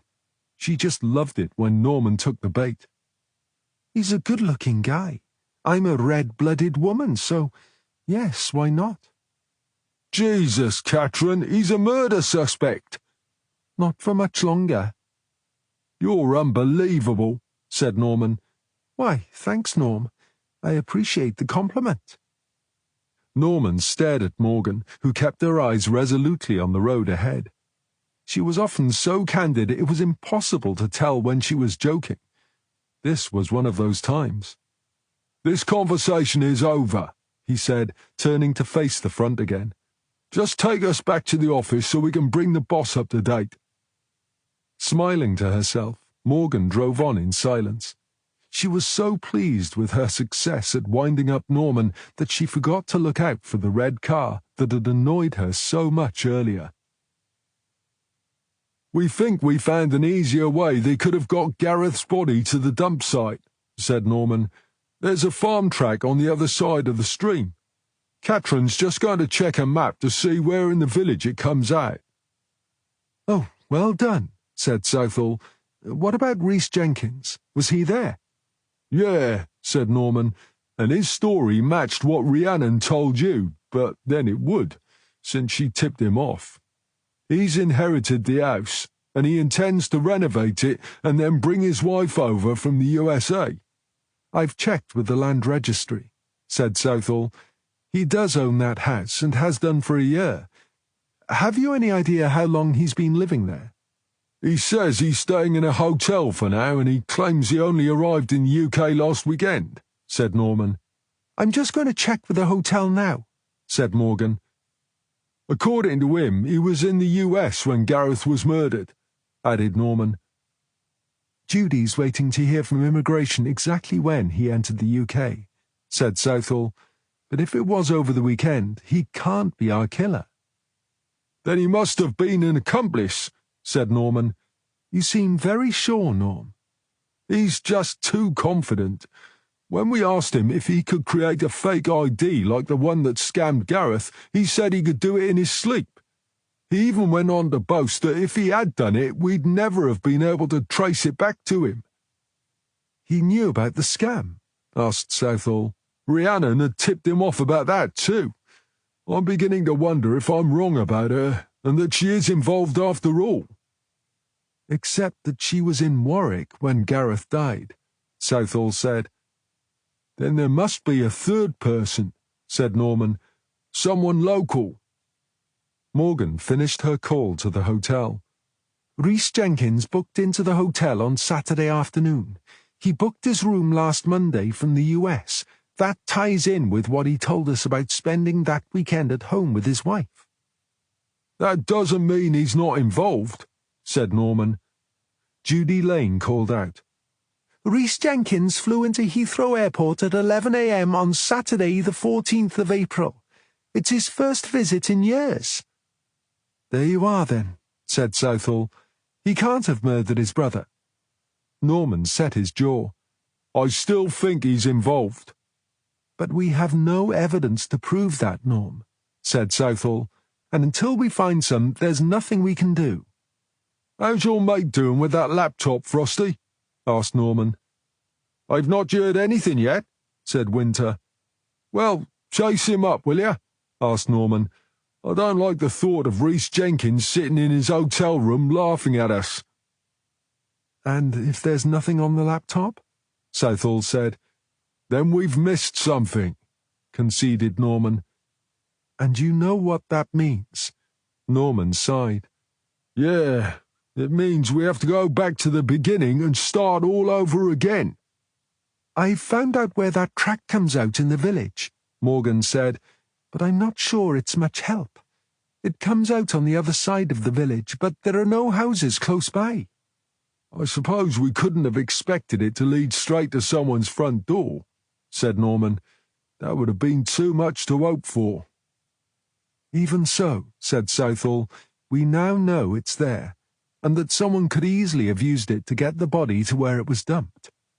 "They'd need the right vehicle," said Morgan. "That's a farm track, which means a tractor or a quad bike. Either way, it's so muddy that you'd need four-wheel drive. That might help narrow it down a bit." Southall looked at the clock. "Right, everyone, you're all doing well, but let's call it a day now. We'll head off home, get some rest, and clear our minds for a fresh start in the morning." Chapter 12. Wednesday, the 18th of April. By lunchtime they had gone over the case again, and had come to the conclusion that unless Frosty's mate in the tech department could produce something from the laptop, they had tons of circumstantial evidence, but nothing concrete to point them towards Gareth Jenkins' murderer. That being the case, Southall allocated each of them a specific area to review, and headed for her office.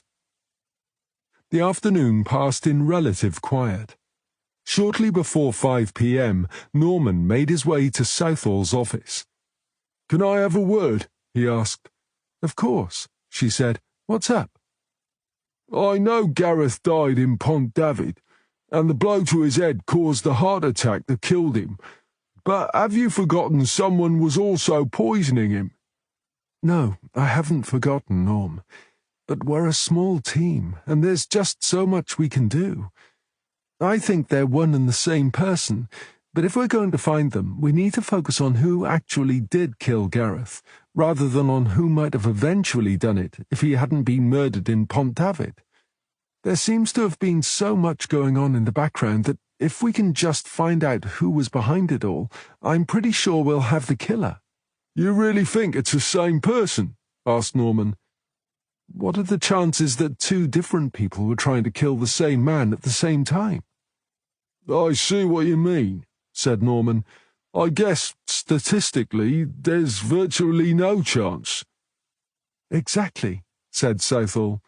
"When we eventually identify a viable suspect and search their house, I'm expecting us to find a supply of warfarin tucked away somewhere." "Okay, fair enough," said Norman. "You're the boss." Morgan, who had been allocated the task of reviewing the statements taken from the residents of St. David's Place, recalled that most of the neighbours had been out that day. Impatient to get on with her task, she considered going there now. Common sense told her to wait until she'd had time to review the interviews first, so she headed for home. Halfway there, she remembered that she hadn't yet spoken to the people at number 54, who had been away last week. Glad of something to do, she turned round. 10 minutes later, she was on the front step of number 54. She rang the bell, and a few seconds later, the frosted glass blossomed as a light was switched on inside.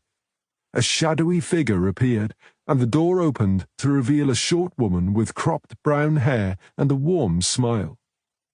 "Mrs. Newlands?" asked Morgan. "Yes?" Morgan produced her warrant card. "I'm Detective Constable Catherine Morgan from Llangwelly Station. Is it about poor Gareth from next door?" "Yes, that's right." "I couldn't believe it when I heard what had happened," the woman said. "I wonder if you could spare a minute to answer a few questions." Mrs. Newland stepped back and swung the door open. "Yes, of course. Come on in." Morgan stepped inside, and her feet almost sank into the plush carpet. She slipped her shoes off. "Don't worry about your shoes. I'm sure they're clean enough," Mrs. Newland said. "It's okay," Morgan said. "I'd hate to spoil your lovely carpet." Mrs. Newland smiled. "I expect you'd like a cup of tea." "Well, if you don't mind, that would be lovely," said Morgan. "You go and sit yourself down in there. I'll be with you in 2 minutes." Exactly 2 minutes later, Mrs. Newlands appeared carrying a small tray on which 2 cups were balanced. She offered one to Morgan and settled in an armchair facing her.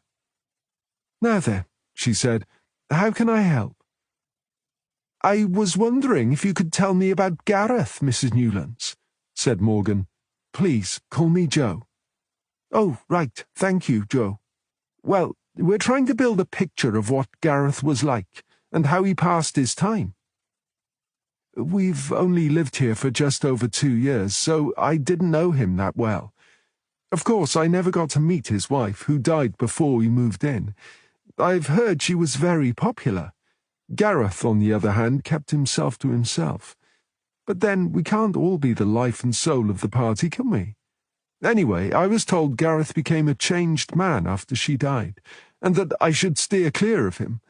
But he seemed okay to me. Whenever I saw him, he would always give me a smile and a hello." "Was he a good neighbour?" Morgan asked. Oh yes, he was always polite, and never caused any trouble. She frowned. You seem surprised. Have I said something wrong? Let's just say that not everyone saw Gareth that way, said Morgan. Ah, it sounds as if you've been speaking to Rose Mackey. When Morgan didn't respond, she said, I realize you're not supposed to tell me what other people say, but you don't have to. That woman never has a good word to say about anyone, especially poor Gareth. It was Rose who told me I'd better keep away from him. I can't think what he could have done to make her dislike him so much. She didn't say why you should avoid him? Morgan asked. No, she didn't. But it wouldn't have made any difference. I like to form my own opinion of people. Joe said. You seem to be the only person around here who liked him, Morgan said. I doubt many of them really knew him. As I said, according to them, it was his wife who was the sociable one, while he kept himself to himself. Quiet individuals are often assumed to be unsociable because people can't be bothered to make the effort to get to know them. What about you? Did you get to know Gareth? He wasn't one for conversation, but I got the impression he was a very sad person. I don't think he ever got over the loss of his wife. I often thought it was only looking after the dog that kept him going. Do you know what happened to her? We found her in the house when we broke in looking for Gareth. One of our detectives is looking after her for the time being, said Morgan. You see, that's so out of character for Gareth, said Joe. He worshipped that dog. I can't believe he would have gone off and left her like that. Morgan nodded.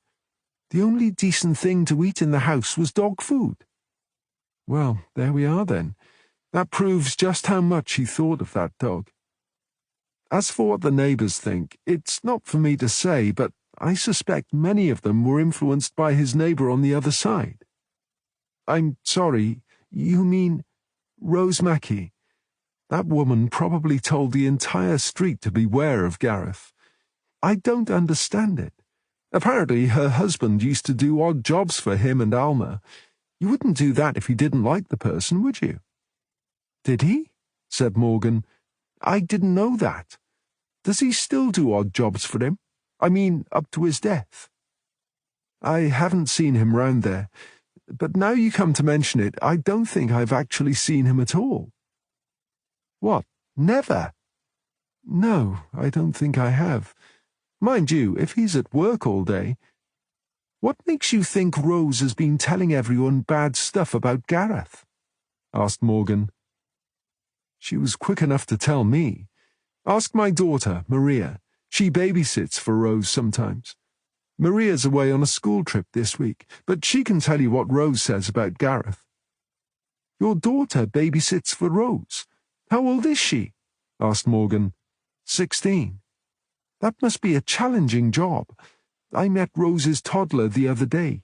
He seemed a right handful to me. Maria says he's no trouble. Apparently he sleeps like the proverbial log. She even manages to do her homework while she's round there.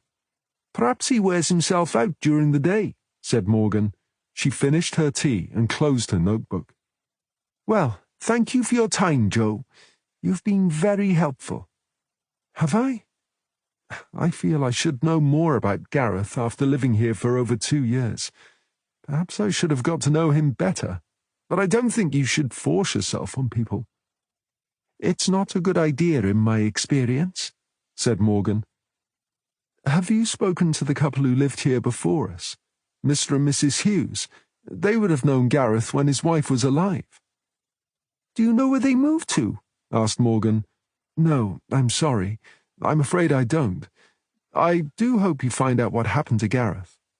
I'm sure we will, said Morgan. Thank you for your time. I'll leave you my card in case you think of anything else. Morgan was on her way back to the car when, on a whim, she carried on to number 50, where Rose Mackey lived. Skirting the car parked on the drive, she went to the front door and knocked. Rose opened the door and stared at her. Oh, Detective Morgan, what are you doing here? Morgan smiled. Sorry to disturb you, Mrs. Mackey. I wonder if I might have a word with your husband." "My husband?" "Yes, he wasn't here last week when I called, and as I was passing—" "He's not here. He's at work, and then he's going out with his mates." "Oh, right. Can you tell him I called?" Morgan pulled a business card from her pocket and held it out to her. "Here's my number. Perhaps you could ask him to call me." Reluctantly, Rose took the card. "Yes, perhaps I will. Now, if you don't mind, I'm a bit busy." Before Morgan could say anything, the door was closed in her face. Thoughtfully, she returned to her car and got in. She started it up, put it in gear, then changed her mind and switched it off again. She got out, walked back to Rose's house, and stared at the car on her drive. After all, why shouldn't there be more than one cherry-red hatchback round here? Even so, it's a bit of a coincidence, isn't it? She made a note of the registration number, got back in her car, and headed for home. Chapter 13. Thursday, the 19th of April.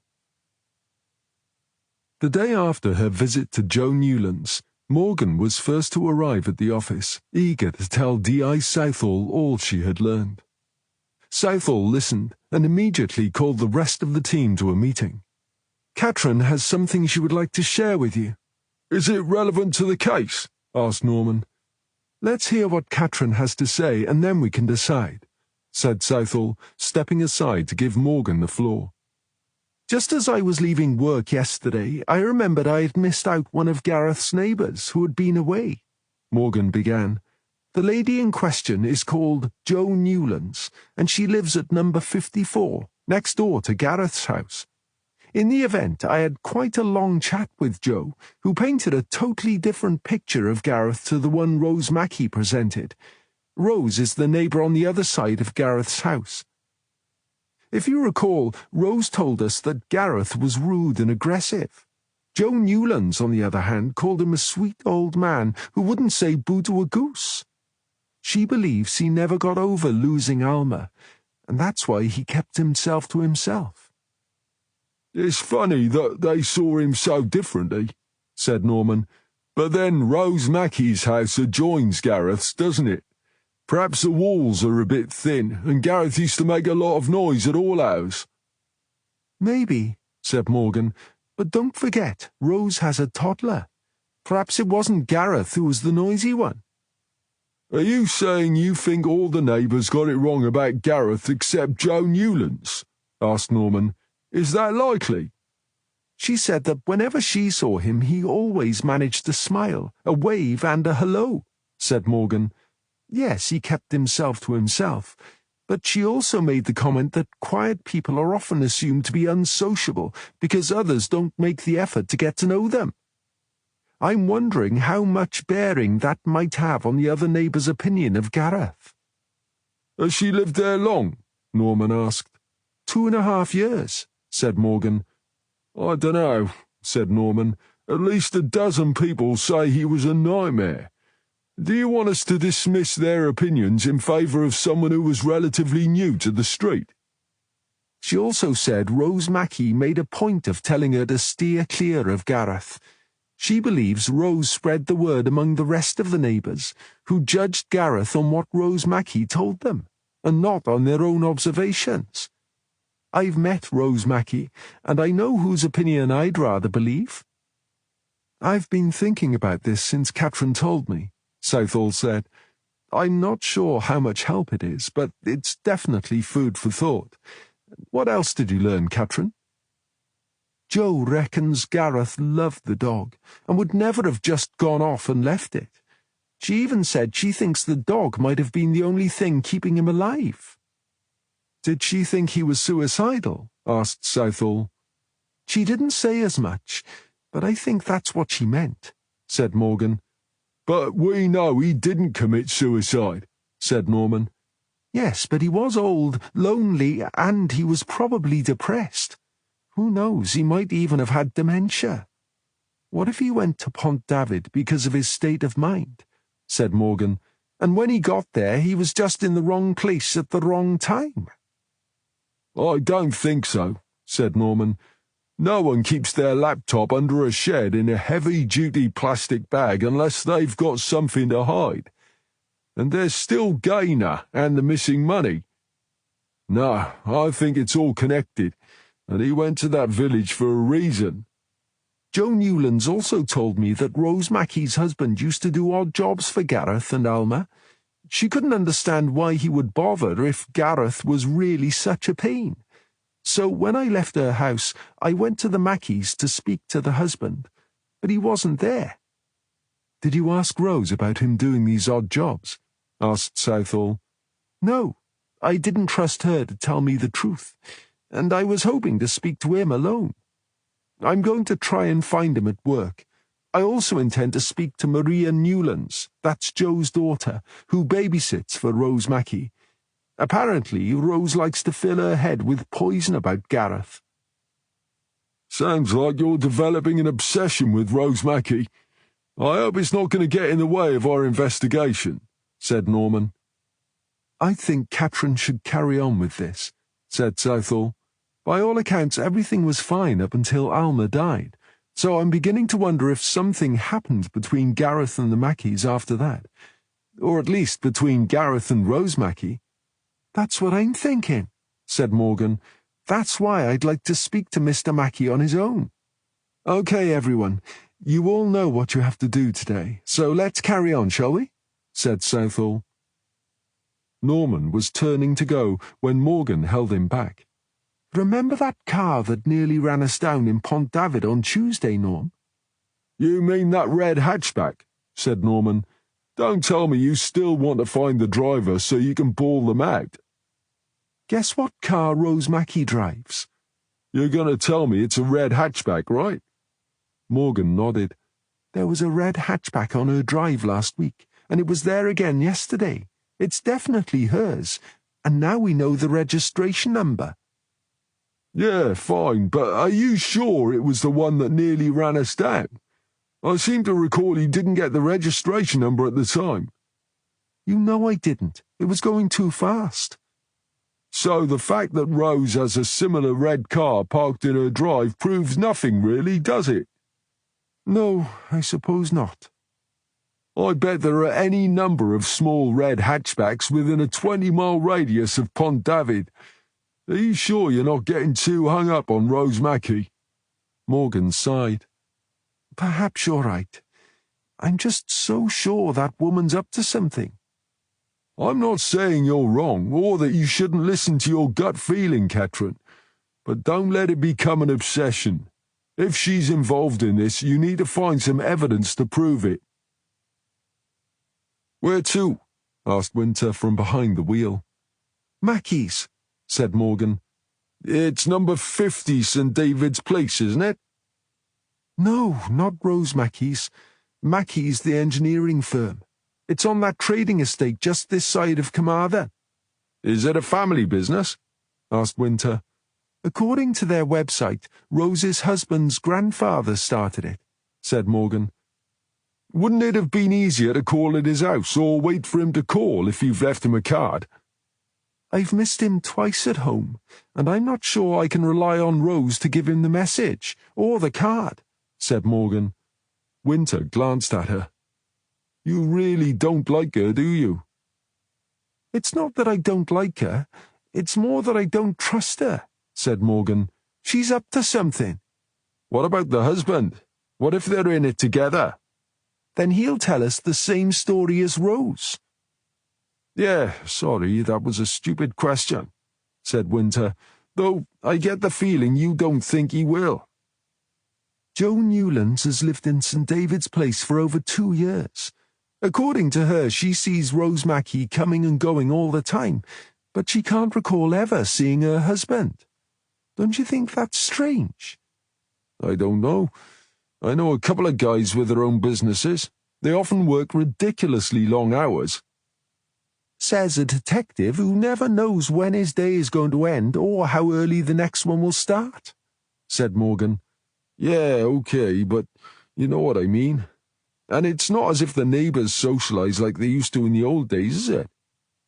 Yes, I get that. But we're talking about someone living in the house next door, but one over a period of 2 years, not just a couple of weeks.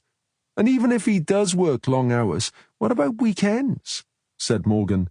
You'd see him out in the garden, mowing the lawn or something, wouldn't you? I see what you're saying, said Winter. I'm just not sure I agree. I couldn't tell you what most of my neighbours look like. You live in a poky little bedsit with no garden to go out in, said Morgan. It's not quite the same. Yeah, well, hopefully that's going to change before too much longer. Oh, wow, really? Are you going to live together? I'd like to. Have you asked her? Not yet. I really believe it's the next step for us, but I don't want her to feel she's under pressure. I think you should ask her, said Morgan. She's a lot tougher than people think. You won't tell her I said anything, will you? Of course I won't. It's not my place. And what sort of friend would that make me? They drove on in silence for a few minutes. You realize it'll be a bit difficult to hide your relationship once you have the same address, Morgan said. Yeah, I know, said Winter. That's another reason for not rushing it. I haven't figured out how we're going to deal with that. As Morgan had said, Mackey's was a small engineering company that occupied a unit on an industrial site a mile or two outside Carmarthen. Winter parked in one of the bays marked Visitor, and he and Morgan made their way to the entrance. Inside the building, a series of arrows directed them to the reception, where a secretary sat in a partitioned-off area, working at a computer. As soon as she saw them, she slid the window open and beamed up at them. Good morning. How can I help? Morgan showed the woman her warrant card. We'd like to speak with Ian Mackey. Do you have an appointment? No, said Morgan. We believe Mr. Mackey may be able to help us with a case we're working on. The secretary didn't seem to know what to do next. Perhaps you could ask Mr. Mackey if he'd be able to speak to us, suggested Morgan. Oh, yes, of course. He's not at his office, but he can't have got far. He's probably down on the shop floor. If you'd like to take a seat, I'll go and find him. It'll only take a minute or two. 2 minutes later, the secretary was back at the window. Mr. Mackey will be with you shortly. Can I get you tea or coffee? No, we're fine, thank you, said Morgan. Barely a minute later, a tall, slim, rather good-looking man emerged from a door to the side. He smiled warmly and offered his hand. Ian Mackey. When my secretary said the police wanted to speak to me, I thought it must be about a parking ticket I'm contesting. But that wouldn't need 2 detectives, would it? Definitely not, said Morgan, shaking his hand. I'm Detective Constable Morgan, and this is D.C. Winter. Please, come through to my office, Mackey said. He ushered them in and indicated 2 chairs in front of his desk. Now, how can I help? Is it all right if my colleague takes notes? Asked Morgan. No problem. I don't think I've got anything to hide. We're investigating the death of your neighbour, Gareth Jenkins. Gareth? Dead? How? The shock on Ian Mackey's face was unmistakable. You didn't know? Asked Morgan. I'm sorry, I assumed you would, since you live next door to him. I used to, said Mackey, but I haven't lived there for a while now. Oh, your wife didn't say? My wife likes to pretend I still live there. It's 3 years since we split up, and she still thinks I'm going back. Well, that's never going to happen. Do you mind if I ask why you left? Asked Morgan. Oh, you know how it is, said Mackey. People drift apart. I suppose it would be fair to say we wanted different things. But that's all water under the bridge now. What happened to Gareth? He appears to have been attacked, said Morgan. Oh my God, no. Where? In a village called Pont David. Do you know it? I know of it, said Mackey, but I don't think I've ever actually been there. I understand you did odd jobs for Gareth, she said. Yes, I helped him out now and then. It first started years ago when Gareth bought a laptop and then realized he didn't know how it worked. He was struggling to get his email up and running, and Alma asked me if I could help. Neither of them had a clue. Gareth didn't even know you needed a telephone line to get broadband. He seemed to think it was built into the laptop. Anyway, I set up an internet connection for him and showed him the basics. He was particularly keen to know how to use email. Even after I'd set it all up for him, I'm not sure he knew what he was doing half the time. I would have spent more time teaching him, but he said he didn't want to be a nuisance. If you ask me, I think it was more a case of being too embarrassed to ask for help. Did he say why having email was so important to him? Morgan asked. He said something about sending an email to someone every week, and he didn't want to miss it. I assumed he was keen to keep in touch with an old friend or something.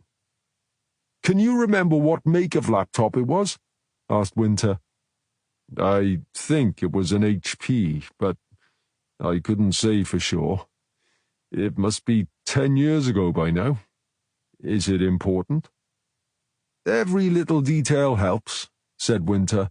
But you were talking about helping Gareth and Alma. Yes, well, after I'd set up the laptop for them, I realized the poor old things had no one to look out for them. So I kept an eye on them and did the occasional odd job, like mowing the lawn and things that needed doing around the house. Nothing major, just putting up the odd shelf, minor repairs, that sort of thing. You must have got to know Gareth quite well then, Morgan said. Gareth wasn't very chatty, to say the least. So the one I'd really got to know was Alma, said Mackie. She was the talkative one. Gareth was a sweet old guy and seemed happy enough, but he was a real introvert. Did either of them ever mention Pont David or anyone who lived there? Not as far as I remember, but as I said, Gareth was quite a private person. He didn't volunteer information easily. We've been told he became a changed man after Alma died, said Morgan. Yes, poor old bloke, said Mackie. Alma was his world. He knew she was ill and that she had only months to live, but I don't think it ever occurred to him that she would actually die. He seemed to be in total denial right up to the end. So, of course, when she finally did pass away, it knocked him for six. It was a tragic end to a real-life love story. I understand they went travelling before she died, said Morgan. Yes, that's right. I think she must have had a bucket list. We've been told he became aggressive and abusive after Alma died. Is that right? Morgan asked. Aggressive? No. He was certainly very sad, and became a bit of a lost soul without her around.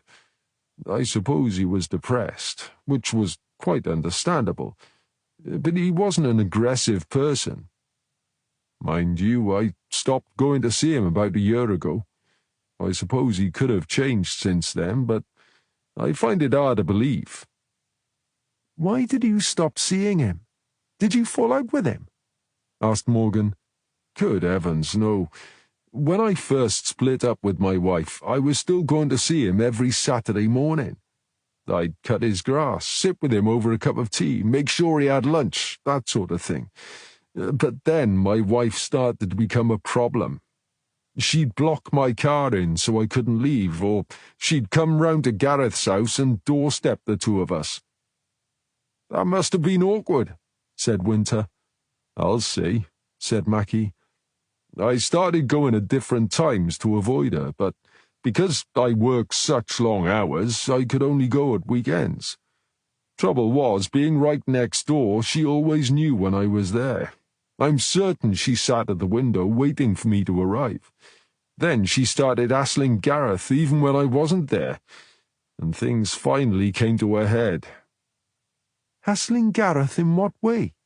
Asked Morgan.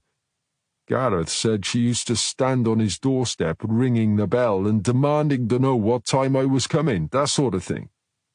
You should have called us, said Winter. I did think about taking out an injunction against her, but Gareth wouldn't hear of it. He said he didn't want the police involved.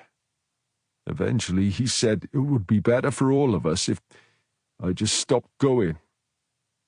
And you did? Asked Morgan. Mackie looked away. He seemed close to tears. To my shame, I allowed my wife to drive a wedge between me and a harmless, lonely old man. I still saw him now and then, but only if I knew Rose wasn't going to be at home. The last time I saw him was about a year ago, when I took him to one of those dog rescue places. I thought it would be good for him to have something to care about, and I hoped it would deter my wife if it barked at her. Do you know what happened to the dog? Is it okay? The dog's fine, said Morgan. It's being looked after by one of our detectives. I'm really so sorry, said Mackie. I should never have let her get away with it. Perhaps if I hadn't let Gareth down when he most needed me, he might still be alive. I'm afraid there's no way of knowing that, Mr. Mackie, said Morgan. He sighed. I suppose you're right. If only Rose hadn't been such a cow about everything. If you wouldn't mind, I have a couple more questions, Morgan said gently. Of course, said Mackie. I'll answer as many as you want if it'll help you find out what happened to him. Morgan showed him the photograph of Gaynor. Did Gareth ever mention this woman? Perhaps when you were helping him with his emails. We believe her name is Gaynor. Mackie looked at the photograph and shook his head. No, sorry. Who is she? We're not sure, said Morgan. She may have no relevance at all. How would you describe Gareth's financial situation? Mackie frowned. I didn't know him that well. He certainly didn't tell me how much he had in the bank. Of course not, said Morgan. But you must have got an idea. Would you say he was poor, well off, or what? Oh, I see what you mean. Well, when I first met Gareth and Alma, they weren't rich, but they seemed pretty comfortable. He did let himself go somewhat after Alma died, but he insisted everything was fine. So if I told you he was sleeping on a camp bed, had hardly any furniture, no food in the cupboards, and no money in the bank, would you be surprised? Surprised? Are you kidding? Jesus, how low had he fallen? What about his health? Asked Morgan. He wasn't in the best of health, but he said it was just the usual little aches and pains of old age. He wasn't taking any prescription drugs? Not that I'm aware of. He had a thing about herbal remedies, but he got those over the counter. One more thing, said Morgan. I spoke to the neighbour at number 54, but she's not been there long. She said the couple who lived there before her might have known Gareth better. They were a Mr. and Mrs. Hughes. Did you know them? Mackie looked as if he'd been slapped. Well, yes. He licked his lips. Of course I knew them, but not well. You wouldn't happen to know where they moved to? Asked Morgan. No, sorry, I have no idea. Morgan studied Mackie's face. Was he hiding something? She couldn't be sure. Well, thank you for your help, Mr. Mackie, she said, getting to her feet. Pleasure, he said. I'm only sorry I didn't stay in touch with poor old Gareth. Morgan handed him a business card. We'll be in touch if we have any more questions. But if you think of anything else, please call me on that number. What do you think? Asked Morgan after they'd been driving for a while. I think you're going to suggest it's my turn to buy lunch, said Winter. But I've paid the last 3 times I've been out with you, so it can't be my turn again. Okay, I'll buy lunch if you're going to be so tight-fisted about it, said Morgan. But that's not what I meant. You're really buying lunch, said Winter. Oh, well, in that case, I think Mackie genuinely didn't know Gareth was dead, and he's going to be feeling guilty about not keeping in touch with him for a long, long time. He did seem genuinely shocked when we told him, said Morgan. It's interesting that Gareth wanted to know how to use email, Winter said. That would tie in with that weekly alert thing he set up, said Morgan. Yes, but Gareth managed to find Gaynor, and he seems to have developed a taste for a bit of online porn, so he must have known something about computers, said Winter. Well, he did have 10 years to learn about them, said Morgan. If his landline had been cut off, he would have had no internet connection, said Winter. So how is he still sending that weekly email? Yes, I was wondering about that, said Morgan. And what about Mackie's reaction when I mentioned the name Hughes? Anyone would think you'd thrown a turd in his face, said Winter. Would you like to hazard a guess as to why? Morgan said. Joe Newlands moved in a couple of years ago, right? Correct, said Morgan. And we know it can take a few months for a house sale to go through. Right again. We'd have to check the timings and what have you, but it's a bit of a coincidence that around the same time Ian Mackie leaves his wife, the Hugheses decide to sell their house and move away. Or am I just being cynical? They say this job makes you cynical, said Morgan, but whether or not that's true, we both seem to be thinking along the same lines. It's intriguing, isn't it? Said Winter. Should we have pushed him a bit more about it? Where do you draw the line on privacy? Said Morgan. The thing is, if it's not relevant to the case, then we're just being nosy, and anyway, he doesn't have to tell us. Yeah, I suppose there is that, said Winter. And we can always go back for more if it becomes relevant. Mind you, I'd love to find Mr. and Mrs. Hughes and see what they have to say. My money's on Mr. Hughes and Mrs. Mackie being the naughty ones, said Morgan. Any particular reason? Mackie seems a decent guy, not only about Gareth, but he left his wife with the house. Yeah, and the baby, said Winter. Maybe the baby is why they broke up, but he let her stay in the house because of it, said Morgan. I don't think her having the house proves anything, said Winter. I mean, he told us he walked out, but what if he was telling a lie? Perhaps it was the other way around, and Rose booted him out because he was playing away at number 54 with Mrs. Hughes. It's funny, Rose didn't mention any of this when I spoke to her, said Morgan. If anything, she gave me the impression that everything was hunky-dory with her marriage. Yeah, but didn't Mackie just tell us she likes to pretend he's coming back? But it's been 3 years, said Morgan. She must know by now that that's not going to happen. Perhaps when he first left, Rose was embarrassed to tell anyone, and now it's too late. Embarrassed? I find that hard to believe, said Morgan. Rose doesn't strike me as the sort of person who gives a damn what other people think. What about her harassing Gareth? Said Winter.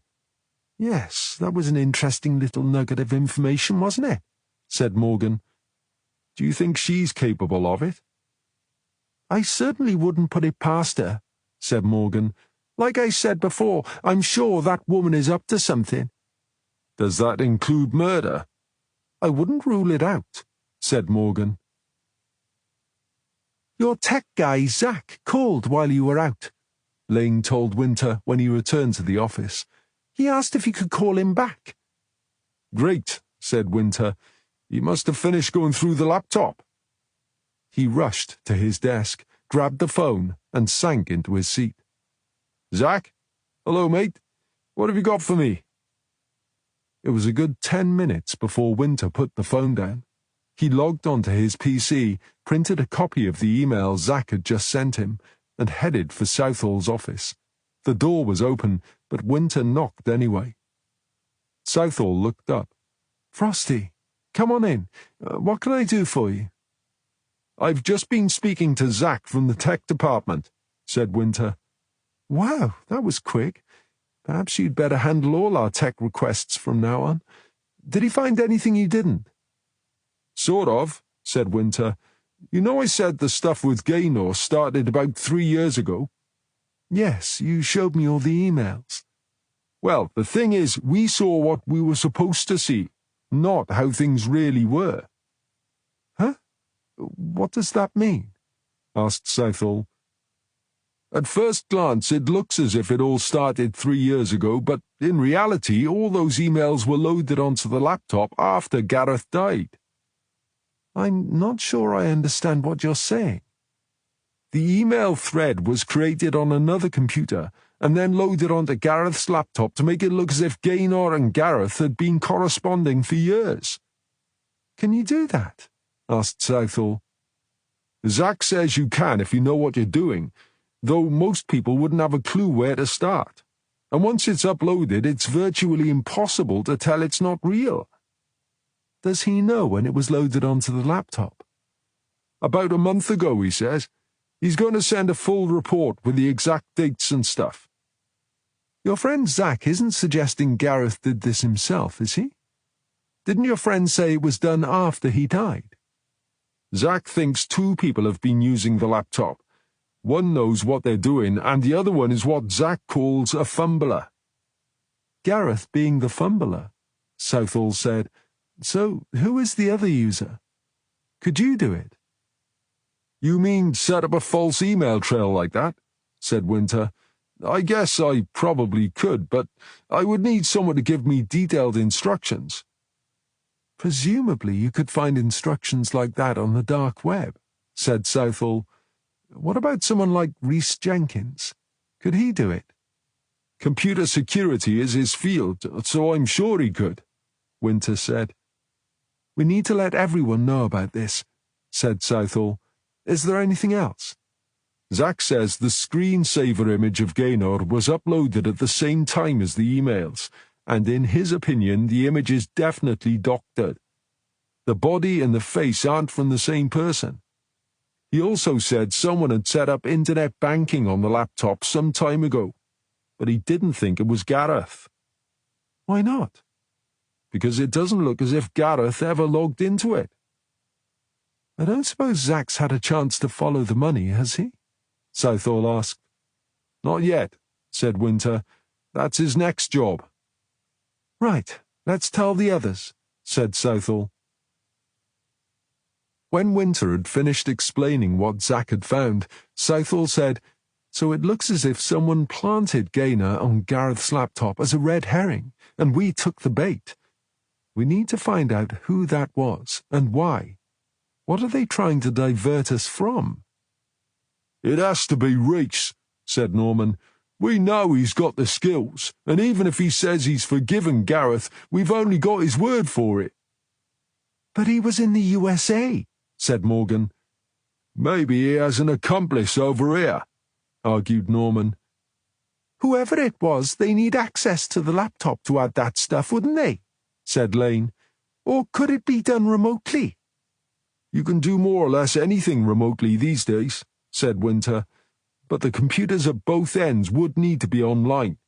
As far as we know, Gareth had no broadband at the house." "He must have had access somehow," said Norman. "Don't forget, we know for a fact he was sending at least one email every week." "Frosty, would your friend Zack be able to find out how Gareth was getting online?" asked Southall. "Ian Mackey told us he set up Gareth's internet connection when he first got the laptop," said Morgan. "He'd know." "Talking of Mr. Mackey, we can't rule him out," said Southall. "He knew Gareth had the laptop, and if he was a regular visitor, he might even have a key to the house." "But what's his motive?" asked Norman. "He moved away and stopped going to see Gareth," said Southall. "Why did he do that? Did they fall out over something?" "But he left his wife. Then when he did go to see Gareth, she caused trouble," said Winter. "That's his story," said Southall. "But do we know it's true? We need to ask Rose about the marriage breakup and see what she says." "I'll go," said Morgan eagerly. "In the morning, and Norm will go with you," said Southall. But do you have a problem with that, Catherine? Asked Southall. Morgan considered for a moment. No, boss, of course not. Good, said Southall. Now, as we're all here, we might as well kick the ball around for a few minutes. If you remember, we didn't find a single piece of paperwork at Gareth's house, not even so much as a bank statement. I think that's very odd. I'm convinced someone removed it all. Yeah, but why? Asked Norman. They'd know we can get access to bank statements and phone records, wouldn't they? You see it all the time on TV. Maybe they're not as clever as they think they are, said Morgan. It's funny you should say that, said Lane. As Frosty has been busy, I've been taking another look at Gareth's bank statements. Now, we already know there were some large transfers out of Gareth's account, but I noticed something odd in the smaller transactions. From the bus pass usage records, we know Gareth used to go to Carmarthen every Monday morning. I thought that was probably to do his weekly shop, and now I've had a chance to have a look at the bank statements. I believe I've confirmed that, because every week £50 was withdrawn from an ATM at his end of town. The withdrawals were always made between 2 and 3 in the morning, either on a Sunday or a Monday. He drew the cash while he was walking his dog, said Norman. That's what I'm thinking, said Lane. It fits perfectly with what we know. But other amounts were also being withdrawn at other times of the day and from different ATMs. Yet we're told Gareth didn't go out during the day and that he never went far from home. How much are we talking about? Asked Southall. £100, sometimes 200, once or twice a week, said Lane. Taken out where? Mostly around Carmarthen, said Lane, but sometimes as far as 20 miles away. If it was on a Monday, it could still have been him, said Morgan. Lane shook her head. These withdrawals are always made towards the end of the week. And this has been going on how long? Asked Southall. Over 2 years, said Lane. The last time was 3 months before Gareth was murdered. Jeez, no wonder the poor old guy was broke, said Norman. Someone was bleeding him dry. But he must have known, said Winter. I mean, you might miss the odd 50 quid here and there, but surely if it was happening every week, he'd see it on his bank statements. But what if he wasn't getting any bank statements? Asked Southall. Zack said someone had set up internet banking on the laptop, but he didn't think Gareth ever used it. I remember when I first set up internet banking, I was given the option to change to paperless statements. What if someone else set up Gareth's internet banking without his knowledge, and what if one reason they did it was to opt for paperless statements? And if they used a fake email address, it would allow them to do it without Gareth knowing, and then steal from his account without him ever receiving a statement to show money was going missing, said Norman. But wouldn't he have checked his balance when he withdrew cash from the ATM? Asked Winter. Not necessarily, said Southall. Not everyone does. They don't even bother to get a receipt. And don't forget, we're talking about a lonely, depressed, and possibly confused old man who we suspect had no idea about internet banking or paperless statements. Now we're beginning to narrow it down, said Norman. It has to be someone who had access to the house and who Gareth trusted. What about Rhiannon? Said Winter. Didn't you say she had a key? Yeah, but she's 70 years old and she lives in Warwick, said Norman.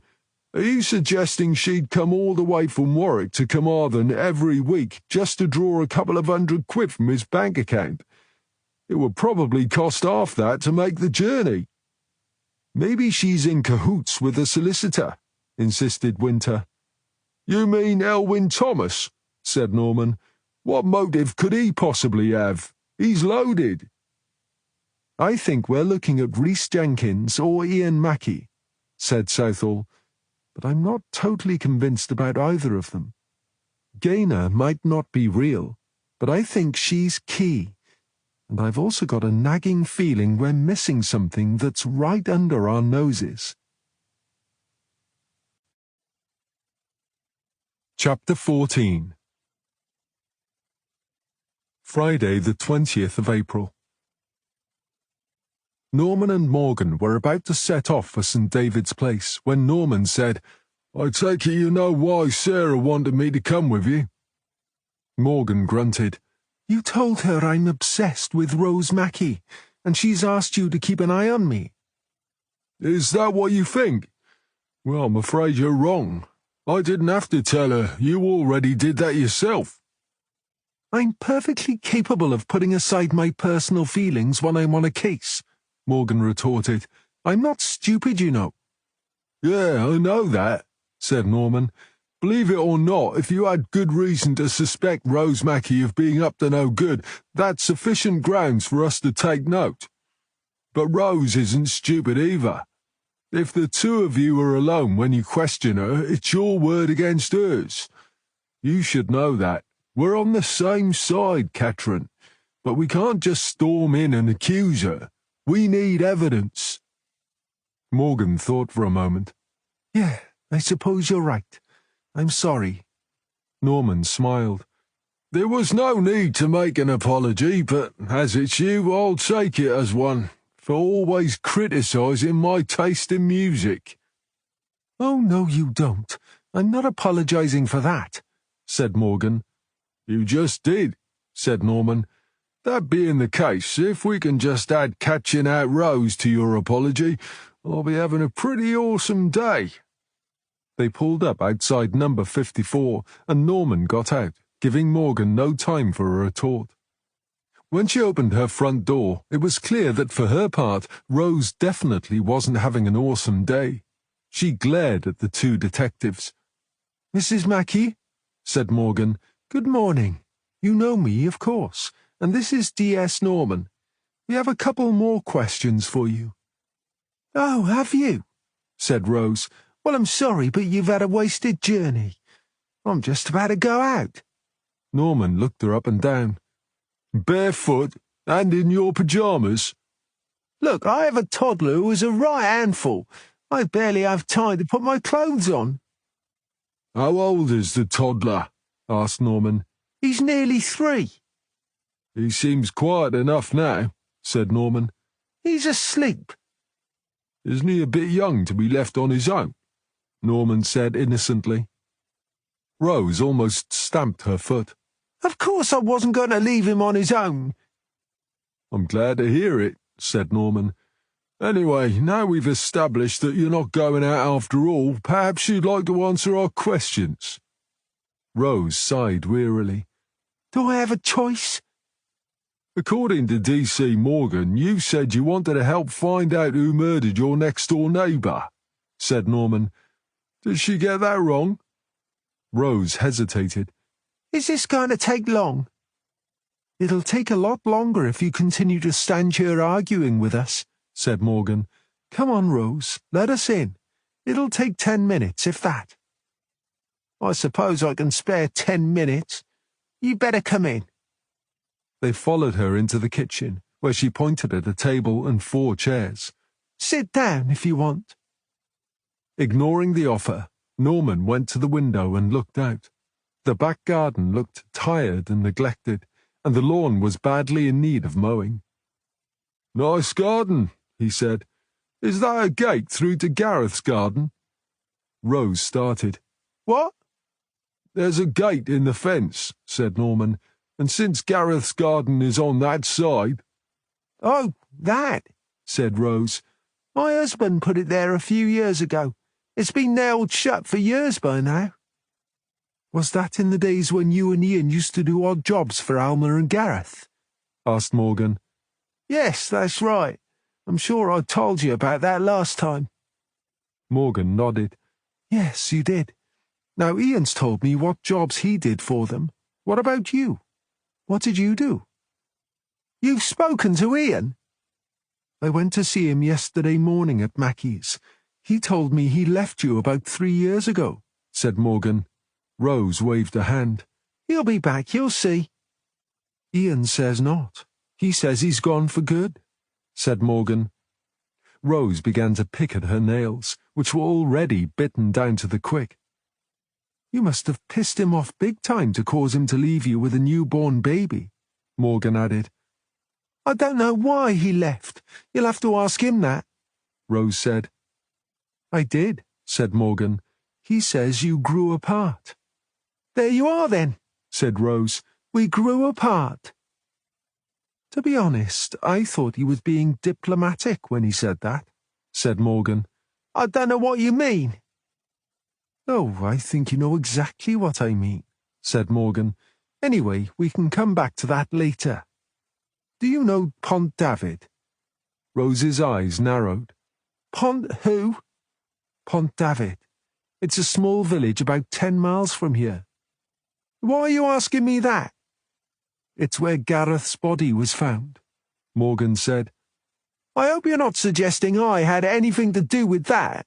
I've never heard of Pont David, and I certainly haven't been there. Are you sure? Said Morgan. Only we saw a car like yours in Pont David just the other day. Well, it wasn't me. Oh, well, if you say so, said Morgan. I must have been mistaken. Yes, you must have, said Rose. I was speaking with Joe Newlands the other day, said Morgan. Who? Joe Newlands. She lives at number 54, the other side of Gareth's house. Oh, her. I hardly know her. She told me you advised her to steer well clear of Gareth, Morgan said. I just warned her what to expect from the miserable old sod. I was being neighbourly. Joe says she found Gareth to be a sweet old boy who wouldn't say boo to a goose. What can I say? Said Rose. He might have been nice to her, but he behaved like a shit to me. That's funny. When I asked Ian about Gareth, he agreed with Joe Newlands that he was a lovely, gentle soul. He says Gareth became very sad after Alma died, perhaps even a bit depressed. But he never once saw him lose his temper or swear at anyone. Yes, well, that's easy for him to say, isn't it? He'd already buggered off by the time the old fart started to become a problem. Is that so? Said Morgan. Ian puts it a bit differently. According to him, he used to visit Gareth most weekends, and he was as sweet as ever. Sad and lonely, but never aggressive. Is that why you nailed the gate shut, Rose? Asked Norman. The nosy old sod kept coming in through the gate, wandering around my garden with that filthy dog of his, so I asked Ian to nail it shut. Don't you like dogs? Asked Norman. I hate bloody dogs, said Rose. Dirty creatures, and they shit everywhere. I find her a sweet little thing, said Norman. Anyway, it wasn't just the dog. The dirty old devil used to come and peer in the windows. I don't know if he was hoping to catch me naked or what, but he scared the life out of me on more than one occasion. It was frightening, being harassed like that. It was like having my own personal stalker living next door. You think he was stalking you? Norman asked. Of course he was. What would you call it? Didn't it occur to you that maybe he was just a sad, lonely old man looking for some company? Asked Norman. I'm telling you he was stalking me. I don't know why, but he was. That's funny, because according to Ian, it was the other way round. He says that he used to come and see Gareth after he left you, and whenever he did, you caused so much trouble that eventually he stopped visiting. He hoped you'd stop harassing Gareth if he stayed away. Me? Harassing Gareth? Said Rose. I did no such thing. Are you sure about that? Asked Morgan. Yes, I bloody well am sure, Rose shouted. How dare you come here making accusations like that? There was a brief silence, punctuated by the sound of Rose breathing hard. That's quite the temper you have there, Rose, said Norman. I wouldn't like to get on the wrong side of you, I must say. You have to stand up for yourself against perverts like that dirty old man, especially when your husband clears off and leaves you with a baby. You can't let people push you around. I bet you make sure they don't, said Norman. Are we finished now? Asked Rose. Just one more question, said Morgan. Joe Newland suggested that the people who lived in number 54 before her would probably have known Gareth better than she did. Their name was Hughes, but she didn't know where they'd moved to. I wondered if perhaps you might know where they are now. Rose blanched. I didn't know them very well, and I've no idea where they went. It was a bit of a coincidence, wasn't it? Those two deciding to move house at about the same time you and Ian split up, said Morgan. What's that supposed to mean? Hissed Rose. What, coincidence? Said Morgan. It means two apparently unconnected things happening at the same time. I've never thought about it, said Rose. The thing is, Rose, Morgan said with a glance at Norman, Sergeant Norman here is what you might call an old-school detective. The thing about old-school detectives is that they've been brought up to believe that there's no such thing as a coincidence, and that things that are apparently unconnected are nearly always connected in some way. We just need to figure out how. Rose glared at Norman.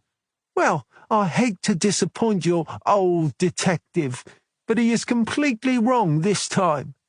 The fact that the Hugheses moved away just as me and my husband temporarily separated really is a coincidence. Now, if you've no more questions, I have things to do. Okay, Rose, we'll get out of your way, said Norman, and paused. For now. Rose Mackey would win a gold medal in the Olympic lying final, said Morgan on their way back to the car. Norman chuckled. Yeah, she is pretty good, isn't she? Morgan swung her door open. Hang on a minute, said Norman. Before we go, I want to take a look at Gareth's back garden. You do? Humour me, said Norman. There's something I want to check. It will only take a couple of minutes. Morgan closed the car door and followed Norman round to the back garden of number 52.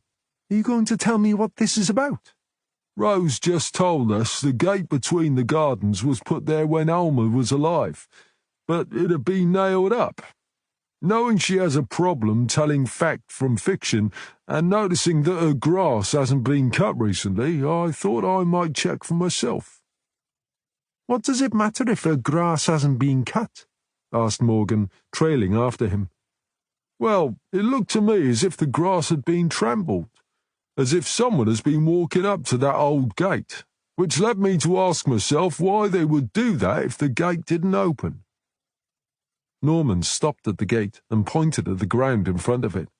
Right, here we are. Now tell me what you see. Morgan shrugged. Grass gone wild, and foot-high weeds where there should be a lawn. Yeah, but what about right in front of the gate? Oh, I see what you mean. It's flat, and almost clear of weeds. Right, said Norman, and I would say it's got that way through the gate scraping the grass when it was opened. Norman pointed back to number 54. Now look at the weeds from here towards the house. Morgan followed Norman's pointing finger. Oh, now I see what you mean. It's not easy to make out, but it's like there was a path there. Right, only not an old path from 3 years ago, said Norman. I think we're talking about a path that's been used much more recently, maybe as little as 2 weeks ago. And unless I'm very much mistaken, it leads from this gate, that Rose says has been nailed shut, straight to the patio outside Gareth's back door. It's not very clear, said Morgan. Yeah, but if it hasn't been used for a week or so, the weeds would have sprung back up, wouldn't they? Morgan studied the area Norman had just indicated. What about the gate? Does it actually open? Norman tried the latch and smiled as it softly clicked open. Well, what do you know? He opened the gate just enough to make sure it wasn't fixed in place. I'm not opening it any wider because I don't want Rose to see what we're doing. That's wide enough to prove it for me, said Morgan. The gate opens. There's definitely a path, and it's been used recently. Right, so now we know her story is full of holes, said Norman. Come on, let's go.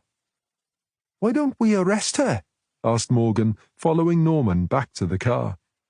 Because if we go charging in there now, she'll probably feed us a load more bullshit about how she was only going round there to keep an eye on him. And how are we going to prove any different? You're right, said Morgan gloomily. She tells so many lies we'd never know what to believe anyway. Exactly, said Norman, opening the car door. We have good reason to believe she's up to something because we know some of her answers are pure horseshit. For that reason, we don't want to be asking her more questions until we know what the right answers are. We need to build a case first, said Morgan, sliding into the driver's seat. You've got it, said Norman. Okay, so where do we start? Asked Morgan. Do you fancy going back via Pont David? Do you mind telling me why? Remember that old house where you thought you saw a car just like Rose's hatchback? I thought it might be worth a visit, just to see if they can tell us whose car it was. Ah, you agree it's the same car then? I agree it's possibly the same car, said Norman. It could just as easily belong to whoever owns the house, but as it won't take more than an extra half-hour to drive back that way, and neither of us are in a rush to get back. Your wish is my command, said Morgan. Let's find out. It was approaching midday by the time they reached Pont David. Morgan parked on the road outside the house. There was a dark blue Lexus on the drive, and lights glowed warmly behind the small leaded windows. A sign outside the house read, "The Old House." "It's not exactly an original name, is it?" Morgan said. It was an apt description, as Norman pointed out. The old house was indeed very old, built of stone with a slate roof. What more do you want in a house name? A bit of imagination doesn't hurt, Morgan said. Who needs imagination? If I was looking for the old house, this is exactly the sort of thing I'd expect to find. I suppose I can't argue with that, said Morgan, though I didn't realize we'd come here to discuss the merits of house names. We haven't. I don't care what the house is called. I just want to ask the owner a couple of questions. At least there's someone at home. That's a good start. Why have they got the lights on? Asked Morgan. Those small leaded windows look picturesque, all right, said Norman, but they make it as dark as anything inside. He stomped off up the drive, leaving Morgan to chase after him. An oak-beamed porch had been added to the front of the house at some stage in the past. Underneath, the front door appeared to be made of solid oak. Norman was momentarily nonplussed. No one could possibly hear him knock, until he realized that the ancient bell pull wasn't merely decorative. Wow, a real bell pull, he said. You don't see many of those these days. He tugged at it, and a bell jingled in the depths of the house. Hear that? Said Norman. It works.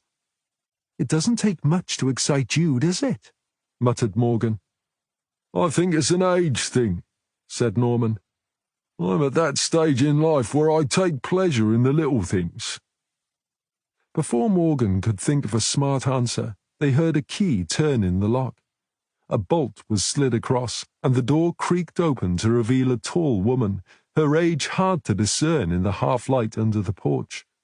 Glossy, dark hair fell to her elbows, and she had round, rimless glasses perched on her nose. "How can I help you?" she asked, giving Norman a dazzling smile. He blushed, acutely aware of Morgan at his side, and that she had a smirk on her face. Good morning. I'm D.S. Norman." He produced his warrant card. "And this is my colleague, D.C. Morgan. We're investigating an incident that occurred in the village recently, and wondered if you'd mind answering one or two questions." The woman put a hand to her mouth, goodness, how exciting.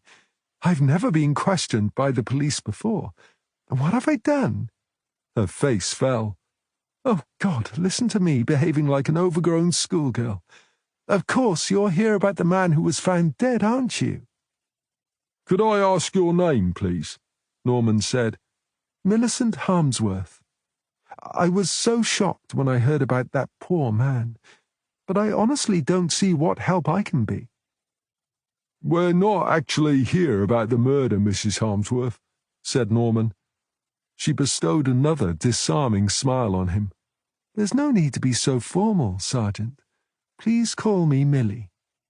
Oh, right, said Norman. Well, Millie, the thing is, the incident we're interested in happened on Tuesday. What time on Tuesday? Around this time, actually. Ah, we wouldn't have been here. My husband and I were at a business meeting in Cardiff.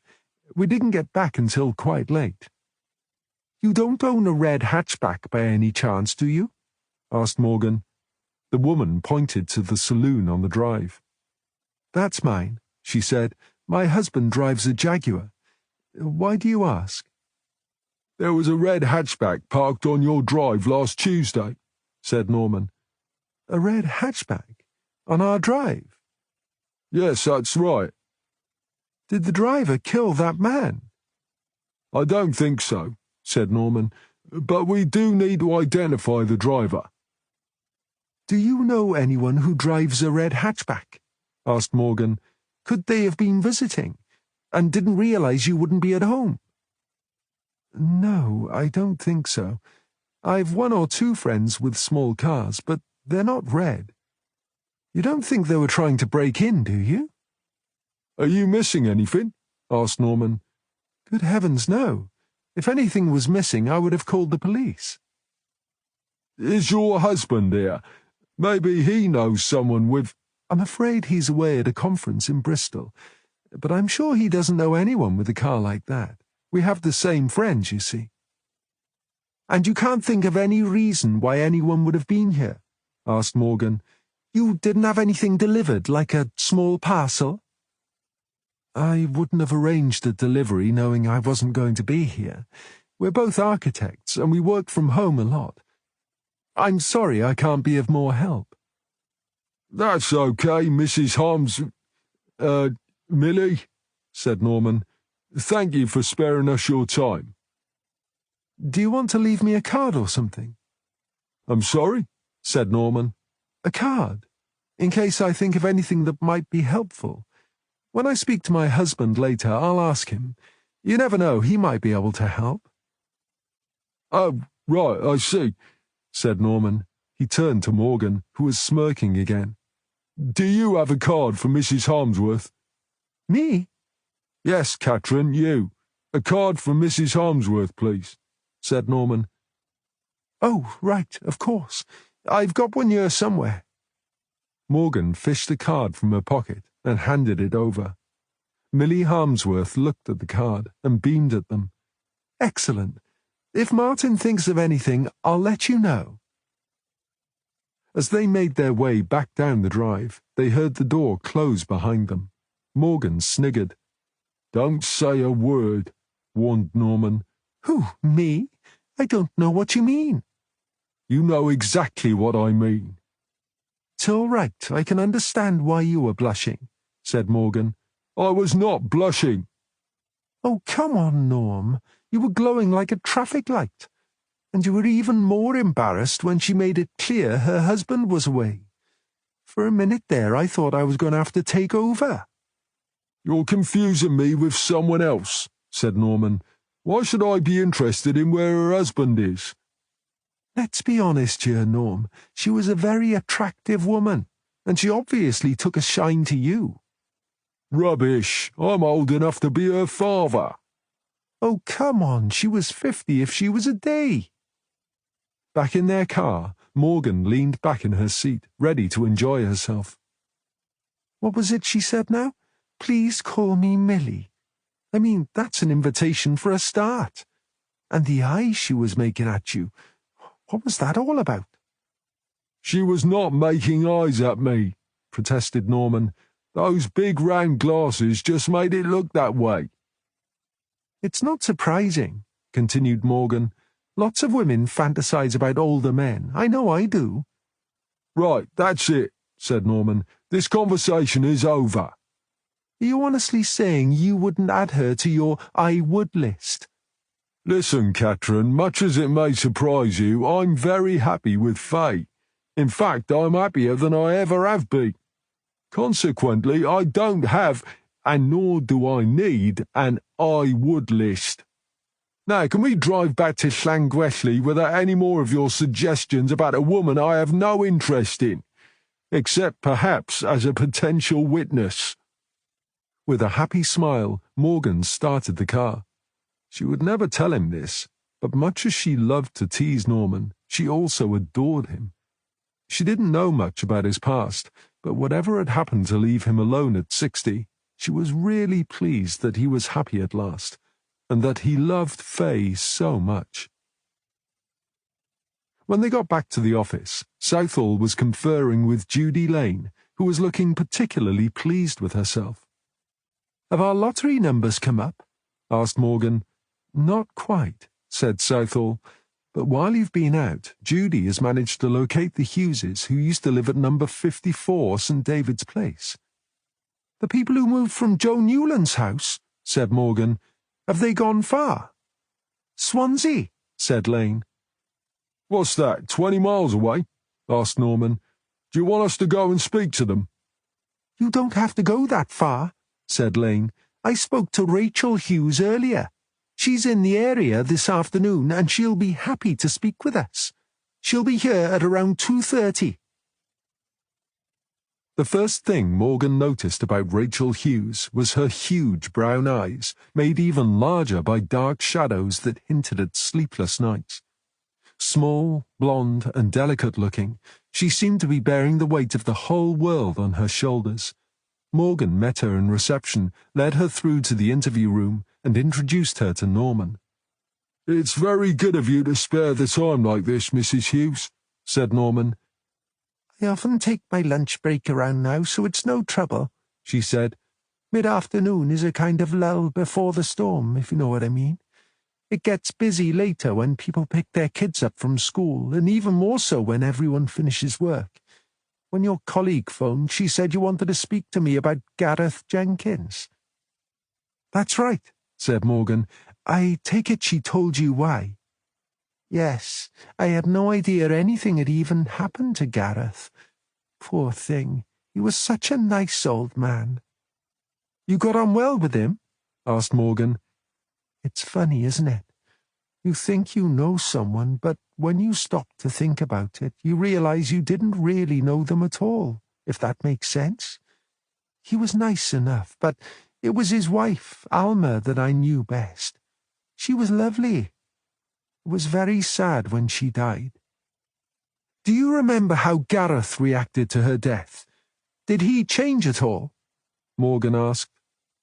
"He was very sad.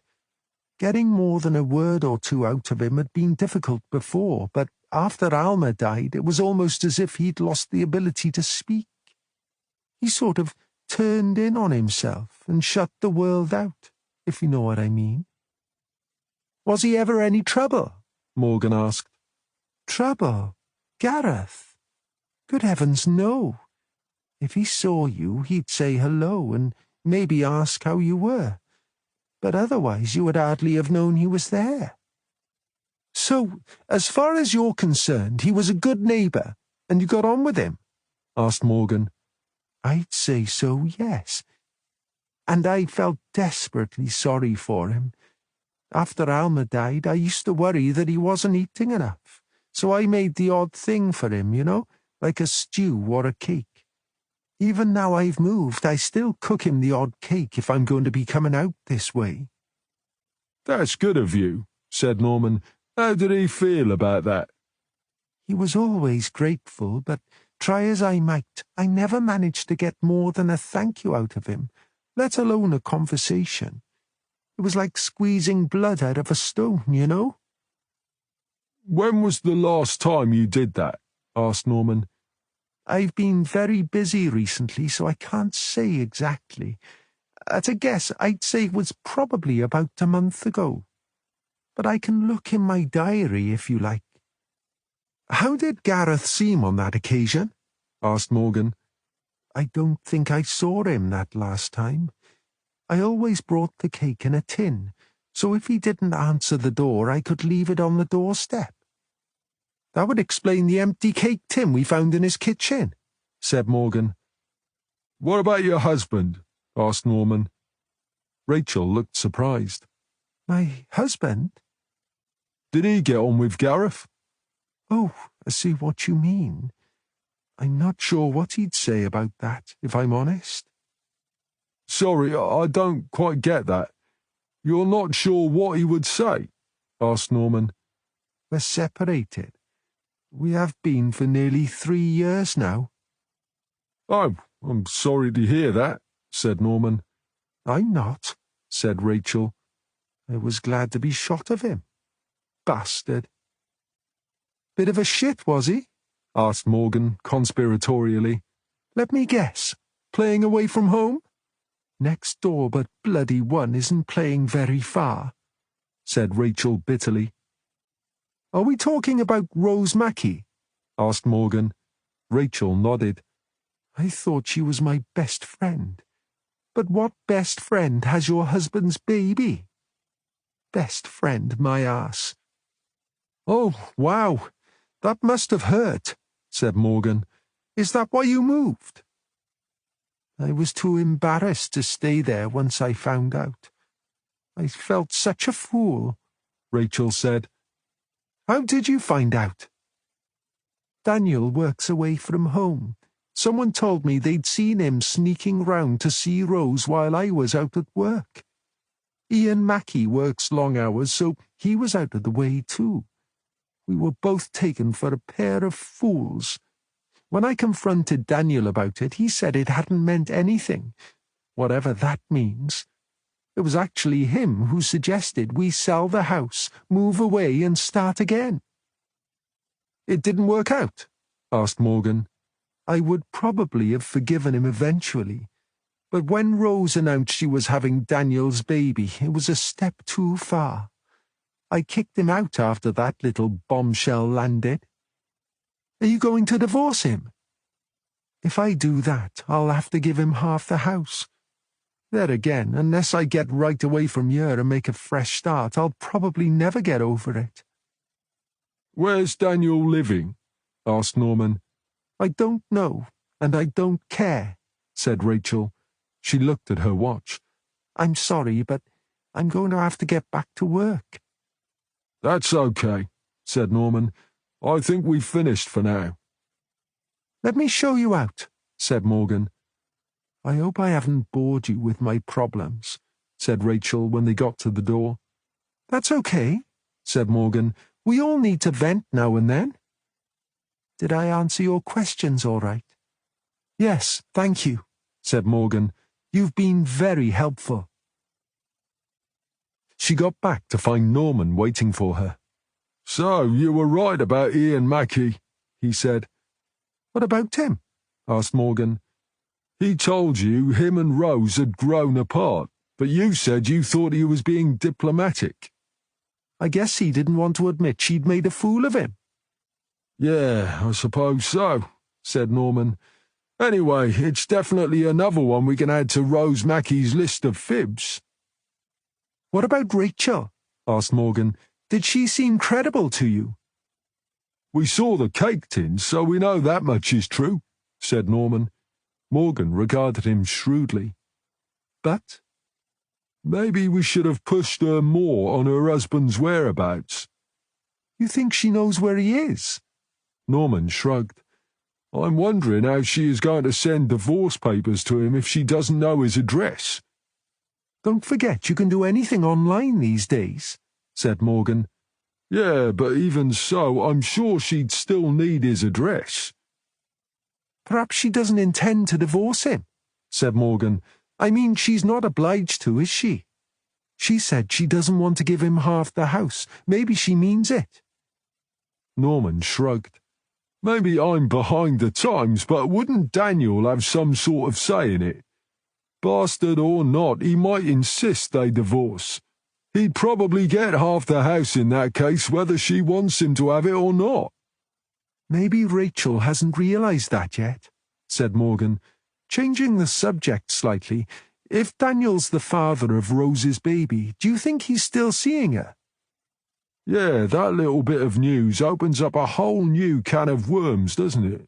Said Norman. And I wonder how Ian Mackie feels about it. Perhaps he was being diplomatic to hide his real feelings. It's getting complicated, isn't it? Asked Morgan. More so every day, said Norman. Chapter 15. Saturday, the 21st of April, 8:30 a.m. So it seems that Gareth was very different from the way he was initially portrayed, said Southall. Far from being the isolated, crabby old man Rose Mackie described, he was in fact a sweet old thing for whom Ian Mackie did odd jobs and Rachel Hughes made cakes. And now we know that the gate between the gardens was never actually closed off. It appears Rose Mackie may have been visiting him. Or do we believe her version, and Gareth was in fact stalking her?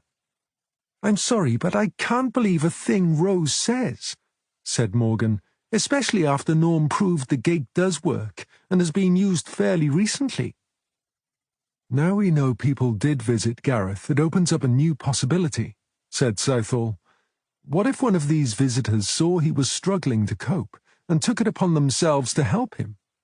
Perhaps that someone informed him that banks no longer send statements. That would be the same someone who was simultaneously emptying his bank account, right? Said Winter. Unless there's more than one person involved, said Southall. My money's on Rose, said Morgan. But we can't ignore Ian Mackie, Rachel Hughes, Daniel Hughes, along with some other visitor we're not yet aware of, said Southall. And let's not forget Rhys Jenkins. As Norm said, what if he had an accomplice? It could even be one of the neighbours or ex-neighbours. Is there a link between any of them and Rhys?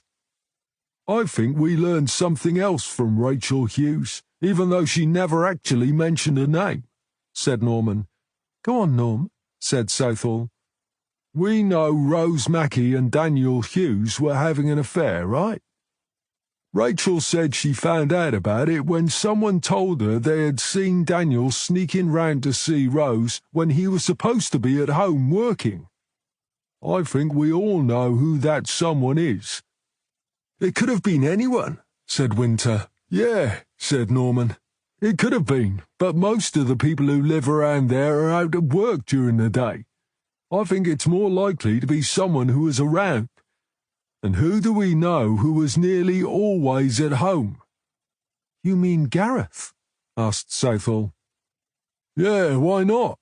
Said Norman. He lived next door to both of them. He could easily have noticed what was going on. He might even have been spying on them. But Gareth himself was heartbroken, wasn't he? Asked Morgan. It's a bit rich to dob another guy in for breaking their partner's heart. Don't forget, Ian and Rachel used to look out for him, said Norman. He could have been fond of both of them and didn't like the idea of Rose and Daniel cheating on such nice people. Or maybe he just didn't like Rose and Daniel. Geez, does it really matter why he did it? The fact remains he did. And if I'm right, it gives Rose and Daniel a powerful motive for murdering him. But we don't even know if they're still in contact, said Southall. Of course, if we knew where Daniel Hughes lived. Yeah, I'm sorry, said Norman. I should have pushed Rachel about it. Though, to be fair, we didn't even know they were living apart until she told us. Who's to say it isn't Daniel and Rose? Said Morgan. It could be either of them. They both have a motive. I don't think we should rule out Ian or Rachel, chipped in Winter. They were two happy couples until the affair came to light. Now Ian and Rachel have lost all that, and they might blame Gareth for taking it away from them. I'm not disagreeing with any of these theories, said Southall, but it concerns me that we still don't know why Gareth went to Pont David. Morgan's mobile phone started to ring. She headed for the kitchen to answer it, while the others sipped patiently at their tea. A few minutes later, she emerged from the kitchen with a broad grin on her face. "That was Millie Harmsworth," she said. "It seems she had a chat with her husband about that red hatchback, and he thinks he knows why it was on their drive. It turns out they have a chalet at the bottom of their garden. They were going to rent it out as an Airbnb, but then a friend told them of someone who urgently needed a place to stay. Anyway, it turns out the lodger has a girlfriend who often visits him, and according to Martin Harmsworth, she drives a red hatchback." "So," said Norman, "that doesn't really help us, does it? How come you look so pleased with yourself?" Morgan's smile grew even wider. "What if I told you the lodger is called Daniel Hughes? That help, does it?" "You mean the hatchback is Rose Mackey's, and she was visiting Daniel Hughes?" "Yep," said Morgan. Norman grinned at Southall. "Well, there you go. Didn't you say there was something right under our noses?" "And what have I been telling you?" said Morgan. "I knew it was her car." "Geez, he was probably right there when we were talking to Millie Harmsworth," said Norman. "If only we'd known." "Yes, except we didn't," said Southall. "And anyway, we don't know for sure that it's even the same Daniel Hughes." "It's too much of a coincidence, Sarah," said Norman. "It must be him." "I can see how it looks, and I'm sure you're probably right," said Southall. "But we need to make sure of our facts before we jump to any conclusions. Who said they don't believe in coincidences, eh?" "What if Rose or Daniel enticed Gareth into going to Pont David?" asked Morgan. "And how would they do that?" asked Norman. "From what we know of Gareth, it would need to be one hell of an incentive to get him out of his house and onto a bus, unless he was going shopping. And that only happened on Mondays." "Hold on, didn't I just say we shouldn't jump to conclusions?" said Southall. "Let's start by establishing that it is Daniel Hughes." "I've just thought of something else," said Winter. "Our theory is that someone was staying in Gareth's house because they were looking for his laptop, but they didn't find it because Gareth had hidden it under the shed, right?" "I think we're all agreed on that, Frosty," said Norman. "Are we assuming it was this person who planted Gaynor and the other stuff on it?" asked Winter. "That's a fair assumption," said Southall. "What's your point?" "Well, Gareth wouldn't have hidden the laptop from someone who was helping him with it, so why couldn't they find it after he died?" "I see what you mean," said Southall. "You think there were two people?" "I think it's got to be a possibility," said Winter. "But if it was two people working together, they'd both know where the laptop was," said Morgan. "Unless, of course, they weren't working together. Two different people looking for Gareth's laptop at the same time. I think that might be just too much of a coincidence," said Southall. "There is another possibility," said Norman. "We're told Gareth had no clue about how to use computers. But what if he managed to figure out that someone was messing with the laptop? Perhaps that's when he decided to hide it under the shed." "And that's why they couldn't figure out where it was," said Morgan. "Right," said Norman. "I mean, who keeps a laptop outside?" "That works for me," said Morgan. "This is all very clever," said Southall, "but it still doesn't explain why Gareth went to Pont David." "I still think Gareth's brother Rhys is involved," said Norman. "What if Gareth went looking for the house Rhys had inherited? Maybe he thought he would find him there." "Yes, but why?" asked Southall. "Maybe he wanted to ask for his help," suggested Winter.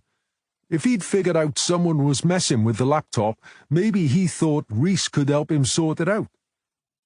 "Now, that's an interesting take on things," said Southall. "Yeah, except we know Gareth and Rhys hadn't spoken in years," said Norman. Wouldn't he be more likely to turn to Ian Mackie, since he'd helped him in the past? What if Rhys and Rhiannon are keeping the truth from us? Said Morgan. Don't forget, Rhys said that as far as he was concerned, the slate had been wiped clean. Maybe he'd been in touch with Gareth all the time. I can't see it, said Norman. We found no evidence on the laptop to suggest such a thing. Or, as I said earlier, what if Daniel or Rose enticed him? Said Morgan. Why would he want to see Daniel? Asked Southall. I think I might know the answer to that, Judy said, looking up from her screen. Daniel Hughes is a software engineer. So is Rhys, said Norman.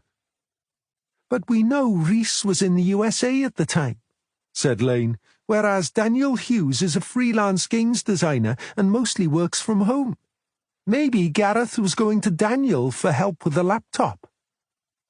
I have a problem with this line of thinking, said Norman. If Gareth was going to Pont David to ask for help with his laptop, why did he hide it under the shed?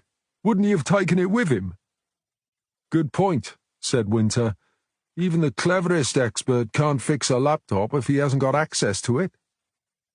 So, what are we thinking? Asked Norman.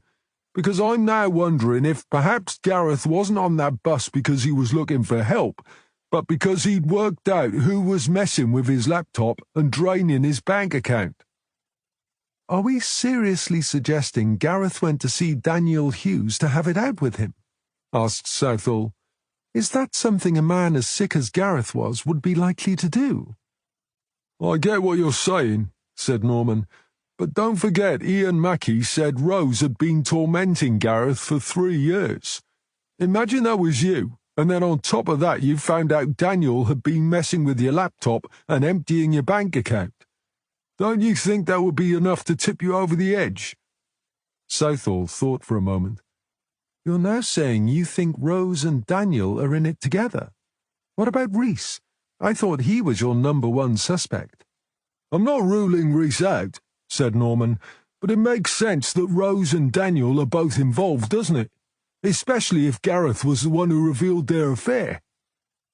I think we can all agree on that, said Southall. However, right now it's just conjecture.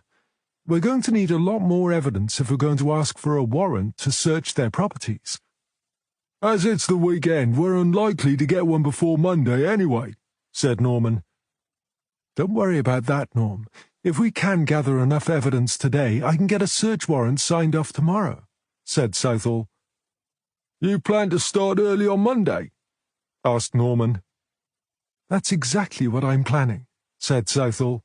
Then we can be knocking on their doors with search teams at 6 a.m. They'll love that. However, as I said, if we're going to go ahead with it, we need more evidence. And we need it today. That's what we're here for, said Norman. Right then, Norm. As you and Catherine already know where this house is, I'd like you two to head over to Pont David, speak with this Daniel Hughes and confirm he's the one we're looking for. It'll be a pleasure, said Norman. Frosty, I'd like you to come with me, said Southall. We'll call in on Ian Mackie to see if he confirms what Rachel Hughes said about the affair. We also need to speak to Joe Newland's daughter, Maria. I'd have liked to speak to her before Rose Mackie, but she's away on a school trip, so we're going to have to wait till she comes back. I'll contact Joe Newland's and see if Maria's back, said Lane. If not, she must have a mobile phone. I'll ask for her number, then you can speak to her straight away. Good thinking, Judy, said Southall. It's worth a try. Let's all meet back here later, so I know we've got what we need. As it's Saturday, we can have a working lunch. My treat. Half an hour later, Morgan and Norman were in Pont David and pulling up outside the old house. Morgan switched off the engine and turned to Norman with a mischievous smile. If you want to check in with your friend Millie, I can stay here for a couple of minutes so you can speak with her in private. That remark is beyond contempt, said Norman, and not worth a response. Ooh, have I said too much? She asked. Listen, Catherine, I put up with your messing about because it seems to make you happy, it's rarely offensive, and it's often quite funny. But if you really want to start moving up the ranks, you need to understand that there's a time and a place for it. As we're about to come face to face with a man who could be Gareth Jenkins' murderer, I don't think this is it. Do you? No, I suppose not, Morgan said in a small voice. It's not as if we haven't spoken about this before, is it? I was only trying to lighten the atmosphere. There'll be plenty of time for that afterwards, he said. Yes, of course, you're right, said Morgan. I'm sorry. Right. To answer your original question, what's going to happen now is that we forget what just happened and concentrate on the job we came here to do. That means you are going to walk up to the house, ring the bell, and inform the householder that we're on the premises, but there's no need for her to be alarmed. Then you're going to tell her we're looking for the lodger, and could she please point the way to the cabin? Chalet, said Morgan. They call it a chalet. Believe it or not, I don't give a toss what the correct terminology is. All I want to know is how to get to it. When you've found that out, I'll join you, and we'll go and speak to Daniel Hughes. Is that clear? Yes, perfectly, said Morgan.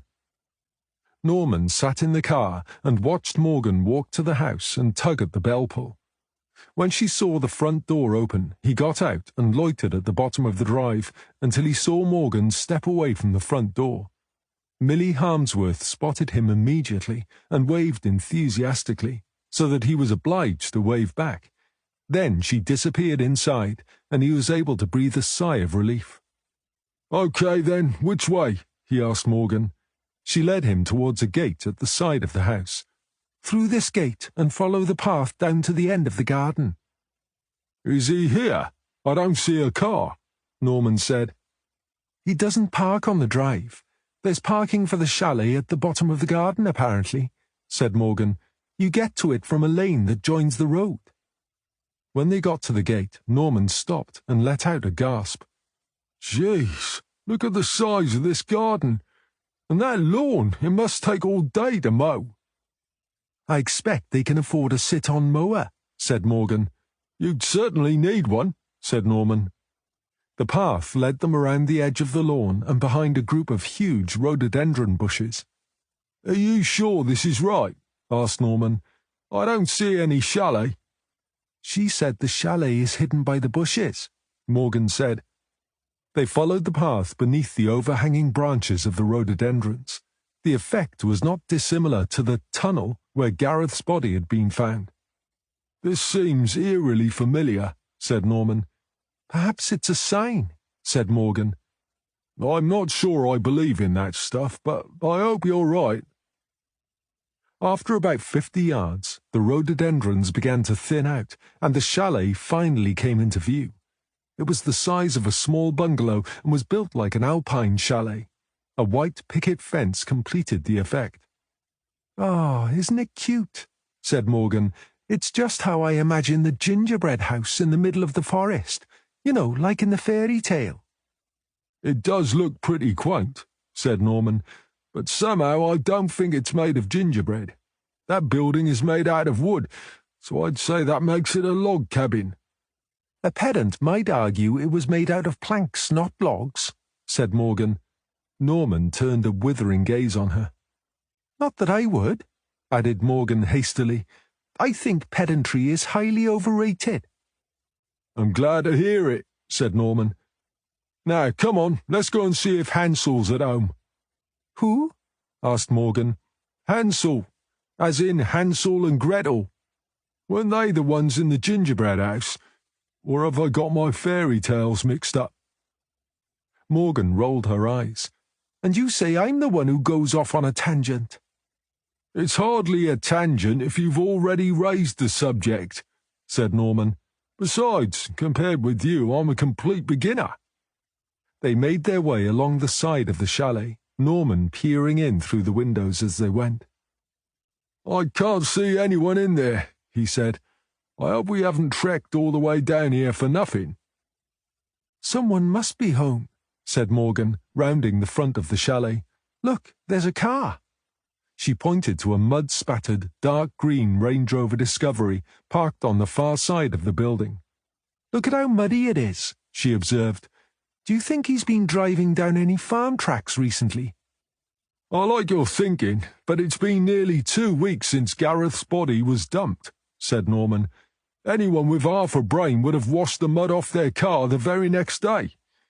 Anyway, look at this lane. You couldn't possibly drive up and down here without getting mud on your car. Norman led the way to the front door. There was no bell, so he thumped hard on it. He waited a few seconds and then raised his fist to knock again, but dropped it on hearing movement inside. When the door finally opened, Norman found himself looking straight at a man's chest. Apparently, their talk of fairy tales had been spot on, and this was a giant. Daniel Hughes was at least 6 feet 6 inches tall, possibly more. He obviously worked out too, as could be seen from his broad shoulders and the muscles rippling under his tight-fitting t-shirt. He had what Norman often heard described as a ruggedly handsome face, with piercing blue eyes and brown shoulder-length hair tied back in a ponytail. He wasn't smiling. Daniel Hughes? Asked Norman. Who wants to know? Norman showed his warrant card. I'm D.S. Norman, and this is D.C. Morgan. We're from Llangwelly Station. Hughes managed a grudging half-smile. Police? What can I do for you? We're investigating the death of Gareth Jenkins. His body was found here in Pont David just over a week ago. Oh, yeah, I heard a body had been found. I mean, I was sorry to hear about it, but what's it got to do with me? You knew Gareth, didn't you? Did I? We understand you used to live in St. David's Place, Llangwelly. That's right, I did, said Hughes. Oh, wait a minute. Of course. You was the old guy who lived at number 52, wasn't he? That's him, said Norman. I still don't see how I can help. I moved from there almost 3 years ago. We're trying to build a picture of what Gareth was like. As a former neighbour, you may be able to fill in 1 or 2 blanks for us, or perhaps confirm the odd fact. Hughes seemed about to refuse, and then relented. Why don't you come in? It's a bit on the small side, but if you don't mind. Small is fine with us, said Norman. Sorry to be so suspicious, but you can't be too careful, you know, Hughes said, and stepped back for them to enter. Do you need to be careful? Asked Norman. Out here in the middle of nowhere, having people turn up unexpectedly on your doorstep isn't exactly a regular occurrence, Hughes said. I see what you mean, said Norman. Hughes ducked through a doorway to a room on the left. A small television screen was affixed to one wall, with 2 armchairs facing it on either side of a small open fireplace. Do you like being out here in the middle of nowhere, or are you hiding? Asked Norman. Hiding? No, I came here because I needed somewhere to stay, and at the time this was all I could find. And then, when I got here, I found I enjoyed the solitude, so I stayed. Was that after your wife kicked you out? Asked Morgan. Hughes grimaced. That's not quite how it was. Rachel told us she kicked you out because she found out Rose Mackey was having your baby. Look, I admit I had an affair with Rose, but that's all, said Hughes. Rose says the baby's mine, but I've seen no proof. Anyway, I told Rachel it wasn't mine, and she accepted that. She even thought we could get over it if we moved house. Sadly, it didn't work out, so, as it was my affair that had caused the problem, I thought it only right that I should be the one to move out. How very noble, said Morgan. Now wait a minute, said Hughes. You're out of order judging me. You're right, we are out of order, said Norman. But can I ask how the affair came to light? Hughes shrugged. I don't know. I suppose Rachel must have got suspicious. You don't think someone told her about it? I have no idea. And anyway, what's the failure of my marriage got to do with some old guy dying? Come on, Daniel, show a bit of respect, said Norman. It wasn't just some old guy. It was someone you knew. And he didn't just die, he was murdered. And then his body was dumped in a stream. You're right, said Hughes. No one deserves to die that way, and yes, I do owe him more respect than that. Did you know him well? Asked Norman. Hardly at all, if I'm honest. We used to say hello, but that was about it. I'm not a great one for socializing. That's why it suits me out here, where people can't find me. So you are hiding, Norman said. Are people looking for you? Only Rachel. You're hiding from her? Why? Because she wants us to get back together and try again. I've told her it won't work, but she keeps on and on at me. If she knew I was here, I'd never get any peace. She writes to me all the time, you know. Email or letters? Both, said Hughes. I managed to stop the emails, but I still get 2 or 3 letters a week. How do her letters get to you if she doesn't know where you live? Asked Norman. When I left Rachel, I had all my mail redirected to a P.O. box in Carmarthen. The postman doesn't deliver out here, so I've kept it on. I collect my mail whenever I go into town. What about Rose Mackey? Asked Norman. Do you still see her? No, I don't, said Hughes. Rose was a mistake, and not one I intend to repeat. Is she looking for you? Why would she be looking for me? Well, if you're the father of her baby. I just told you I am not that baby's father. Why would Rose tell Rachel and Ian Mackey that the baby is yours if it isn't? Asked Norman. I don't know. Maybe she wanted to cause trouble. She's like that. So you haven't seen her recently, and she hasn't been here. Is that right? Asked Norman. Why would she come here? You just said she likes to cause trouble. I'm just asking if she's been here causing trouble. Of course not. She has no idea where I live. What do you do for a living, Daniel? Asked Norman. I'm a freelance computer games designer. Wow, impressive, said Norman. I guess you have to be pretty handy with software coding and what have you to do that. I'm pretty good at it, said Hughes proudly. Do you work from home? There are 2 bedrooms here, so I use one as an office. That's where I was when you knocked. You have broadband out here, then? Asked Norman. 5G, said Hughes. There's an antenna not far from here, so the signal's pretty reliable and fast. Can I ask where you were on Friday the 6th of April between midday and midnight? Asked Norman. Hughes looked taken aback. I'm not a suspect, am I? I thought you just wanted to know more about Gareth. It's just routine, said Norman. No one else has refused to tell us. I'm not refusing, said Hughes. It's just that I thought you guys worked by, well, you know, detection, not by making lucky guesses. Does this mean you have no idea who did it? We're asking everyone we speak to, said Norman. If you could just give us an answer. I would have been here working, said Hughes.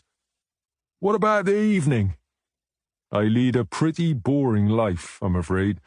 So that would be sport, a film on TV, and maybe a beer or 2. Can anyone verify that? Asked Morgan. As I said, I like my solitude, said Hughes. It was the whole point of my coming out here. Now, if there's nothing else, I have work to do. True to her word, Southall had supplied sandwiches and cakes, and by the time Norman and Morgan arrived, Winter had just come in with a tray of coffees. Right, said Southall. Before we start, Judy's had a busy morning, and she has some information I'd like you all to hear. Well, a few days ago I started contacting everyone involved in the removal business. Moves furniture, buys furniture, and does house clearances, hoping someone might remember taking the movables from Gareth's house.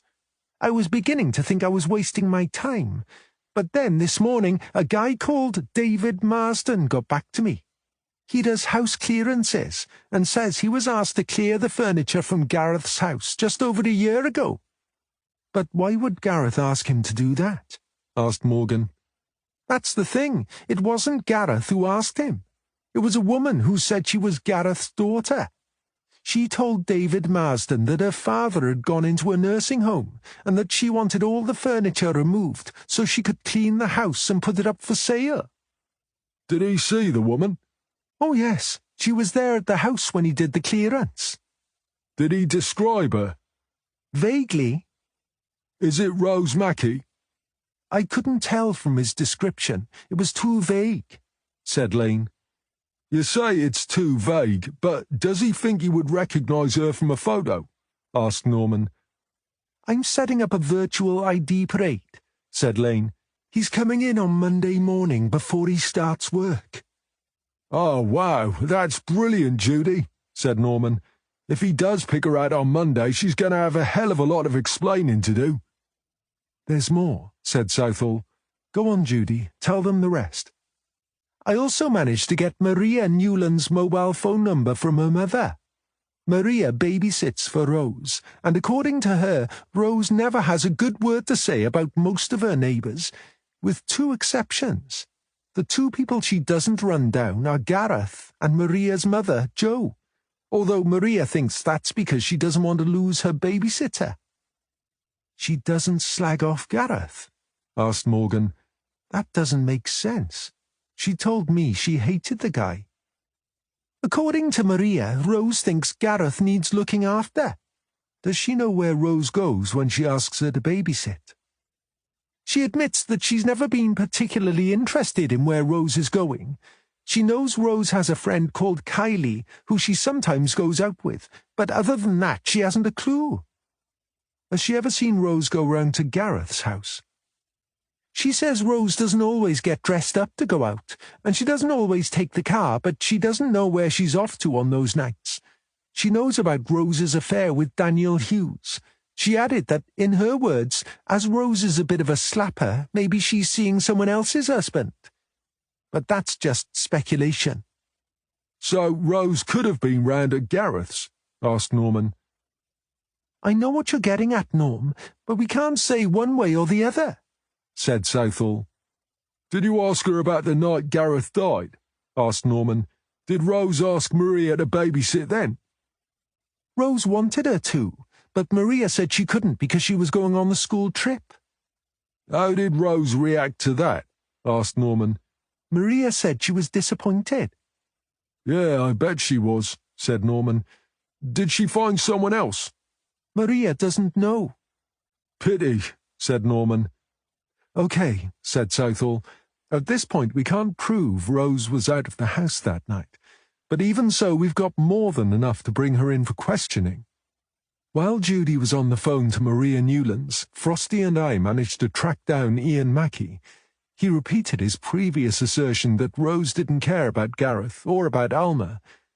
According to Ian, she despised both of them and hated him for doing odd jobs for them. Even if Rose did tell Maria Newlands that Gareth needed looking after, I think I'd believe Ian Mackey on that one, said Norman. Rose herself told us how much she disliked Gareth, so I don't think that's in question, said Southall.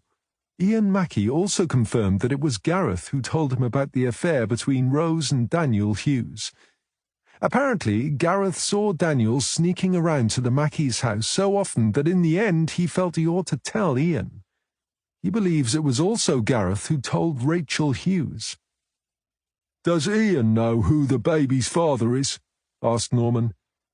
He says Rose insisted the baby was his, so he took a paternity test that proved it wasn't. That doesn't necessarily mean Daniel Hughes is the father, said Norman. Of course it doesn't, though it's unlikely to be anyone else. Only a DNA test will prove who the father really is. Anyway, I don't think we need to worry about that. In my view, it's not relevant to our murder case. I must admit I'm struggling to see what difference it makes, said Norman. Now it's your turn, said Southall. I take it you found Daniel Hughes. Oh, yeah, said Norman. He's our man, all right, and he fits the bill in so many ways I was almost tempted to bring him in there and then. I'm glad you didn't, said Southall. I haven't got the search warrant yet. What did you learn? For a start, he has no alibi. He admits he's good with coding and computers in general. He's also got a Land Rover Disco, which would cope easily with that muddy track we found the other day. And he wouldn't have had any trouble carrying Gareth's body to the dump site.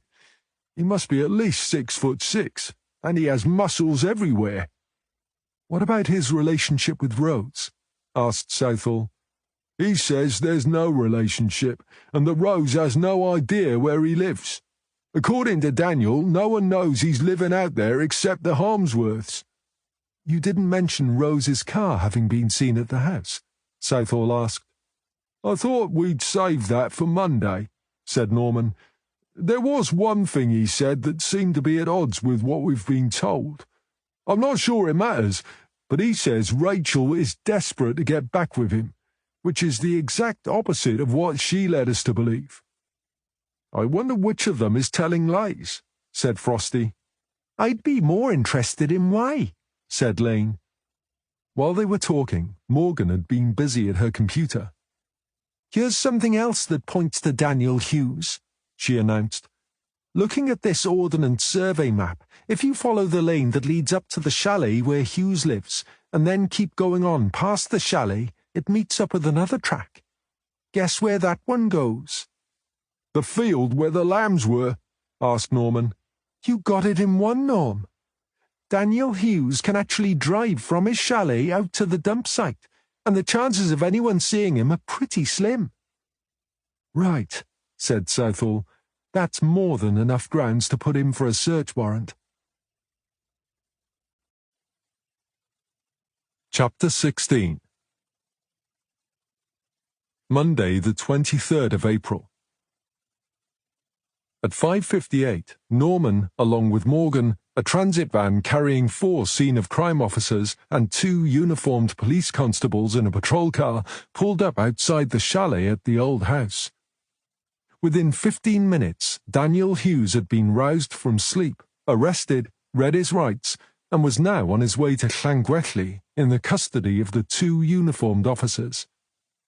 Norman walked across to the Socco van and knocked on the driver's window. It slid slowly down to reveal a bleary-eyed technician who, despite all his best efforts, was unable to stifle a yawn of epic proportions. Norman took a hasty step back. You want to be careful doing that. You could easily end up swallowing someone. Sorry about that, Norm, said the man. Late night. Yeah, well, you better wake up. The chalet is all yours, and I need you guys to carry out a thorough search. I'm off to Llangwelly, but Catron will be sticking around for a while to give you a hand. Make sure you get all his computer equipment. He pointed to the Land Rover Discovery. We need that car taken apart as well. It's too muggy to do that out here, said the Socco. I'll get it picked up and taken back to the workshop. Not long after Norman had left, one of the technicians called out to Morgan. Catron, you better come and have a look at this. Morgan followed the voice into the lounge and found one of the technicians staring at the fireplace. Is that what I think it is? She asked, peering over her shoulder. It's not complete and it's a bit charred, but it certainly looks like it, the technician said. Can you fish it out and hold it up so I can take a photograph before you bag it? Said Morgan, feeling in her pocket for her mobile phone. The technician reached for the object and held it up. Morgan took 3 photos. Fantastic. I'll send these on to the DI. A second technician appeared in the doorway. Catron, when you finish there, come and have a look in this cupboard. At the precise moment Norman and Morgan drew to a halt at the chalet, Southall arrived at Rose Mackey's house. She, too, was followed by a Socco van and a patrol car containing a pair of uniformed officers. The residents being all still in bed, their cars lined the street, and it was difficult to find a space to park. 2 minutes later, Winter turned into the drive of number 52, jumped from his car, and joined Southall outside the house. "Why didn't I think of parking there?" asked Southall. Winter smiled apologetically. "Well, I thought the owner wouldn't object, especially as he's dead. I can move my car if you want to park there." "No, leave it," said Southall. "I'll be going back to the station once we've got Rose, but you'll be here for a while. Where's social services?" As she spoke, a pink Mini turned cautiously into the street. "This is her," said Winter. "Karen from social services." The Mini crawled towards them and came to a halt in the middle of the road. The window slid down to reveal the bleary-eyed, stressed-looking face of a young woman whose hair bore testament to the fact that she'd only just got out of bed. She gazed helplessly at Winter. "Tell her she can't park there, Frosty," said Southall. "She'll have to find a space further down." Winter went across and bent down to the car window. After a brief confabulation, the Mini crept further down the street, eventually pulling into a space a good 50 yards away. "Is she okay?" asked Southall when Winter rejoined her. "She looks terrified." "She's never been on an early morning police raid before," said Winter. "I told her there won't be gunfire or anything like that, but I'm not sure I convinced her. She's a bit scared." Winter introduced Southall, who held out her hand, smiling reassuringly. "Karen, from social services," said the young woman, glancing nervously at the police vehicles. "Don't look so worried, Karen," said Southall. "We're not going into a war zone. I can pretty well guarantee plenty of verbal abuse, but I'm not expecting any violence. Having said that, we don't want to be putting you in any danger, so why don't you wait out here until we call you? With any luck, she'll let us in without too much fuss. When we do get inside, I'd like you to keep the boy in his bedroom until we've taken his mother away." "Yes, of course," said Karen. "How old is the child?" "About 3, we believe. His name's Billy." "And it's his mum you're arresting?" Karen asked. "Yes, that's right," said Southall. "Can I ask why?" "She's a suspect in a case we're investigating." Karen's eyes widened in alarm. "Oh my God, really? What sort of case?" "You don't need to know that," said Southall. "We just need you to look after little Billy while we search the house and take his mother in for questioning." "Yes, of course." The 2 uniformed officers now approached. Southall patted her pocket for the search warrant that she knew perfectly well was there. "Right, are we all ready?" "Ready," said Winter. The 2 officers nodded. "Ready." "Got the big door key?" she asked. One of them held up the door enforcer he was carrying under his arm. "Just say the word, ma'am." Southall smiled at his eagerness. "Let's try knocking first, shall we?" She marched up to the front door and pounded on it. Winter bent down and shouted through the letterbox, "Police, open up!" A light came on in an upstairs window, the curtains swished back, and an angry-looking Rose Mackey leaned out. "You've got to be kidding! Do you know what time it is?" "As a matter of fact, we do," called up Southall. "Now come down and open the door." "Come back at a sensible time and I might be willing to open it for you. Meanwhile, you can bugger off and let me get back to sleep." "If you refuse to let us in, we'll just have to break your door down," said Southall. "Now you're having a laugh," said Rose. Southall turned to the PC with the enforcer. "Show her." The PC held it up for inspection. "Does that look like a laugh?" she asked. "What do you want anyway?" asked Rose. "To take you in for questioning, that's what," Southall said. "What about?" "Come on, Rose, the whole street can hear us," Southall called. "I don't give a shit who hears. I'm still not coming down." "What about Billy?" asked Southall.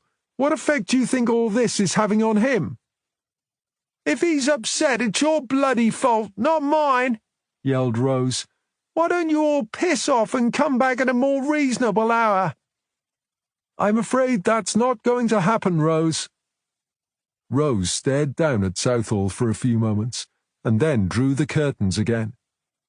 Is she coming down or blockading the place? Asked Winter. The frosted glass pane in the door suddenly blossomed with light. Here we go, said Southall. The door was flung open to reveal Rose, resplendent in a pair of Paddington Bear pyjamas. Southall showed her the search warrant. What's that? Asked Rose. It's a warrant to search. Before Southall could finish speaking, Rose snatched it from her hand, screwed it up, and threw it down on the doorstep. Look at that, Rose said, folding her arms. Litter on my doorstep. Do you really want to turn this into a battle, Rose? Asked Southall. There are 4 of us here, so I doubt you'd come out the winner. I'd like to know what the hell you were arresting me for, Rose said. Surely you don't think I killed the old fool next door? Did you? Asked Southall. Of course I didn't. And if that's why you're here, you're making one hell of a big mistake. You don't say, Southall responded. I wonder how many times I've heard that before. I mean it, said Rose. You've got it all wrong. Maybe we have, said Southall, but the fact remains you're going to be arrested and taken to Llangwelly Station. I've brought someone from social services to look after Billy, but she can't do that unless you cooperate. If you don't, Billy will just have to come to the station with us. Do you really want that? Billy's going to be stressed enough when he wakes up and finds you lot here, said Rose. If that's the case, how's he going to feel when the search team starts going through your house? I'm surprised he's not awake and crying already. Search team? You can't do that. Yes, I can, Rose. The sheet of paper I handed you, the one you just screwed up and threw on the ground, was a search warrant. What do you think you're going to find? I have my suspicions, said Southall. Well, you're wasting your time. It's actually you who is wasting our time right now, said Southall. So before my patience runs out completely, I'm going to start counting. If you haven't allowed the social worker to go in and see to Billy by the time I get to 10, the search team is coming in regardless. Rose's capitulation was sudden and unexpected. Oh, go on then, she said, but make sure you look after him properly. At last, said Southall. Winter called to Karen, who scuttled up the stairs in search of Billy. Now then, Rose, you've got 5 minutes to put some clothes on before we set off, said Southall. What's wrong with what I'm wearing? Pyjamas, said Southall. Come on, Rose, you don't want to go in pyjamas, do you? Suppose you end up waiting in a cell. In a cell? You can't do that. Southall smiled grimly. You think? OK, said Rose. I'll have to go upstairs to get my clothes, though. Fine, said Southall. I'll come with you.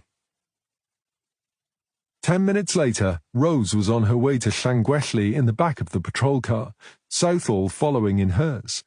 Winter had remained at the house with the search team, who were now working their way methodically through the kitchen. Winter had just slipped on a pair of latex gloves ready to start poking around in the lounge when he heard Karen calling him from the top of the stairs. Karen? Did you call? I think you'd better come up here a minute, she said.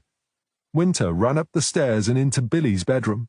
Karen was standing by the child's bed, looking worried. Billy appeared to be sound asleep, though he looked a bit pale. What's up? Winter asked.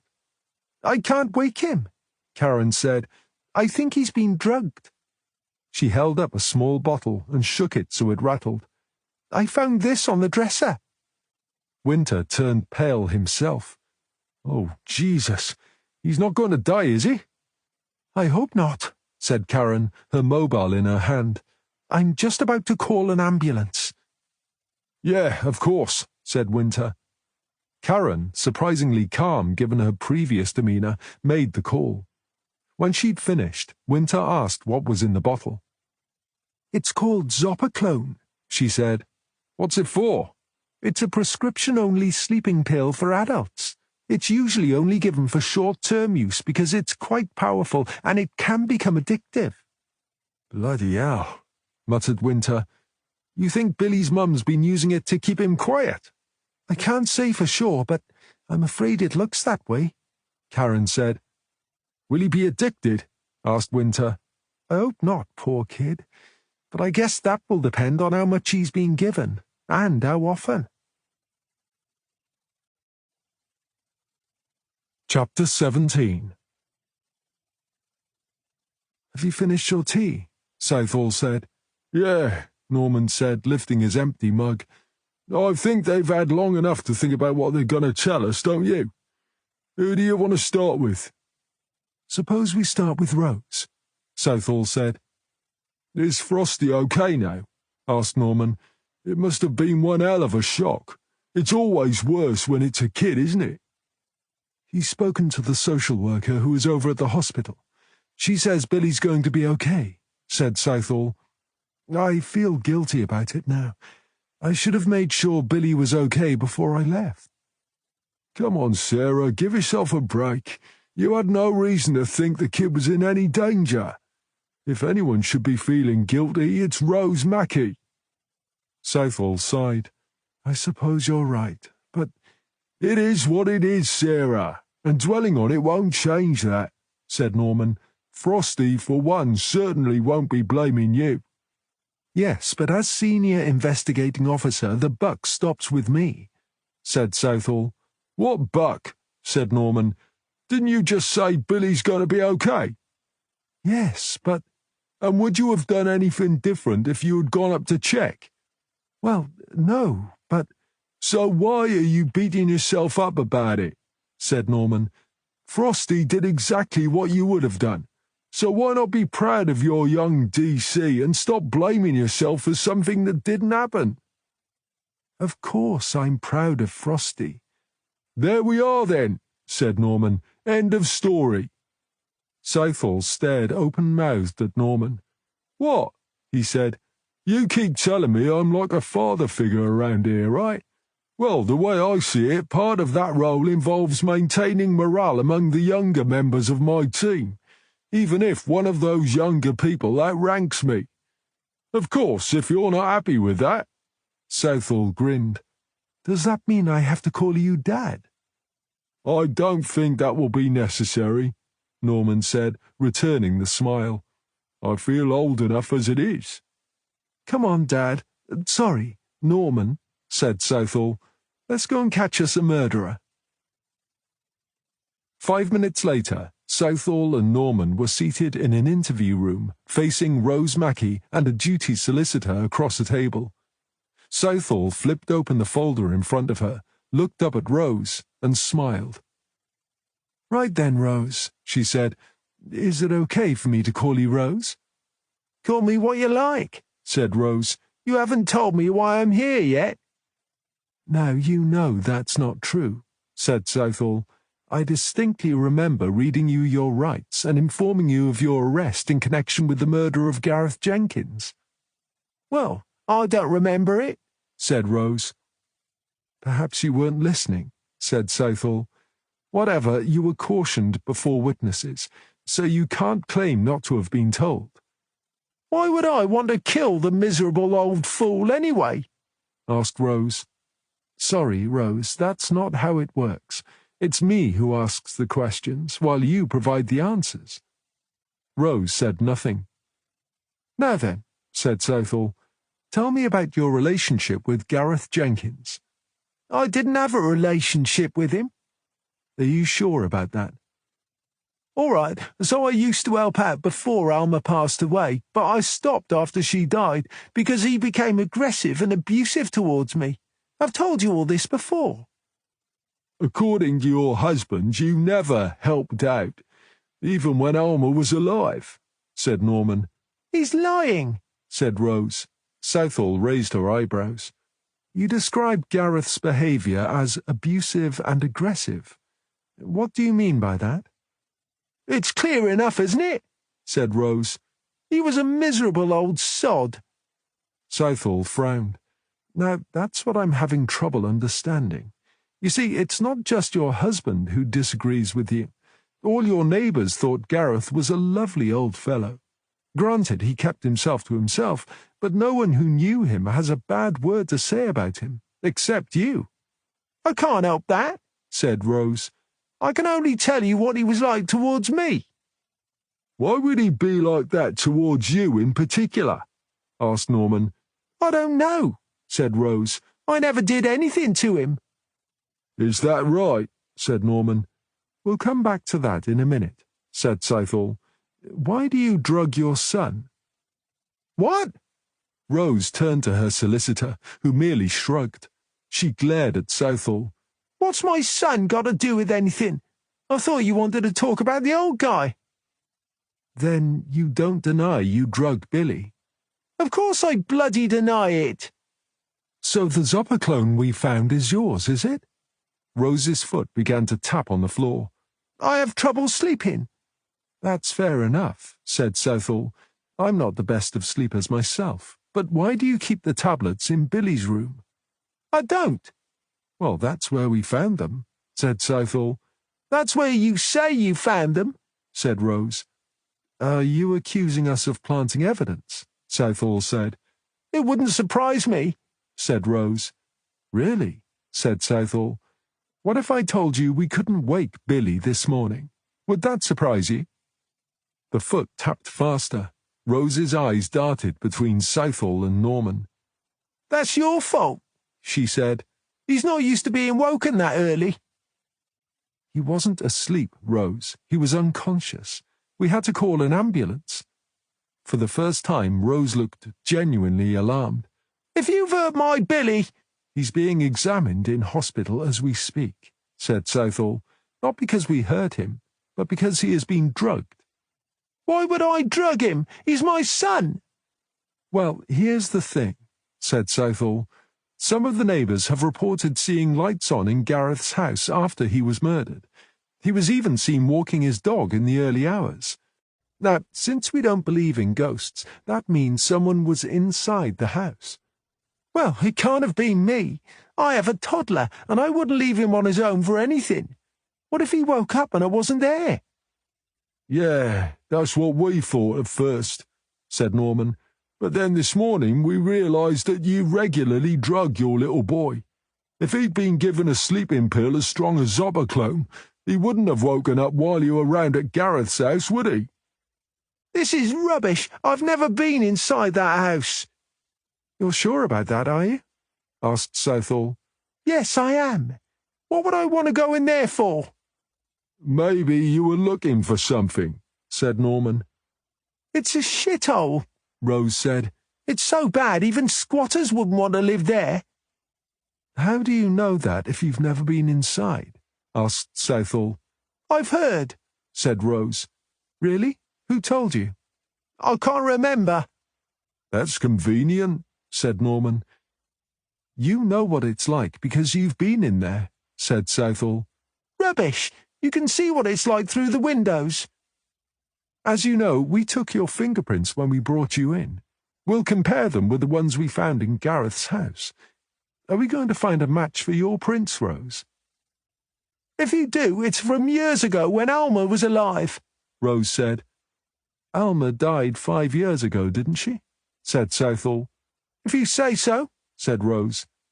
"So you're saying you've not been inside the house in the last 5 years?" "That's right." "And yet you know the house is in a state and that most of the furniture is gone?" "Like I said, someone told me," said Rose. "Do you know a man called David Marsden?" asked Norman. "I don't think so," said Rose. "He knows you, though," said Norman. "Fame at last, eh?" said Rose. "Who is he, anyway?" "He buys and sells furniture." Rose's foot suddenly stopped tapping. "In that case, I probably bought some furniture from him," she said. "As far as I know, buying furniture isn't a crime, is it?" "No, you didn't buy furniture from him, Rose," said Norman. "He says he bought furniture from you." Rose shook her head. "I think I'd remember if I had done that." "David Marsden says a woman sold Gareth's furniture to him," said Norman. and I'm betting he'll pick you out when he comes in for the identity parade later. How can he pick me out? I haven't been in any identity parade, said Rose. That's one of the great things about computers, said Norman. We can do them virtually these days. Instead of having to find people who look alike, we use photographs. It's so much easier. Rose looked at her solicitor. They can't do that, can they? I'm afraid they can, he said. David Marsden says you arranged for him to take the furniture from the house of a Gareth Jenkins. Apparently, you told him Jenkins was your father, who was going into a nursing home.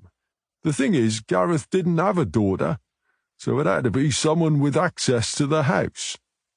Well, he's lying, said Rose. It wasn't me. Another one, said Southall. All these people lying about you. Why do you think they're doing that, Rose?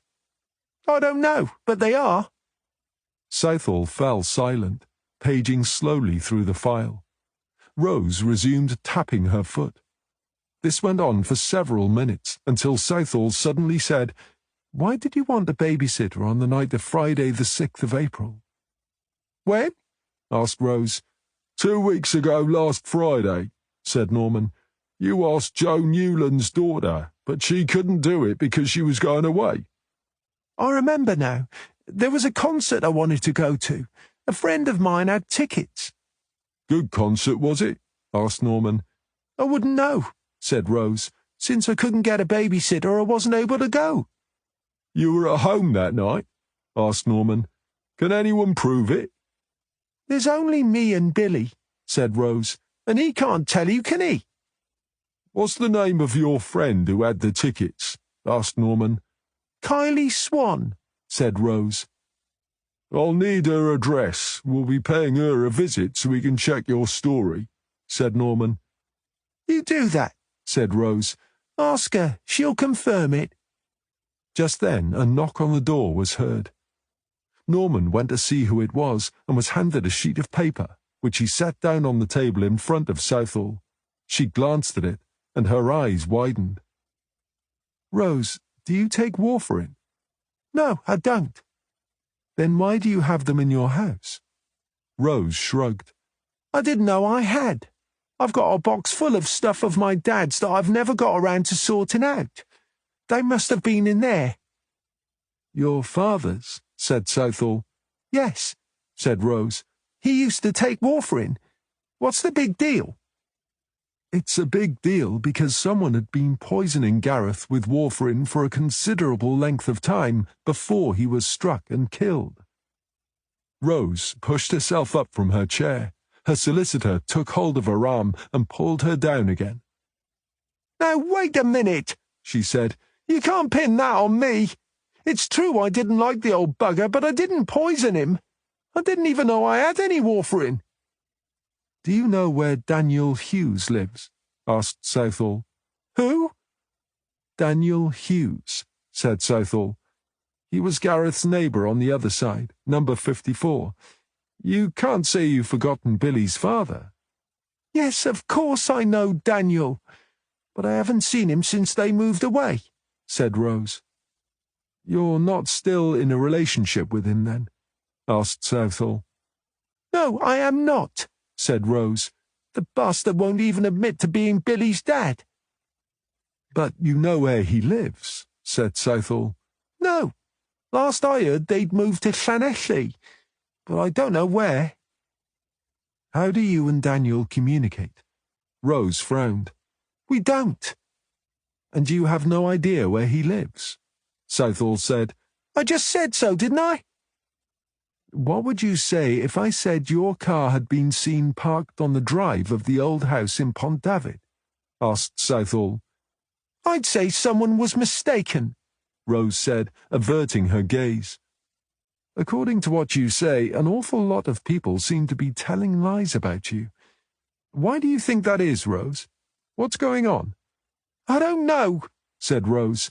"I just mind my own business and get on quietly with my life." "Is that right now?" said Southall. "Shall I tell you what I think?" As if I had a choice. said Rose. I think Gareth Jenkins was very fond of your husband, Ian. He was fond of Rachel Hughes, too, because they were kind to him and looked out for him. I think Gareth worked out that you and Daniel were having an affair, and he didn't like the pair of you cheating on his friends, so he told Ian and Rachel about it. How am I doing so far?" "I have no idea what you're talking about," said Rose. "When your partners heard of the affair, it destroyed both of your marriages," continued Southall. "Because of that, you and Daniel decided to make Gareth's life a misery. You persecuted him, sold all his furniture, stole all his money, and began slowly poisoning him. Only he figured out who had been stealing his money and threatened to tell us about it. That's when you panicked, wasn't it? You realized the warfarin wasn't killing him fast enough, so you enticed him to Pont David, where you murdered him and then dumped his body." Rose stared open-mouthed at Southall. "Nothing to say?" asked Southall. "That must be a first." Still Rose said nothing. "We're going to call a halt for now," said Southall. "You'll be put in a cell while we check a few things. It'll give you time to consider just how much trouble you're in and what you're going to do next. And before we reconvene, I suggest you have a chat with your solicitor." "You do remember that we didn't find many unidentified fingerprints at Gareth's house?" asked Norman on their way back to the office. "Of course I do," said Southall. "They cleaned up pretty thoroughly, but Rose can't know that for sure." "If it did worry her, she certainly hid it well," said Norman. Southall received the message on her phone. She scrolled through it and handed the phone to Norman. "Take a look at these photos." "Jeez, is that what I think it is?" "They fished it out of the fireplace," said Southall, "and they found the other one in a cupboard in the hallway." "Wow," said Norman. "That was a bit careless, considering all the trouble he went to in creating Gaynor and laying that false email trail for us to follow." "It just goes to show he's not as clever as he thinks," said Southall. "Maybe something interrupted him while he was doing it," said Norman. "Whatever," said Southall. "I'm looking forward to hearing his explanation." "I'm ready when you are," said Norman. "Come on then," said Southall. "Let's go." 5 minutes later, they were back in the same interview room, this time facing Daniel Hughes and a different solicitor. "Tell me about your relationship with Gareth Jenkins," said Norman. "I already told you. I barely knew the guy." "But you lived right next door to him," said Norman. "Living next door to someone doesn't necessarily make you best mates," said Hughes. "So you didn't help him like Ian Mackie and Rachel?" "Rachel?" Norman raised an eyebrow. Your wife?" "Yes, I know who she is," said Hughes testily. "I just don't understand the question." "Ian Mackie used to do odd jobs for Gareth, like cutting his grass, that sort of thing. Rachel says she used to bake him a cake now and then, or make him the odd casserole. I'm just wondering what you might have done for him. You're good with computers and stuff. Maybe you helped him with his laptop." "I didn't do anything for him," Hughes said. "Didn't you like him?" Hughes shrugged. "Not particularly. He was 40 years older. We had nothing in common." "What about Rose Mackie?" asked Norman. "What about her?" "I understand you had an affair." "If you've spoken to Ian and Rachel, you already know that. You don't need me to confirm it." "How did Ian and Rachel find out about the affair?" Norman asked. "I would imagine someone told them. Anyway, what's an affair that ended 3 years ago got to do with it? I thought I was arrested in connection with a murder." "That's right," said Norman. "You're here to help us with our inquiries. Rose is here for the same reason." Hughes blinked, obviously startled. "Come on, Daniel," Norman said. "That surprised you. Don't try and make out it didn't." Frankly, I'm surprised by this whole thing, said Hughes. I have no idea why I'm here. As I said, I hardly knew the old guy, and I left St. David's Place 3 years ago. Tell us about Rose's baby, said Norman. I'm sorry? Rose Mackey's baby, Billy.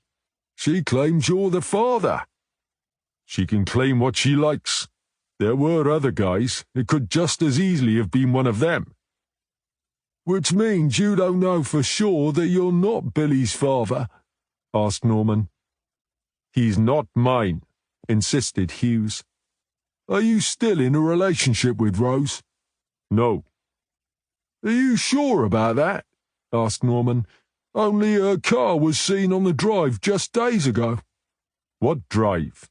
The drive of the old house, said Norman. How do you know it was her car? It was a red hatchback. Hughes smiled. Are you saying that in the whole of Wales, Rose is the only person who drives a red hatchback? Even if it was her, it had nothing to do with me. Maybe she was visiting Millie. Why would she visit Millie? Asked Norman. I don't know, do I? Anyway, if she knew where I lived, she would have come down the lane and parked by the chalet, not the front drive.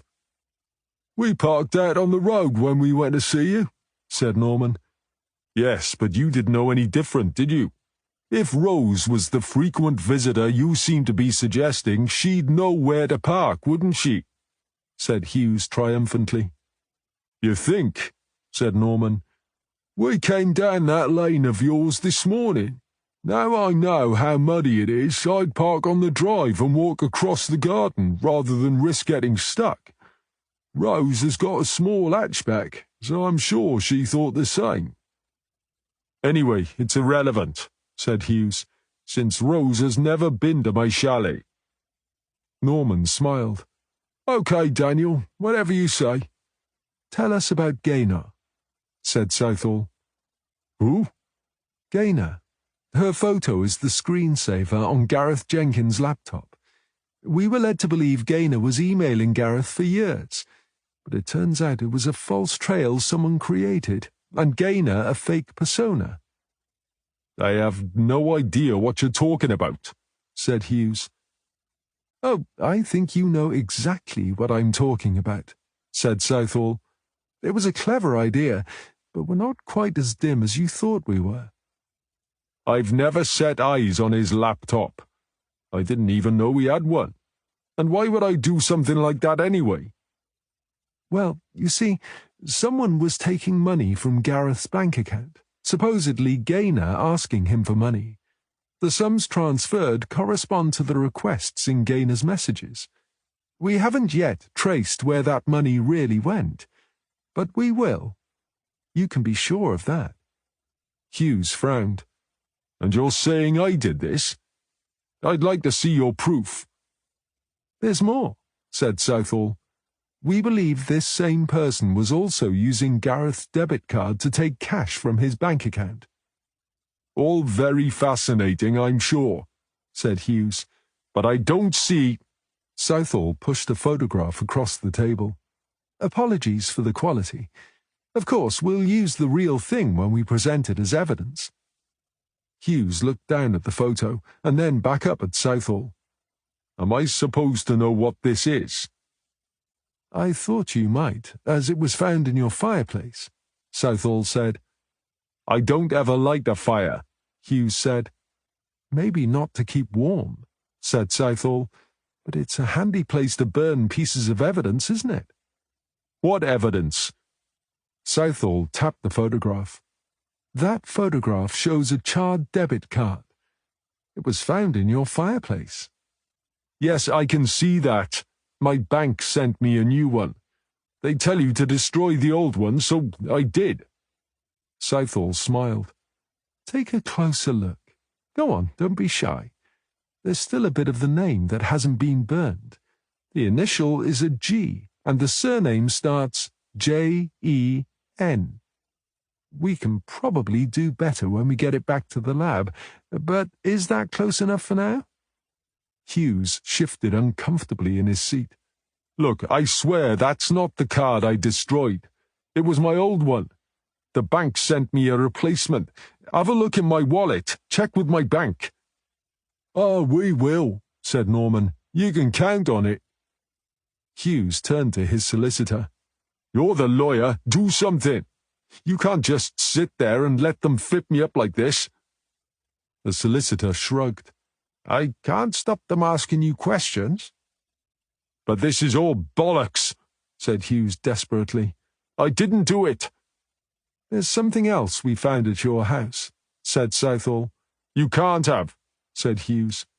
"I haven't told you what it is yet." "It doesn't matter what it is. There is no evidence in that chalet that links me to Gareth Jenkins." Southall slid a second photograph across the table. "What's this?" asked Hughes. "You tell me," said Southall. "I can't tell you. I don't know what it is or where you found it." "It was hidden in the cupboard in the hall, behind your vacuum cleaner." "No way," said Hughes. "I never used that cupboard. As my former wife will tell you, I have an aversion to housework." "How did it get there, Daniel?" "I don't know. Anyway, you still haven't told me what it is." "It's a shoebox containing about £2,000 in £10 and £20 notes, all new," said Southall. Hughes gaped at her. "It's what?" £2,000 in cash," said Southall. "We're assuming it's part of the money that was being stolen from Gareth's bank account." "And you think I did that?" "It's in your cupboard." "How am I supposed to have stolen it?" "We know it was being withdrawn from ATMs around Carmarthen using Gareth's debit card," said Southall, "and we've just shown you the card which we found in your fireplace." "This is all like a nightmare," said Hughes. "I thought my world had gone to shit when Rachel found out about the affair, but this—" "Come on, Daniel," said Norman. "You can see the evidence we've got. You might as well come clean. It'll be better for you in the end." "Come clean about what?" "You want some help? OK. I'll tell you what we think happened, and then you tell me if I'm right. See, we think it was Gareth who told Ian and Rachel about your affair. I can imagine the trouble that must have caused. I bet you and Rose were well pissed off, right?" "No comment," said Hughes. "Oh, so that's the way you're playing it now, is it?" "No comment." "As I was saying, you and Rose were pretty unhappy with old Gareth, so you embarked on a campaign to make his life a misery. You stole all his money, and when that ran out, you enticed him over to Pont David and murdered him. Am I right?" "No comment." "OK, Daniel," said Southall. "Now you have an idea of the size of the hole you're in, we'll take a break so you can consult with your solicitor. That OK with you?" "No comment," said Hughes. "Which one's going to break first, do you think?" asked Norman as they headed back to the office. "I actually thought Rose would have cracked by now," said Southall, "but apparently she's a tougher cookie than I thought." "She might not be quite so tough when she hears what we found at Hughes's chalet," said Norman. "We'll let her stew for a while before we tell her," said Southall. "In fact, why don't we wait until Frosty and Catherine get back? Then we can hit Rose with everything we've got." "Good idea," said Norman, "because my stomach's telling me I need to eat." As soon as they arrived at the office, Southall went straight over to Lane's desk. "Has your removals man been in yet? We could do with some firm evidence against Rose." "Not yet, sorry. On the plus side, I had an interesting call from a lady called Donna Walker, who lives opposite the old house. She's been away, so she missed all the recent excitement in the village, but she's good friends with Millie Harmsworth, who told her about Daniel Hughes and the mysterious red hatchback we were trying to identify." "That's it. She called to let you know she's heard all the gossip?" asked Norman. "Wait a bit, Norm. She called because she has one of those doorbells with a security camera built in." "And what? She's had a break-in?" asked Norman. Lane sighed. Her doorbell camera happens to take in the Harmsworth's drive, just at the end by the road. After Millie told her about the red hatchback, she thought she might look back at the footage just in case. Jeez, she doesn't have footage of the red hatchback, does she? Yes, she has. And since she was so keen to help, I asked her if she could download any footage she has from the beginning of April to now and email it to me. Have you watched it? Asked Southall. There's 22 clips to go through, but I've made a start. The first 5 were useless, but you'll want to see the one I've just been watching. Do you want to see it now? With Southall and Norman watching over her shoulder, Lane played the first film clip. The definition isn't great, said Southall. I seem to recall that both houses are set back from the road, said Norman. It must be quite a distance between the 2 front doors. See, you can't even see the old house, just the top end of the drive and the road between them. As they watched, a red hatchback came into view and turned in through the gates of the old house. What date was this taken? Asked Norman. Tuesday the 17th of April at 2 p.m, said Lane. That's the day me and Katrin went out to Pont David, said Norman. I remember Katrin slowing down to look at the car because the driver had almost run us down. On the screen, the car moved slowly further up the drive until it was out of shot. Bugger, said Southall. We're not going to see the driver getting out. Lane fast-forwarded the film until the car reappeared. This time it was reversing. A man appeared and started running after it. The car swung out onto the road and stopped, and the man bent down and spoke into the driver's side window. That's Daniel Hughes, said Southall. The driver could be seen looking up at Hughes. Hello, Rose, said Norman. Never been to Pont David, have you? Daniel and Rose were clearly arguing. After a few minutes, Rose roared away, leaving Daniel staring after her. What a pity there's no sound, said Southall. I'd love to know what that was about. Yeah, he doesn't look happy, does he? Said Norman. But it proves they've both been lying, again. Lane swung her chair round to face them. I'm assuming most of the videos won't show anything, but I'm happy to keep trawling through them just in case. I think you'd better, said Southall. But we're going to take a short break for lunch, and I think you should too. Have you heard from Frosty and Katrin? I spoke to Frosty half an hour ago. He said they were just about winding up, so he won't be long. Katrin should be back at about the same time. Perfect, said Southall. When they get back, tell them to have some lunch, and then I'd like Katrin to check with Rose's friend Kylie about the concert they were supposed to be going to on the night Gareth died. And ask Frosty to find the doctor who was treating Rose's father. We want to know if he was prescribed warfarin, because Rose claims that's where she got it from. And see if you can chase up the removals man. Chapter 18. Okay, Rose, you've had time to think. Perhaps you'll be a bit more honest with us, said Southall. I'll ask you again. Did you poison Gareth Jenkins with warfarin? I swear I didn't poison anyone. I already told you I didn't even know the tablets were there. Rose sat back and folded her arms.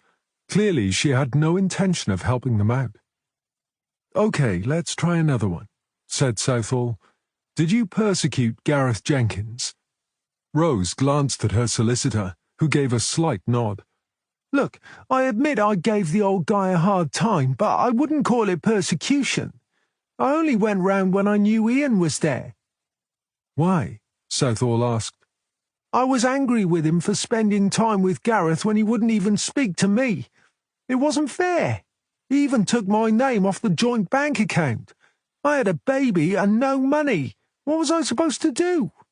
The only time I could get to him was when he was next door. And you were still persecuting Gareth after Ian stopped going round? Asked Southall. Of course not. Like I said, I was only interested in Ian and what he owed me. After he agreed to give me an allowance, there was no need to keep chasing after him. When did you start receiving this allowance? Asked Norman. Rose considered. 18 months, 2 years ago, something like that. I can't remember the exact date. We'll be checking your bank account, said Norman. Fine. Ian says you caused so much hassle he stopped coming because it was upsetting Gareth. Only on Saturday mornings, said Rose. He still went round at other times. What about the gate between the gardens? Used that, did you? Said Norman. What? You said it was nailed shut, but it opened easily enough when I tried it. I think you used that gate so no one would see you going to Gareth's. Why would I do that? Rose said. So you could search the house and feed the dog. What would I be searching the house for? And I certainly didn't feed the dog. I already told you I hate dogs. So why is the grass trampled? There's a distinct path from your back door through the gate to Gareth's. Path? I haven't seen any path. You can even see it from your kitchen window, Norman said. I don't have time to look after Billy and do the garden, and Ian won't help me, Rose said. The garden's a mess, so I don't go out there. And as far as I know, that gate doesn't open. It hasn't been opened since Ian nailed it shut, trying to stop me going round there. Trying to stop you, Norman said, so you continue to go round. He forgot I could still go round the front, didn't he? Rose said. When was this? Asked Southall. Around 2 years ago, said Rose. Before Ian started giving me an allowance. And that's when you stopped using the gate, 2 years ago? Asked Norman.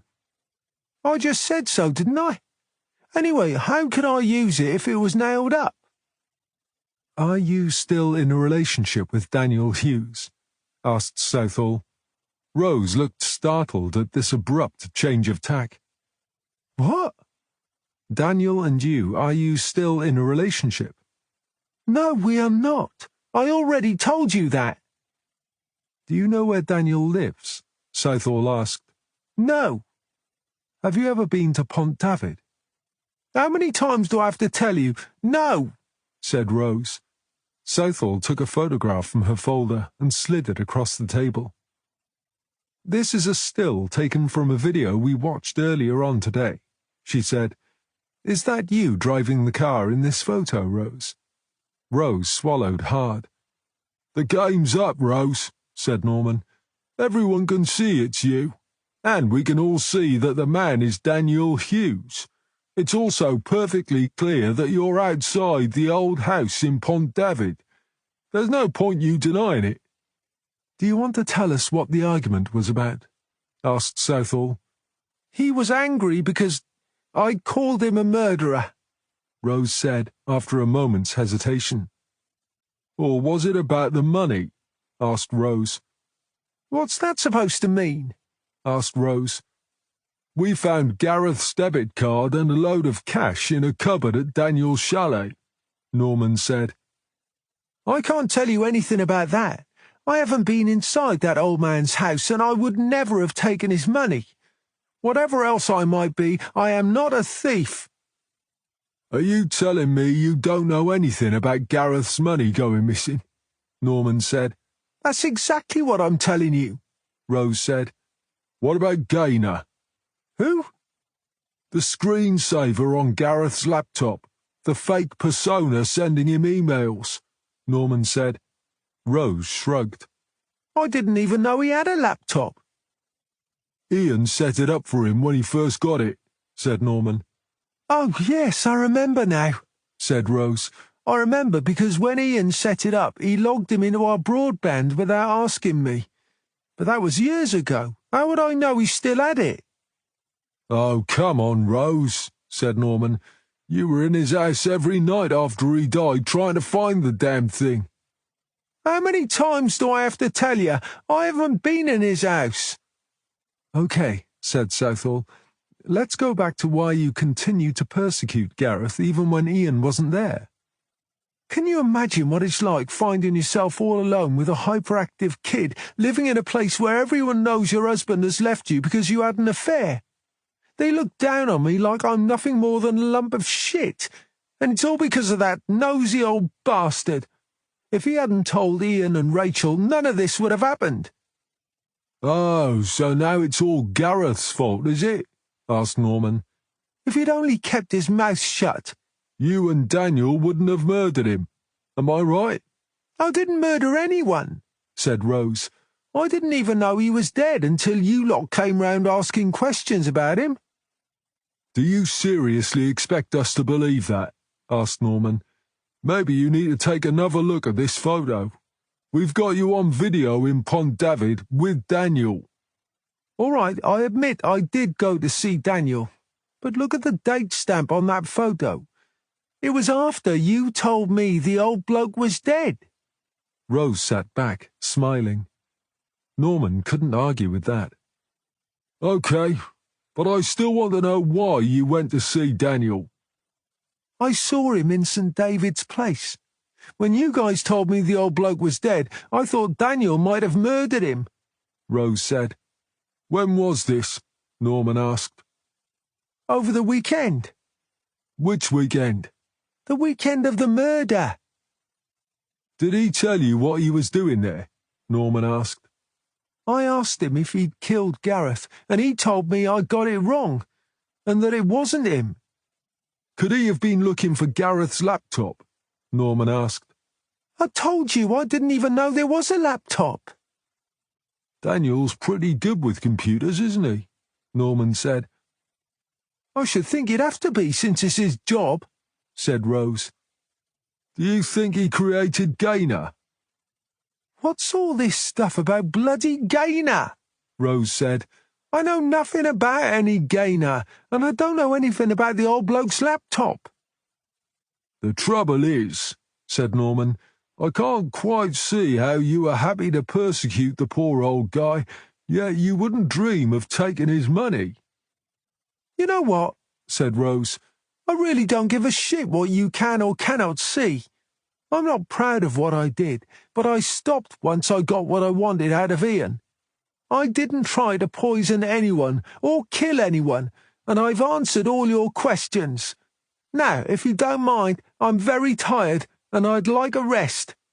Southall regarded Rose, who did indeed look exhausted. OK, she said. We'll take another break. Back in the office, Southall asked Lane how she was getting on with the videos from the security camera. I've been working my way back from the most recent one, but so far nothing's come up. I'm just about to watch Friday the 6th. In Southall's opinion, she should have started from the 6th and worked forwards, but now wasn't the time to bring it up. She turned to Winter. Have you spoken to Rose's father's GP? Yes, I have, said Winter. He confirms that her dad had been prescribed warfarin and had been taking it for a while before his death. Where exactly did you find the tablets? Southall asked. In a box of stuff that was sitting in the garage, Winter said. What else was in this box? Just odds and sods, really, not the sort of stuff I'd have expected someone like Rose to have. Her father died last year, said Southall. Could it have been his effects? That would make sense, said Winter. The box was covered in dust, like it hadn't been moved or opened in a long time. And you're quite sure the tablets were inside this box? Asked Southall. Yes, we've got it on video. The doctor also said the number of tablets left in the bottle was more or less what he would expect if the patient was taking the tablets as prescribed. Crap, said Norman. That means Rose could be telling the truth about them. I don't think we'd ever have been able to prove that she was giving them to Gareth anyway, said Southall. If you want some more bad news, I've spoken to Rose's friend, Kylie, said Morgan. She confirms she bought 2 tickets for the concert, one for her and one for Rose. She said she was a bit annoyed when Rose said she couldn't make it, but she has kids of her own, so she understands babysitters aren't always there when you need them. She managed to find someone to buy the spare ticket, so there was no harm done in the end. That doesn't prove Rose wasn't out with Daniel murdering a defenseless old man, said Norman. No, that's true, agreed Southall, but it does show that not everything she's said is a lie, and at this stage we've got nothing to prove she was inside Gareth's house or in Pont David on the night he died. We can't even disprove what she told us about visiting Daniel Hughes. I can't believe she's not in it up to her neck, said Norman. I'm not saying you're wrong, Norm, but we're going to have trouble charging Rose with the evidence we've got at the moment. Norman was about to respond when Judy Lane let out a gasp. You're going to want to see this, she said. The whole team crowded around to watch. The footage started with a view of the empty drive of the old house. A car whizzed by, heading into the village, followed by another going in the same direction. The time displayed was 15:07, when the small, hunched figure of a man shuffled into view. I'm sure this is Gareth, whispered Lane. He's very small, and you can't see his face, but the clothes match what he was wearing on the bus. Jeez, said Norman. Look how slowly he's walking. He really wasn't a well man, was he? It looks as if he's walked all the way from the village, said Morgan. He's practically tottering, said Winter. Poor old devil looks exhausted. As they watched, the man stopped to read the sign at the end of the drive and began to make his painful way up the drive. Jeez, I can hardly bear to watch the poor old guy, said Norman. He must have had a really powerful reason for putting himself through that, said Lane, as the figure disappeared from view. He's going to have it out with Daniel Hughes, said Southall. Gotta be, said Norman. He must have figured it all out and wanted to put a stop to it. It's not looking good for Daniel, is it? A charred debit card, a stash of cash, and now this. I can't wait to hear what he has to say, said Southall. As the others returned to their desks, Lane fast-forwarded the video. She was just reaching for her mug of tea when a vehicle turned off the road and headed up the drive.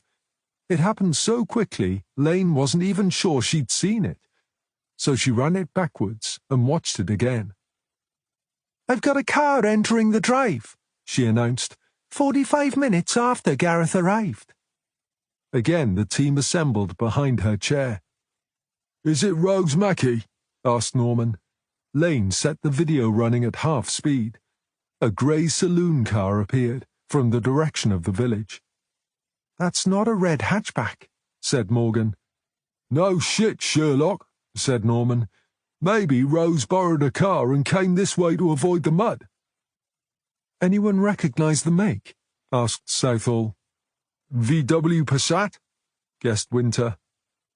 The car came to a stop at the sign outside the gate. The driver read the house name and turned onto the drive. Lane stopped the video. It's not Millie Harmsworth's car, said Morgan.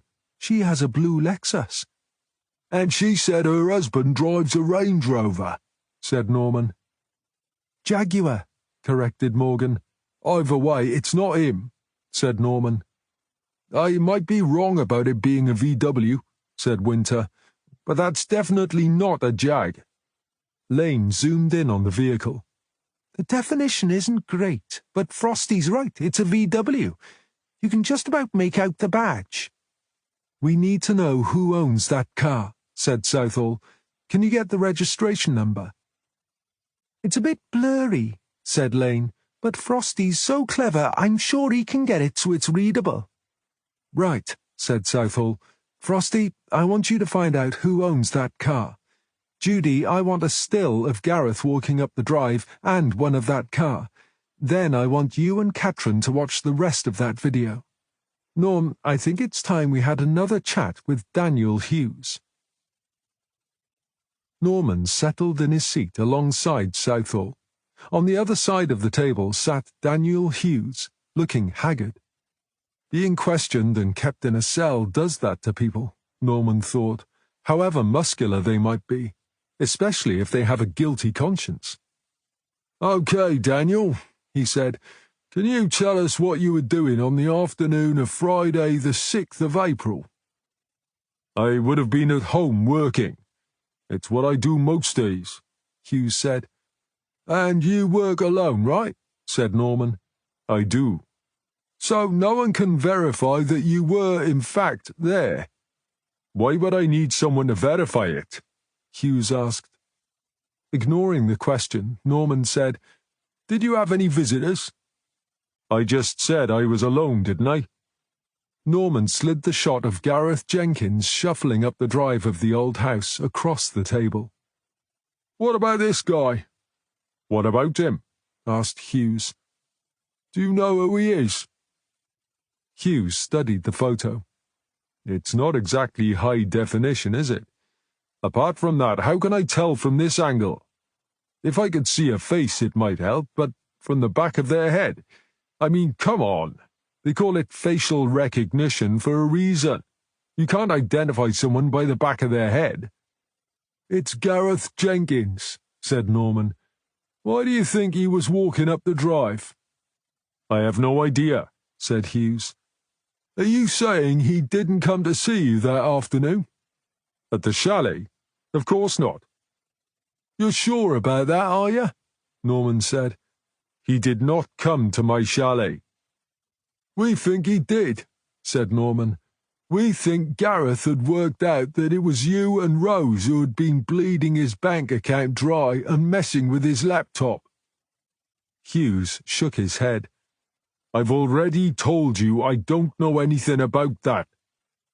And Gareth was right, wasn't he? That's why you had his debit card and all that cash. I also told you I've never seen that card or that money before. How did it get there then, Daniel? I don't know.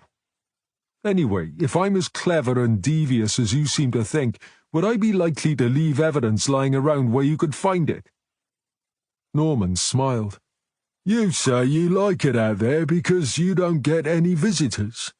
And if you don't get visitors, what are we to think? That it got there by magic? No comment. I must say you did a great job of covering your tracks at Gareth's house, Norman said, but maybe you got a bit complacent when it came to your own place. I don't know what you're talking about. I've never been in his house. Yeah, you could be right. It was more likely to have been Rose who cleaned up the house, as she lives right next door. So she's going to be pretty pissed off when we tell her you messed up at your end. I don't know why you persist with this idea that I'm in sort of conspiracy with Rose. I told you I don't see Rose. I haven't seen or heard from her since I moved away from St. David's Place. But that's not quite true, is it? Said Southall. Hughes, obviously struggling to remain impassive, said nothing. Rose told us she came to see you on Tuesday the 17th, said Southall, and we know that's true because D.S. Norman and another detective were in Pont David that day, and they saw her car on the drive. We also have video footage of her pulling up outside the house. It clearly shows you at the car door arguing with her before she drives off. Hughes's face crumpled. All right, yes. Rose did come to see me that day. What did she want? She said you lot had been round asking questions. She said the old guy was dead and that she thought I was the killer. Why would she think that? Asked Southall. Hughes sighed. When the shit hit the fan after he spilled the beans about the affair, I told her I'd like to strangle the old sod. But it was just angry words. I had no intention of actually killing the wanker. Maybe not at first, said Norman. First you decided to steal all his money. But I suppose when the money ran out, you had no reason not to finish him off. I keep telling you I don't know anything about the money, Hughes said. Let's go back to the afternoon of Friday the 6th, said Southall. We've established that Gareth Jenkins came to your chalet. He did not come to my chalet, insisted Hughes. The Harmsworths weren't at home, and we know Gareth didn't come back down the drive, said Southall. If he didn't go to your chalet, where else would he have gone? I don't know. Just then there was a knock on the door. Norman went to see who it was and found Winter, who handed him a sheet of paper. Norman glanced at it. When he saw the name written on it, his mouth fell open. Seriously? Yeah, it surprised us too, said Winter. You better do some background check. We're already on it, said Winter. Good work, said Norman. Back in the interview room, he handed the page to Southall, who raised her eyebrows. There's no mistake, he said. Southall took a second image, also from the video, and slid it across the table. Perhaps the driver of this car can tell us, she said. Hughes looked as if he'd been struck by a hammer. Ah, so you know whose car this is, said Southall. Hughes said nothing. Why did Rachel come to see you that afternoon, Daniel? She wanted us to get back together. Is that so? According to Rachel, it was you who wanted to get back together. You've got to be joking, said Hughes. Rachel's not the forgive and forget type. She's much too vindictive. If I moved back in, I'd have her forever on my back, sniping away about Rose. I know I made a mistake. I don't need Rachel reminding me of it 50 times a day. Norman leaned forward slightly. Rachel's vindictive, is she? Exactly how vindictive? Oh, she comes across as all meek and mild, ready to help anyone. But trust me, get on the wrong side of that woman, and she won't forgive you. Ever. How long was she at the chalet for? Asked Southall. 20 minutes. And where was Gareth Jenkins? I already told you I didn't know he was there. Do you think Rachel saw him? Hughes shrugged. I have no idea. She didn't say she had. How did Rachel react when she found out about the affair? Asked Norman. How do you think? Said Hughes. She went ballistic. She even tried to stab me with a kitchen knife at one point. Is that why you came out here to hide? Asked Norman. Stupidly, I thought she'd never find me. I nearly shat myself when I opened the door and found her standing there. How did she feel about Gareth? Norman asked. How do you mean? Wasn't it him who told her about the affair? Oh, I see. Well, she wasn't exactly pleased with him. I think maybe we should call a halt for now, said Southall. Both brooding over the news about Rachel, Southall and Norman walked back to the office in silence. As soon as they appeared, Lane called out, "Forensics phoned. I'm afraid Rose's fingerprints don't match any of those found in the house." "Bugger," said Southall. "I was afraid of that." Does that mean you believe Rose really did go to see Daniel to ask if he murdered Gareth?" asked Norman. "You just heard Daniel confirm her story." "Yeah, but if they're in it together—" "I understand what you mean, but how would we ever prove it?" said Southall. "And now forensics say we have no evidence she was ever in Gareth's house. All we have is the warfarin tablets, and now I'm inclined to believe she's telling the truth about those." "Crap," said Norman. "Is it just me, or does anyone else think we've been played?" "It's beginning to look that way," said Southall. "If it's not Daniel and Rose, what about Daniel and Rachel?" Norman said. "Surely you don't think she turned up when Gareth did just by chance?" "Why would Rachel want to murder Gareth?" "You just heard what Daniel said. She's vindictive. What if she had it in for Gareth because he told her about the affair and caused the breakup of their marriage?" "But she says she didn't want Daniel back," Southall said.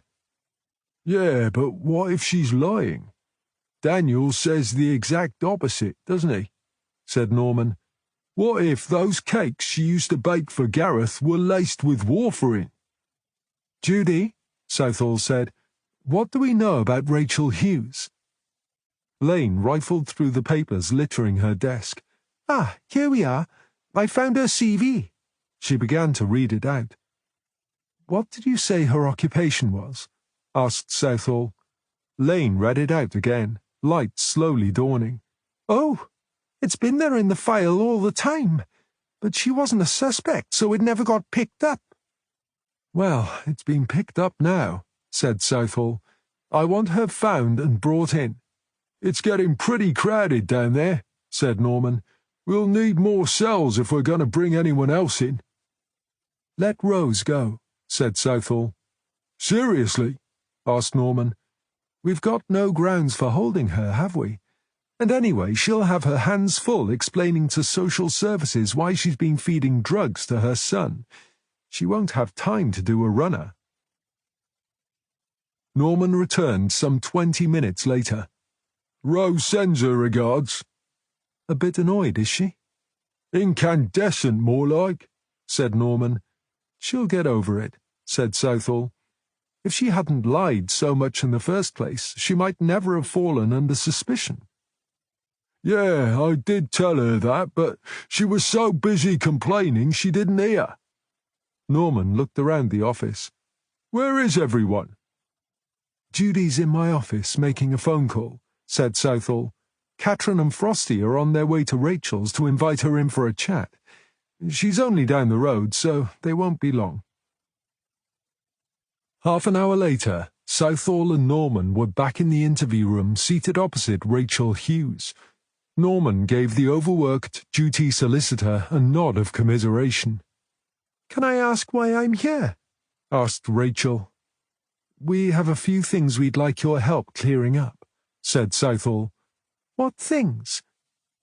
You told us you still brought Gareth Jenkins a cake whenever you were in the area, even after you moved away from St. David's Place.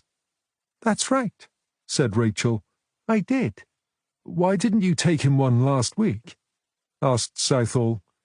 I'm sorry. You were in the area all last week, so why didn't you take round a cake for him? Why would I bake a cake for a dead man? The thing is, Rachel, you clearly stated that you didn't know anything about what happened to Gareth until we told you on Friday morning. So I'll ask you again. Why didn't you bake a cake for him last week? Rachel waved a hand airily. Oh, that was a generalization. I didn't mean I took him one every single time. Oh, I see, said Southall. So it wasn't because you already knew Gareth was dead? Of course not. As you said yourself, I couldn't have known he was dead then. I only heard when your detective told me. What do you do for a living, Rachel? Asked Norman. I'm a pharmacist. I do locum work for a chain of pharmacies. Did you say pharmacist? Asked Norman. Yes, that's right. Don't you mean pharmacy assistant? Said Norman. As far as we can tell, you're not fully qualified. According to the hospital in Swansea, where you were doing a placement as part of your degree course, you left under a cloud after some drugs went missing. Rachel's eyes flashed. I resent that accusation. It was never proved conclusively. Why'd you drop out then? Asked Norman. Why do you think? Said Rachel. I couldn't stay there with everyone thinking I was a thief. The hospital say they had good reason to suspect you, but since your marriage had just gone pear-shaped, they gave you the benefit of the doubt and refrained from blacklisting you. That doesn't stop tongues wagging, though, does it? Said Rachel bitterly. Upset you, does it, when tongues start wagging about you? Asked Norman. Doesn't it upset everyone? I hear you have a mean streak, said Norman. You like to hit back at anyone who gets on the wrong side of you. Daniel says you even tried to stab him. Rachel sniffed. You can't believe everything Daniel says. Yeah, maybe, said Norman. But perhaps you might want to poison a person who crosses you. That would stop their tongue wagging, wouldn't it? Poison? What are you talking about? The hospital never found the missing warfarin tablets, said Southall. But we have a pretty good idea what happened to them. We think you took them so you could poison Gareth Jenkins and stop him talking." "Huh? That is just ridiculous," said Rachel. "Is it?" said Norman. "You could easily have crushed a few tablets and added them to a cake mix." "I don't have any warfarin tablets." "We'll see if that's true when we search your house," said Southall. "Anyway, I thought you said Gareth died from a blow to the head," said Rachel. "No, we told you nothing of the sort," said Southall. "All we said was he died in suspicious circumstances." "It sounds to me like you knew Gareth was dead before we told you," said Norman. "Of course I didn't." "Where does Daniel live?" asked Southall. "Who?" "Daniel, your husband." "I told you before, I don't know where he lives." Southall sighed. "The more you lie to us, Rachel, the worse it gets for you." "I'm not lying." Southall took a photograph from her file and slid it across the table. "This is your car," said Southall, "and don't deny it. We know it's yours, and Daniel has confirmed you were there." Rachel's eyes glinted. "Bloody Daniel." "Why were you there?" asked Southall. "Daniel had been begging me to go back to him. I went to tell him to stop bothering me, that it was over between us." "Are you sure about that?" asked Norman. "According to Daniel, it was the other way round and you were pestering him. He says he moved out to the middle of nowhere so you couldn't find him. He was horrified when he saw you on his doorstep. He said, and I quote, 'I nearly shat myself.'" Southall slid another photograph across the table. "The person in this photograph is Gareth Jenkins. The date shown on both photos is Friday, the 6th of April. According to the timestamp, Gareth arrived not long before you. We have another photograph that shows you driving away, but there is no record of Gareth leaving. We believe you and Daniel enticed him there that afternoon with the sole purpose of murdering him." At Southall's words, the colour drained from Rachel's face. No, you've got it all wrong. Why would I kill him? He was a nice old man." "He was, wasn't he? Until he revealed that Rose and your husband were having an affair," said Norman. "Those wagging tongues again. You tried hounding him, you tried poisoning him, but none of that worked. So you decided you needed a quicker way to silence him." "It wasn't me," Rachel said. "It was Daniel. The old man attacked him. Daniel pushed him away and he fell and banged his head." "Where did this attack happen?" asked Norman. "Outside Daniel's shack." "Come on, Rachel," said Norman. "Gareth weighed next to nothing. He barely had the strength to walk his dog. How could he possibly attack a guy the size of Daniel?" "He had a walking stick." "He could have had a shotgun," said Norman. "It would have made no difference. He didn't have the strength to even lift a gun." "I'm telling you." "What? Tell me anything you like. I still won't believe you," said Norman. "All right, I think we need to take a break," said Southall. "And Rachel, you need to understand just how much trouble you're in." The cell was cramped enough with just a single occupant, but with Southall and Norman in there too, there was barely enough room to move. "Okay, Daniel," said Southall. "I hear you want to speak with us." Hughes cast his eyes around the cell. "I can't do this anymore. I want to tell you what really happened that day." "Is it going to be the truth, or have you just had time to think of a good story?" "It's the truth. I swear it," said Hughes. "Okay," said Southall. "We're listening." "I was working at home that Friday afternoon when I heard someone hammering on the front door. As I said before, it was Rachel, and my first thought was that she'd come to have another fight, or to try and stab me again. I expected her to start yelling at me, but she just stood there shaking, like she was in shock. This was something new. The look on her face, it made me truly worried for her. I mean, after all's said and done, she is still my wife. Anyway, I brought her into the chalet, sat her down and tried to find out what had happened to her. She told me she'd parked on the drive and started walking towards the path that leads to my chalet when he suddenly appeared from round the side of the house and demanded to know where he could find me. When you say he, The old guy, Gareth Jenkins, said Hughes. You told us Gareth wasn't there.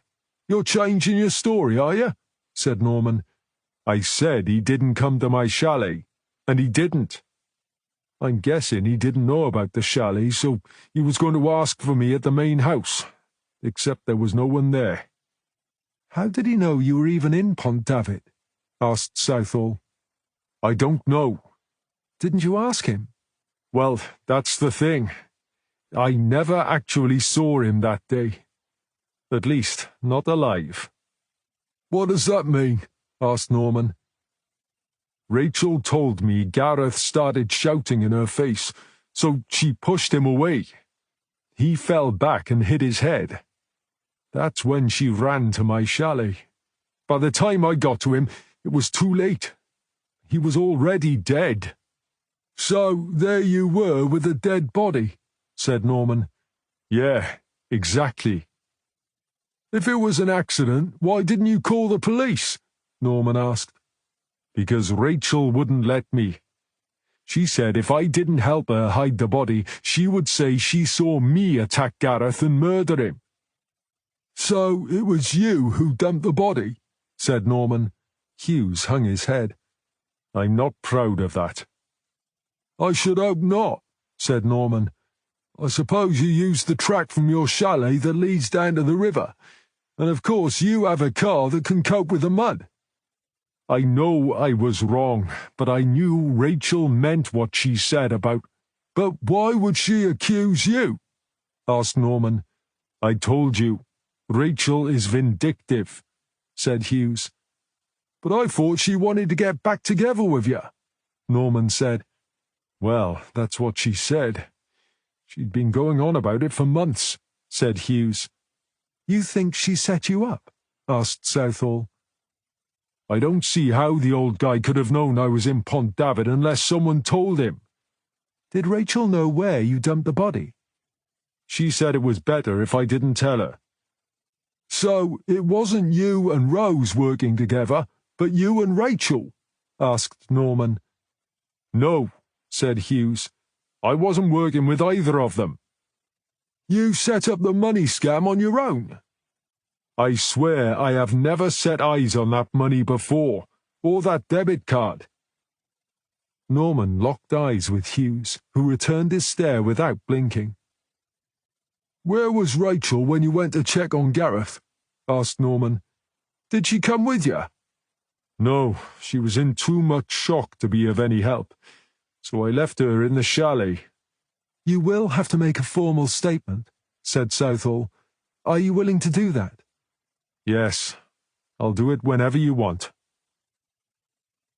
Relieved to be out of the cell, Southall and Norman made their way along the corridor towards the stairs. Do you believe him? Asked Southall. Norman considered this for a moment. It's difficult to believe anything anyone says in this case, but it would be interesting to hear Rachel's take on Daniel's version of events. Since we're here, why not ask her? Southall said. Do you mind if I slip out for a while? Said Norman. There's a couple of things I need to do. Sure, said Southall. Three's a crowd in these cells anyway. Chapter 19. 2 hours later, Norman was back. Rachel says Daniel is lying to save his own neck, and if what he said was true, she would have called the police, Southall told him. I take it you explained why that would have been risky, said Norman. Yes, I told her that even if his death was accidental, there would have been an autopsy, which would have shown that he was being poisoned. What did she say to that? She still swears blind it wasn't her, but that's sounding less convincing now the Sockos have found warfarin tablets in her kitchen. Did she say who she was working with? Asked Norman. Fat chance. According to our Rachel, she knows nothing about anything. So what do you think? Which one is the liar? Daniel or Rachel? Or is it both of them? I'll tell you one thing. Forensics didn't find any of Daniel's fingerprints on the money we found, nor on the debit card. Mind you, they didn't find anyone else's prints either. Seriously? Said Norman. Geez, I can't believe anyone could have handled all that cash without leaving at least one print somewhere on it. Maybe he didn't handle it at all, said Southall. You think Rachel set him up? If she was in the chalet on her own while Daniel was dealing with the body, she would have had plenty of time. But that creates another problem. If Daniel wasn't working with her, who was? I might be able to offer a suggestion there, said Norman. Is that right? Said Southall. Would this have anything to do with where you've been for the last 2 hours? I had to hook up with my builder. Your builder? In the middle of a murder? I needed his advice, said Norman, and you'll see why in a minute. OK, fire away. Rose Mackie insisted the gate between the gardens had been nailed shut, right? She said Ian had done it months ago, yet when I tried it, it opened fine. There was even a faint path from Rose's back door to Gareth's, so it seemed obvious that Rose was lying about the gate. But Rose hates dogs. Would she really have been going over to that house every night, feeding the dog and walking it in the early hours? I don't think so. But we know she was drugging the boy, said Southall. True, said Norman, but then I got to thinking. We seem to have got most things wrong about Rose, so what if we got that wrong too? What if she really does drug him because it's the only way she can get any peace? Don't get me wrong, I know it's not right, but we've all heard stories of mothers, especially single ones, who are at the end of their tether with having to deal with a hyperactive kid. And you can't deny that Rose does look frazzled. OK, so what's your theory? Asked Southall. When I tested the gate, I didn't look closely at it. I just wanted to see if it opened, and I didn't want Rose to see me doing it. Just now I got my builder to have a close look at it. He says the gate had been nailed shut, but at some stage someone levered the nails out. Can he say when? Not with any certainty, but he's sure it's been done fairly recently. He pointed out marks on the gate where a claw hammer or something similar pressed against it. You can even see that some of the nails snapped off in the process, and they're not rusty. One thing he did say is that you'd have to be standing on Gareth's side of the gate to remove the nails. Go on. OK, so if we assume Rose is telling the truth and she hasn't been using the gate to get to Gareth's house, and we know the nails were removed from Gareth's side, I think it also makes sense to assume that someone has been coming through the gate from Gareth's house and going to Rose's back door, trampling a path through the grass in the process. To make us think it was Rose going over to Gareth's house, said Southall. Exactly, said Norman. Wait a minute, said Southall. Are you saying you think Gareth really was stalking Rose? No way. I don't believe that any more than you do. But I do believe someone was trying to throw us off the scent and make it look as if Rose was harassing Gareth. And if that person also knew Gareth's dog, they would have been able to come and go without the dog raising the alarm. What's more, if they were a dog lover, they wouldn't want it to suffer, right? Didn't Ian Mackie say he took Gareth to the dog pound so he could pick a dog? That's exactly what he said, said Norman.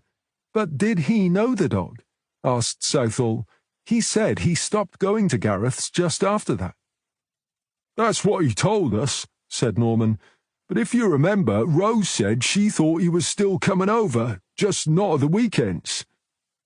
This is all very well, said Southall, but where's the connection between Ian Mackie and Rachel Hughes? I dunno, said Norman. Maybe there isn't one. I'm not following, said Southall. Just bear with me, said Norman. early on in the case, wasn't it you who said we might be looking for two people who were each unaware of what the other one was doing? Yes, I think I did say that, said Southall. Right, said Norman.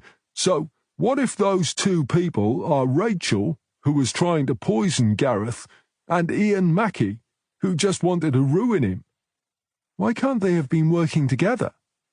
Maybe I've got it wrong, and they are, said Norman, but we haven't yet found a single thing to suggest that, have we? But if Ian Mackie was siphoning off the cash and they weren't working together, how did Rachel come to have the debit card and cash to frame Daniel? Norman's face fell. Shit! How stupid am I? Of course, that is the link. I think it's time Mr. Mackie was brought in to answer some more questions, don't you? Said Southall. Oh, yeah, for sure, said Norman absently. Are you okay, Norm? Asked Southall. That was such an obvious link, and I hadn't seen it, he said. It's not the first time that's happened recently either. I'm just wondering if age is starting to catch up with me and I'm losing my touch. Losing your touch? How can you say that when you've just worked out what's been going on with the gate? Anyone could have worked that out. But anyone didn't, did they? You did, all on your own. No one gets it right every time, we all know that. And going out on a limb with some wild theory is what you do. I suppose so, said Norman, still sounding unconvinced. Come on, said Southall. Let's get hold of Ian Mackie. Just then there was a tap on the door. Before you two go anywhere, you might want to take a look at this, Judy Lane said. It's Rachel Hughes's mobile phone records. As they pulled into the car park at Mackie's Engineering, Ian Mackie was on his way out. Norman pulled up behind his car, blocking his exit. Southall jumped out and strode towards him. Mackie stopped, an expression of alarm on his face. Detective, he said, forcing a smile. Sorry, but I'm just going out. Oh, no, you're not, said Southall. Mackie frowned. I'm sorry? You should have picked a cleverer partner in crime, said Southall. I don't understand. Then let me explain, said Southall. You're a smart guy, right? I mean, you'd have to be to set up Gareth Jenkins' laptop the way you did. But you chose the wrong partner. Rachel isn't quite in the same league as you. Rachel? Rachel who? I've no idea what you're talking about. Norman walked across to them, fiddling with his phone. Almost immediately, Mackie's phone sounded from his pocket.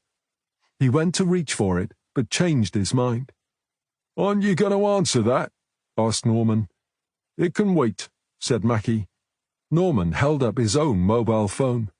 I got your number from Rachel Hughes's call list. Now do you remember who Rachel is? Lots of people have my number, said Mackie. Yeah, I bet they do, said Norman. But there's only one who sends you texts about Gareth Jenkins. Christ. Rachel left a nice trail of breadcrumbs for us to follow. There are still a few things we're not clear about, but I'm sure you can help us with those. Why did you take all his money? Asked Norman. It's not as if you need it. To punish him, of course, said Mackie. He trusted you, said Norman. Yes, but then he ruined everything for both of us. He was looking out for you, said Norman. He didn't like seeing Rose and Daniel make fools of you. He did what he thought was right. Yes, I know, said Mackie, but I was perfectly happy before. Sometimes it's best not to know. Ignorance is bliss and all that. He didn't deserve to die for it, said Southall. He wasn't supposed to die, said Mackie. That wasn't my plan at all. But Rachel was poisoning him, said Norman. That was her doing, not mine. I told her to stop when I found out. Well, I've got news for you, said Southall. According to the post-mortem, she was still slipping warfarin into his food when he died. Mackie's shoulders slumped. I admit I took his money, but I had nothing to do with his murder. I wasn't even there." "But you knew he was dead, right?" asked Norman. Mackie looked up, surprised.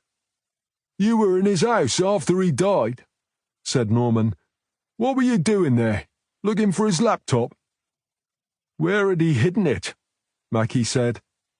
"I'm not telling you that," said Norman. "It was a clever move, switching lights on after dark and walking the dog in the early hours. It certainly made people think Gareth was still alive." "It's a strange thing. I didn't feel guilty about Gareth, but I couldn't leave the dog to starve. That just wouldn't have been right." "What was Gareth doing at Daniel Hughes's house that afternoon?" asked Southall. "He thought it was Daniel who had taken his money." "Why did he think that?" she said. "He finally worked out that he was broke, and he asked me how it could have happened.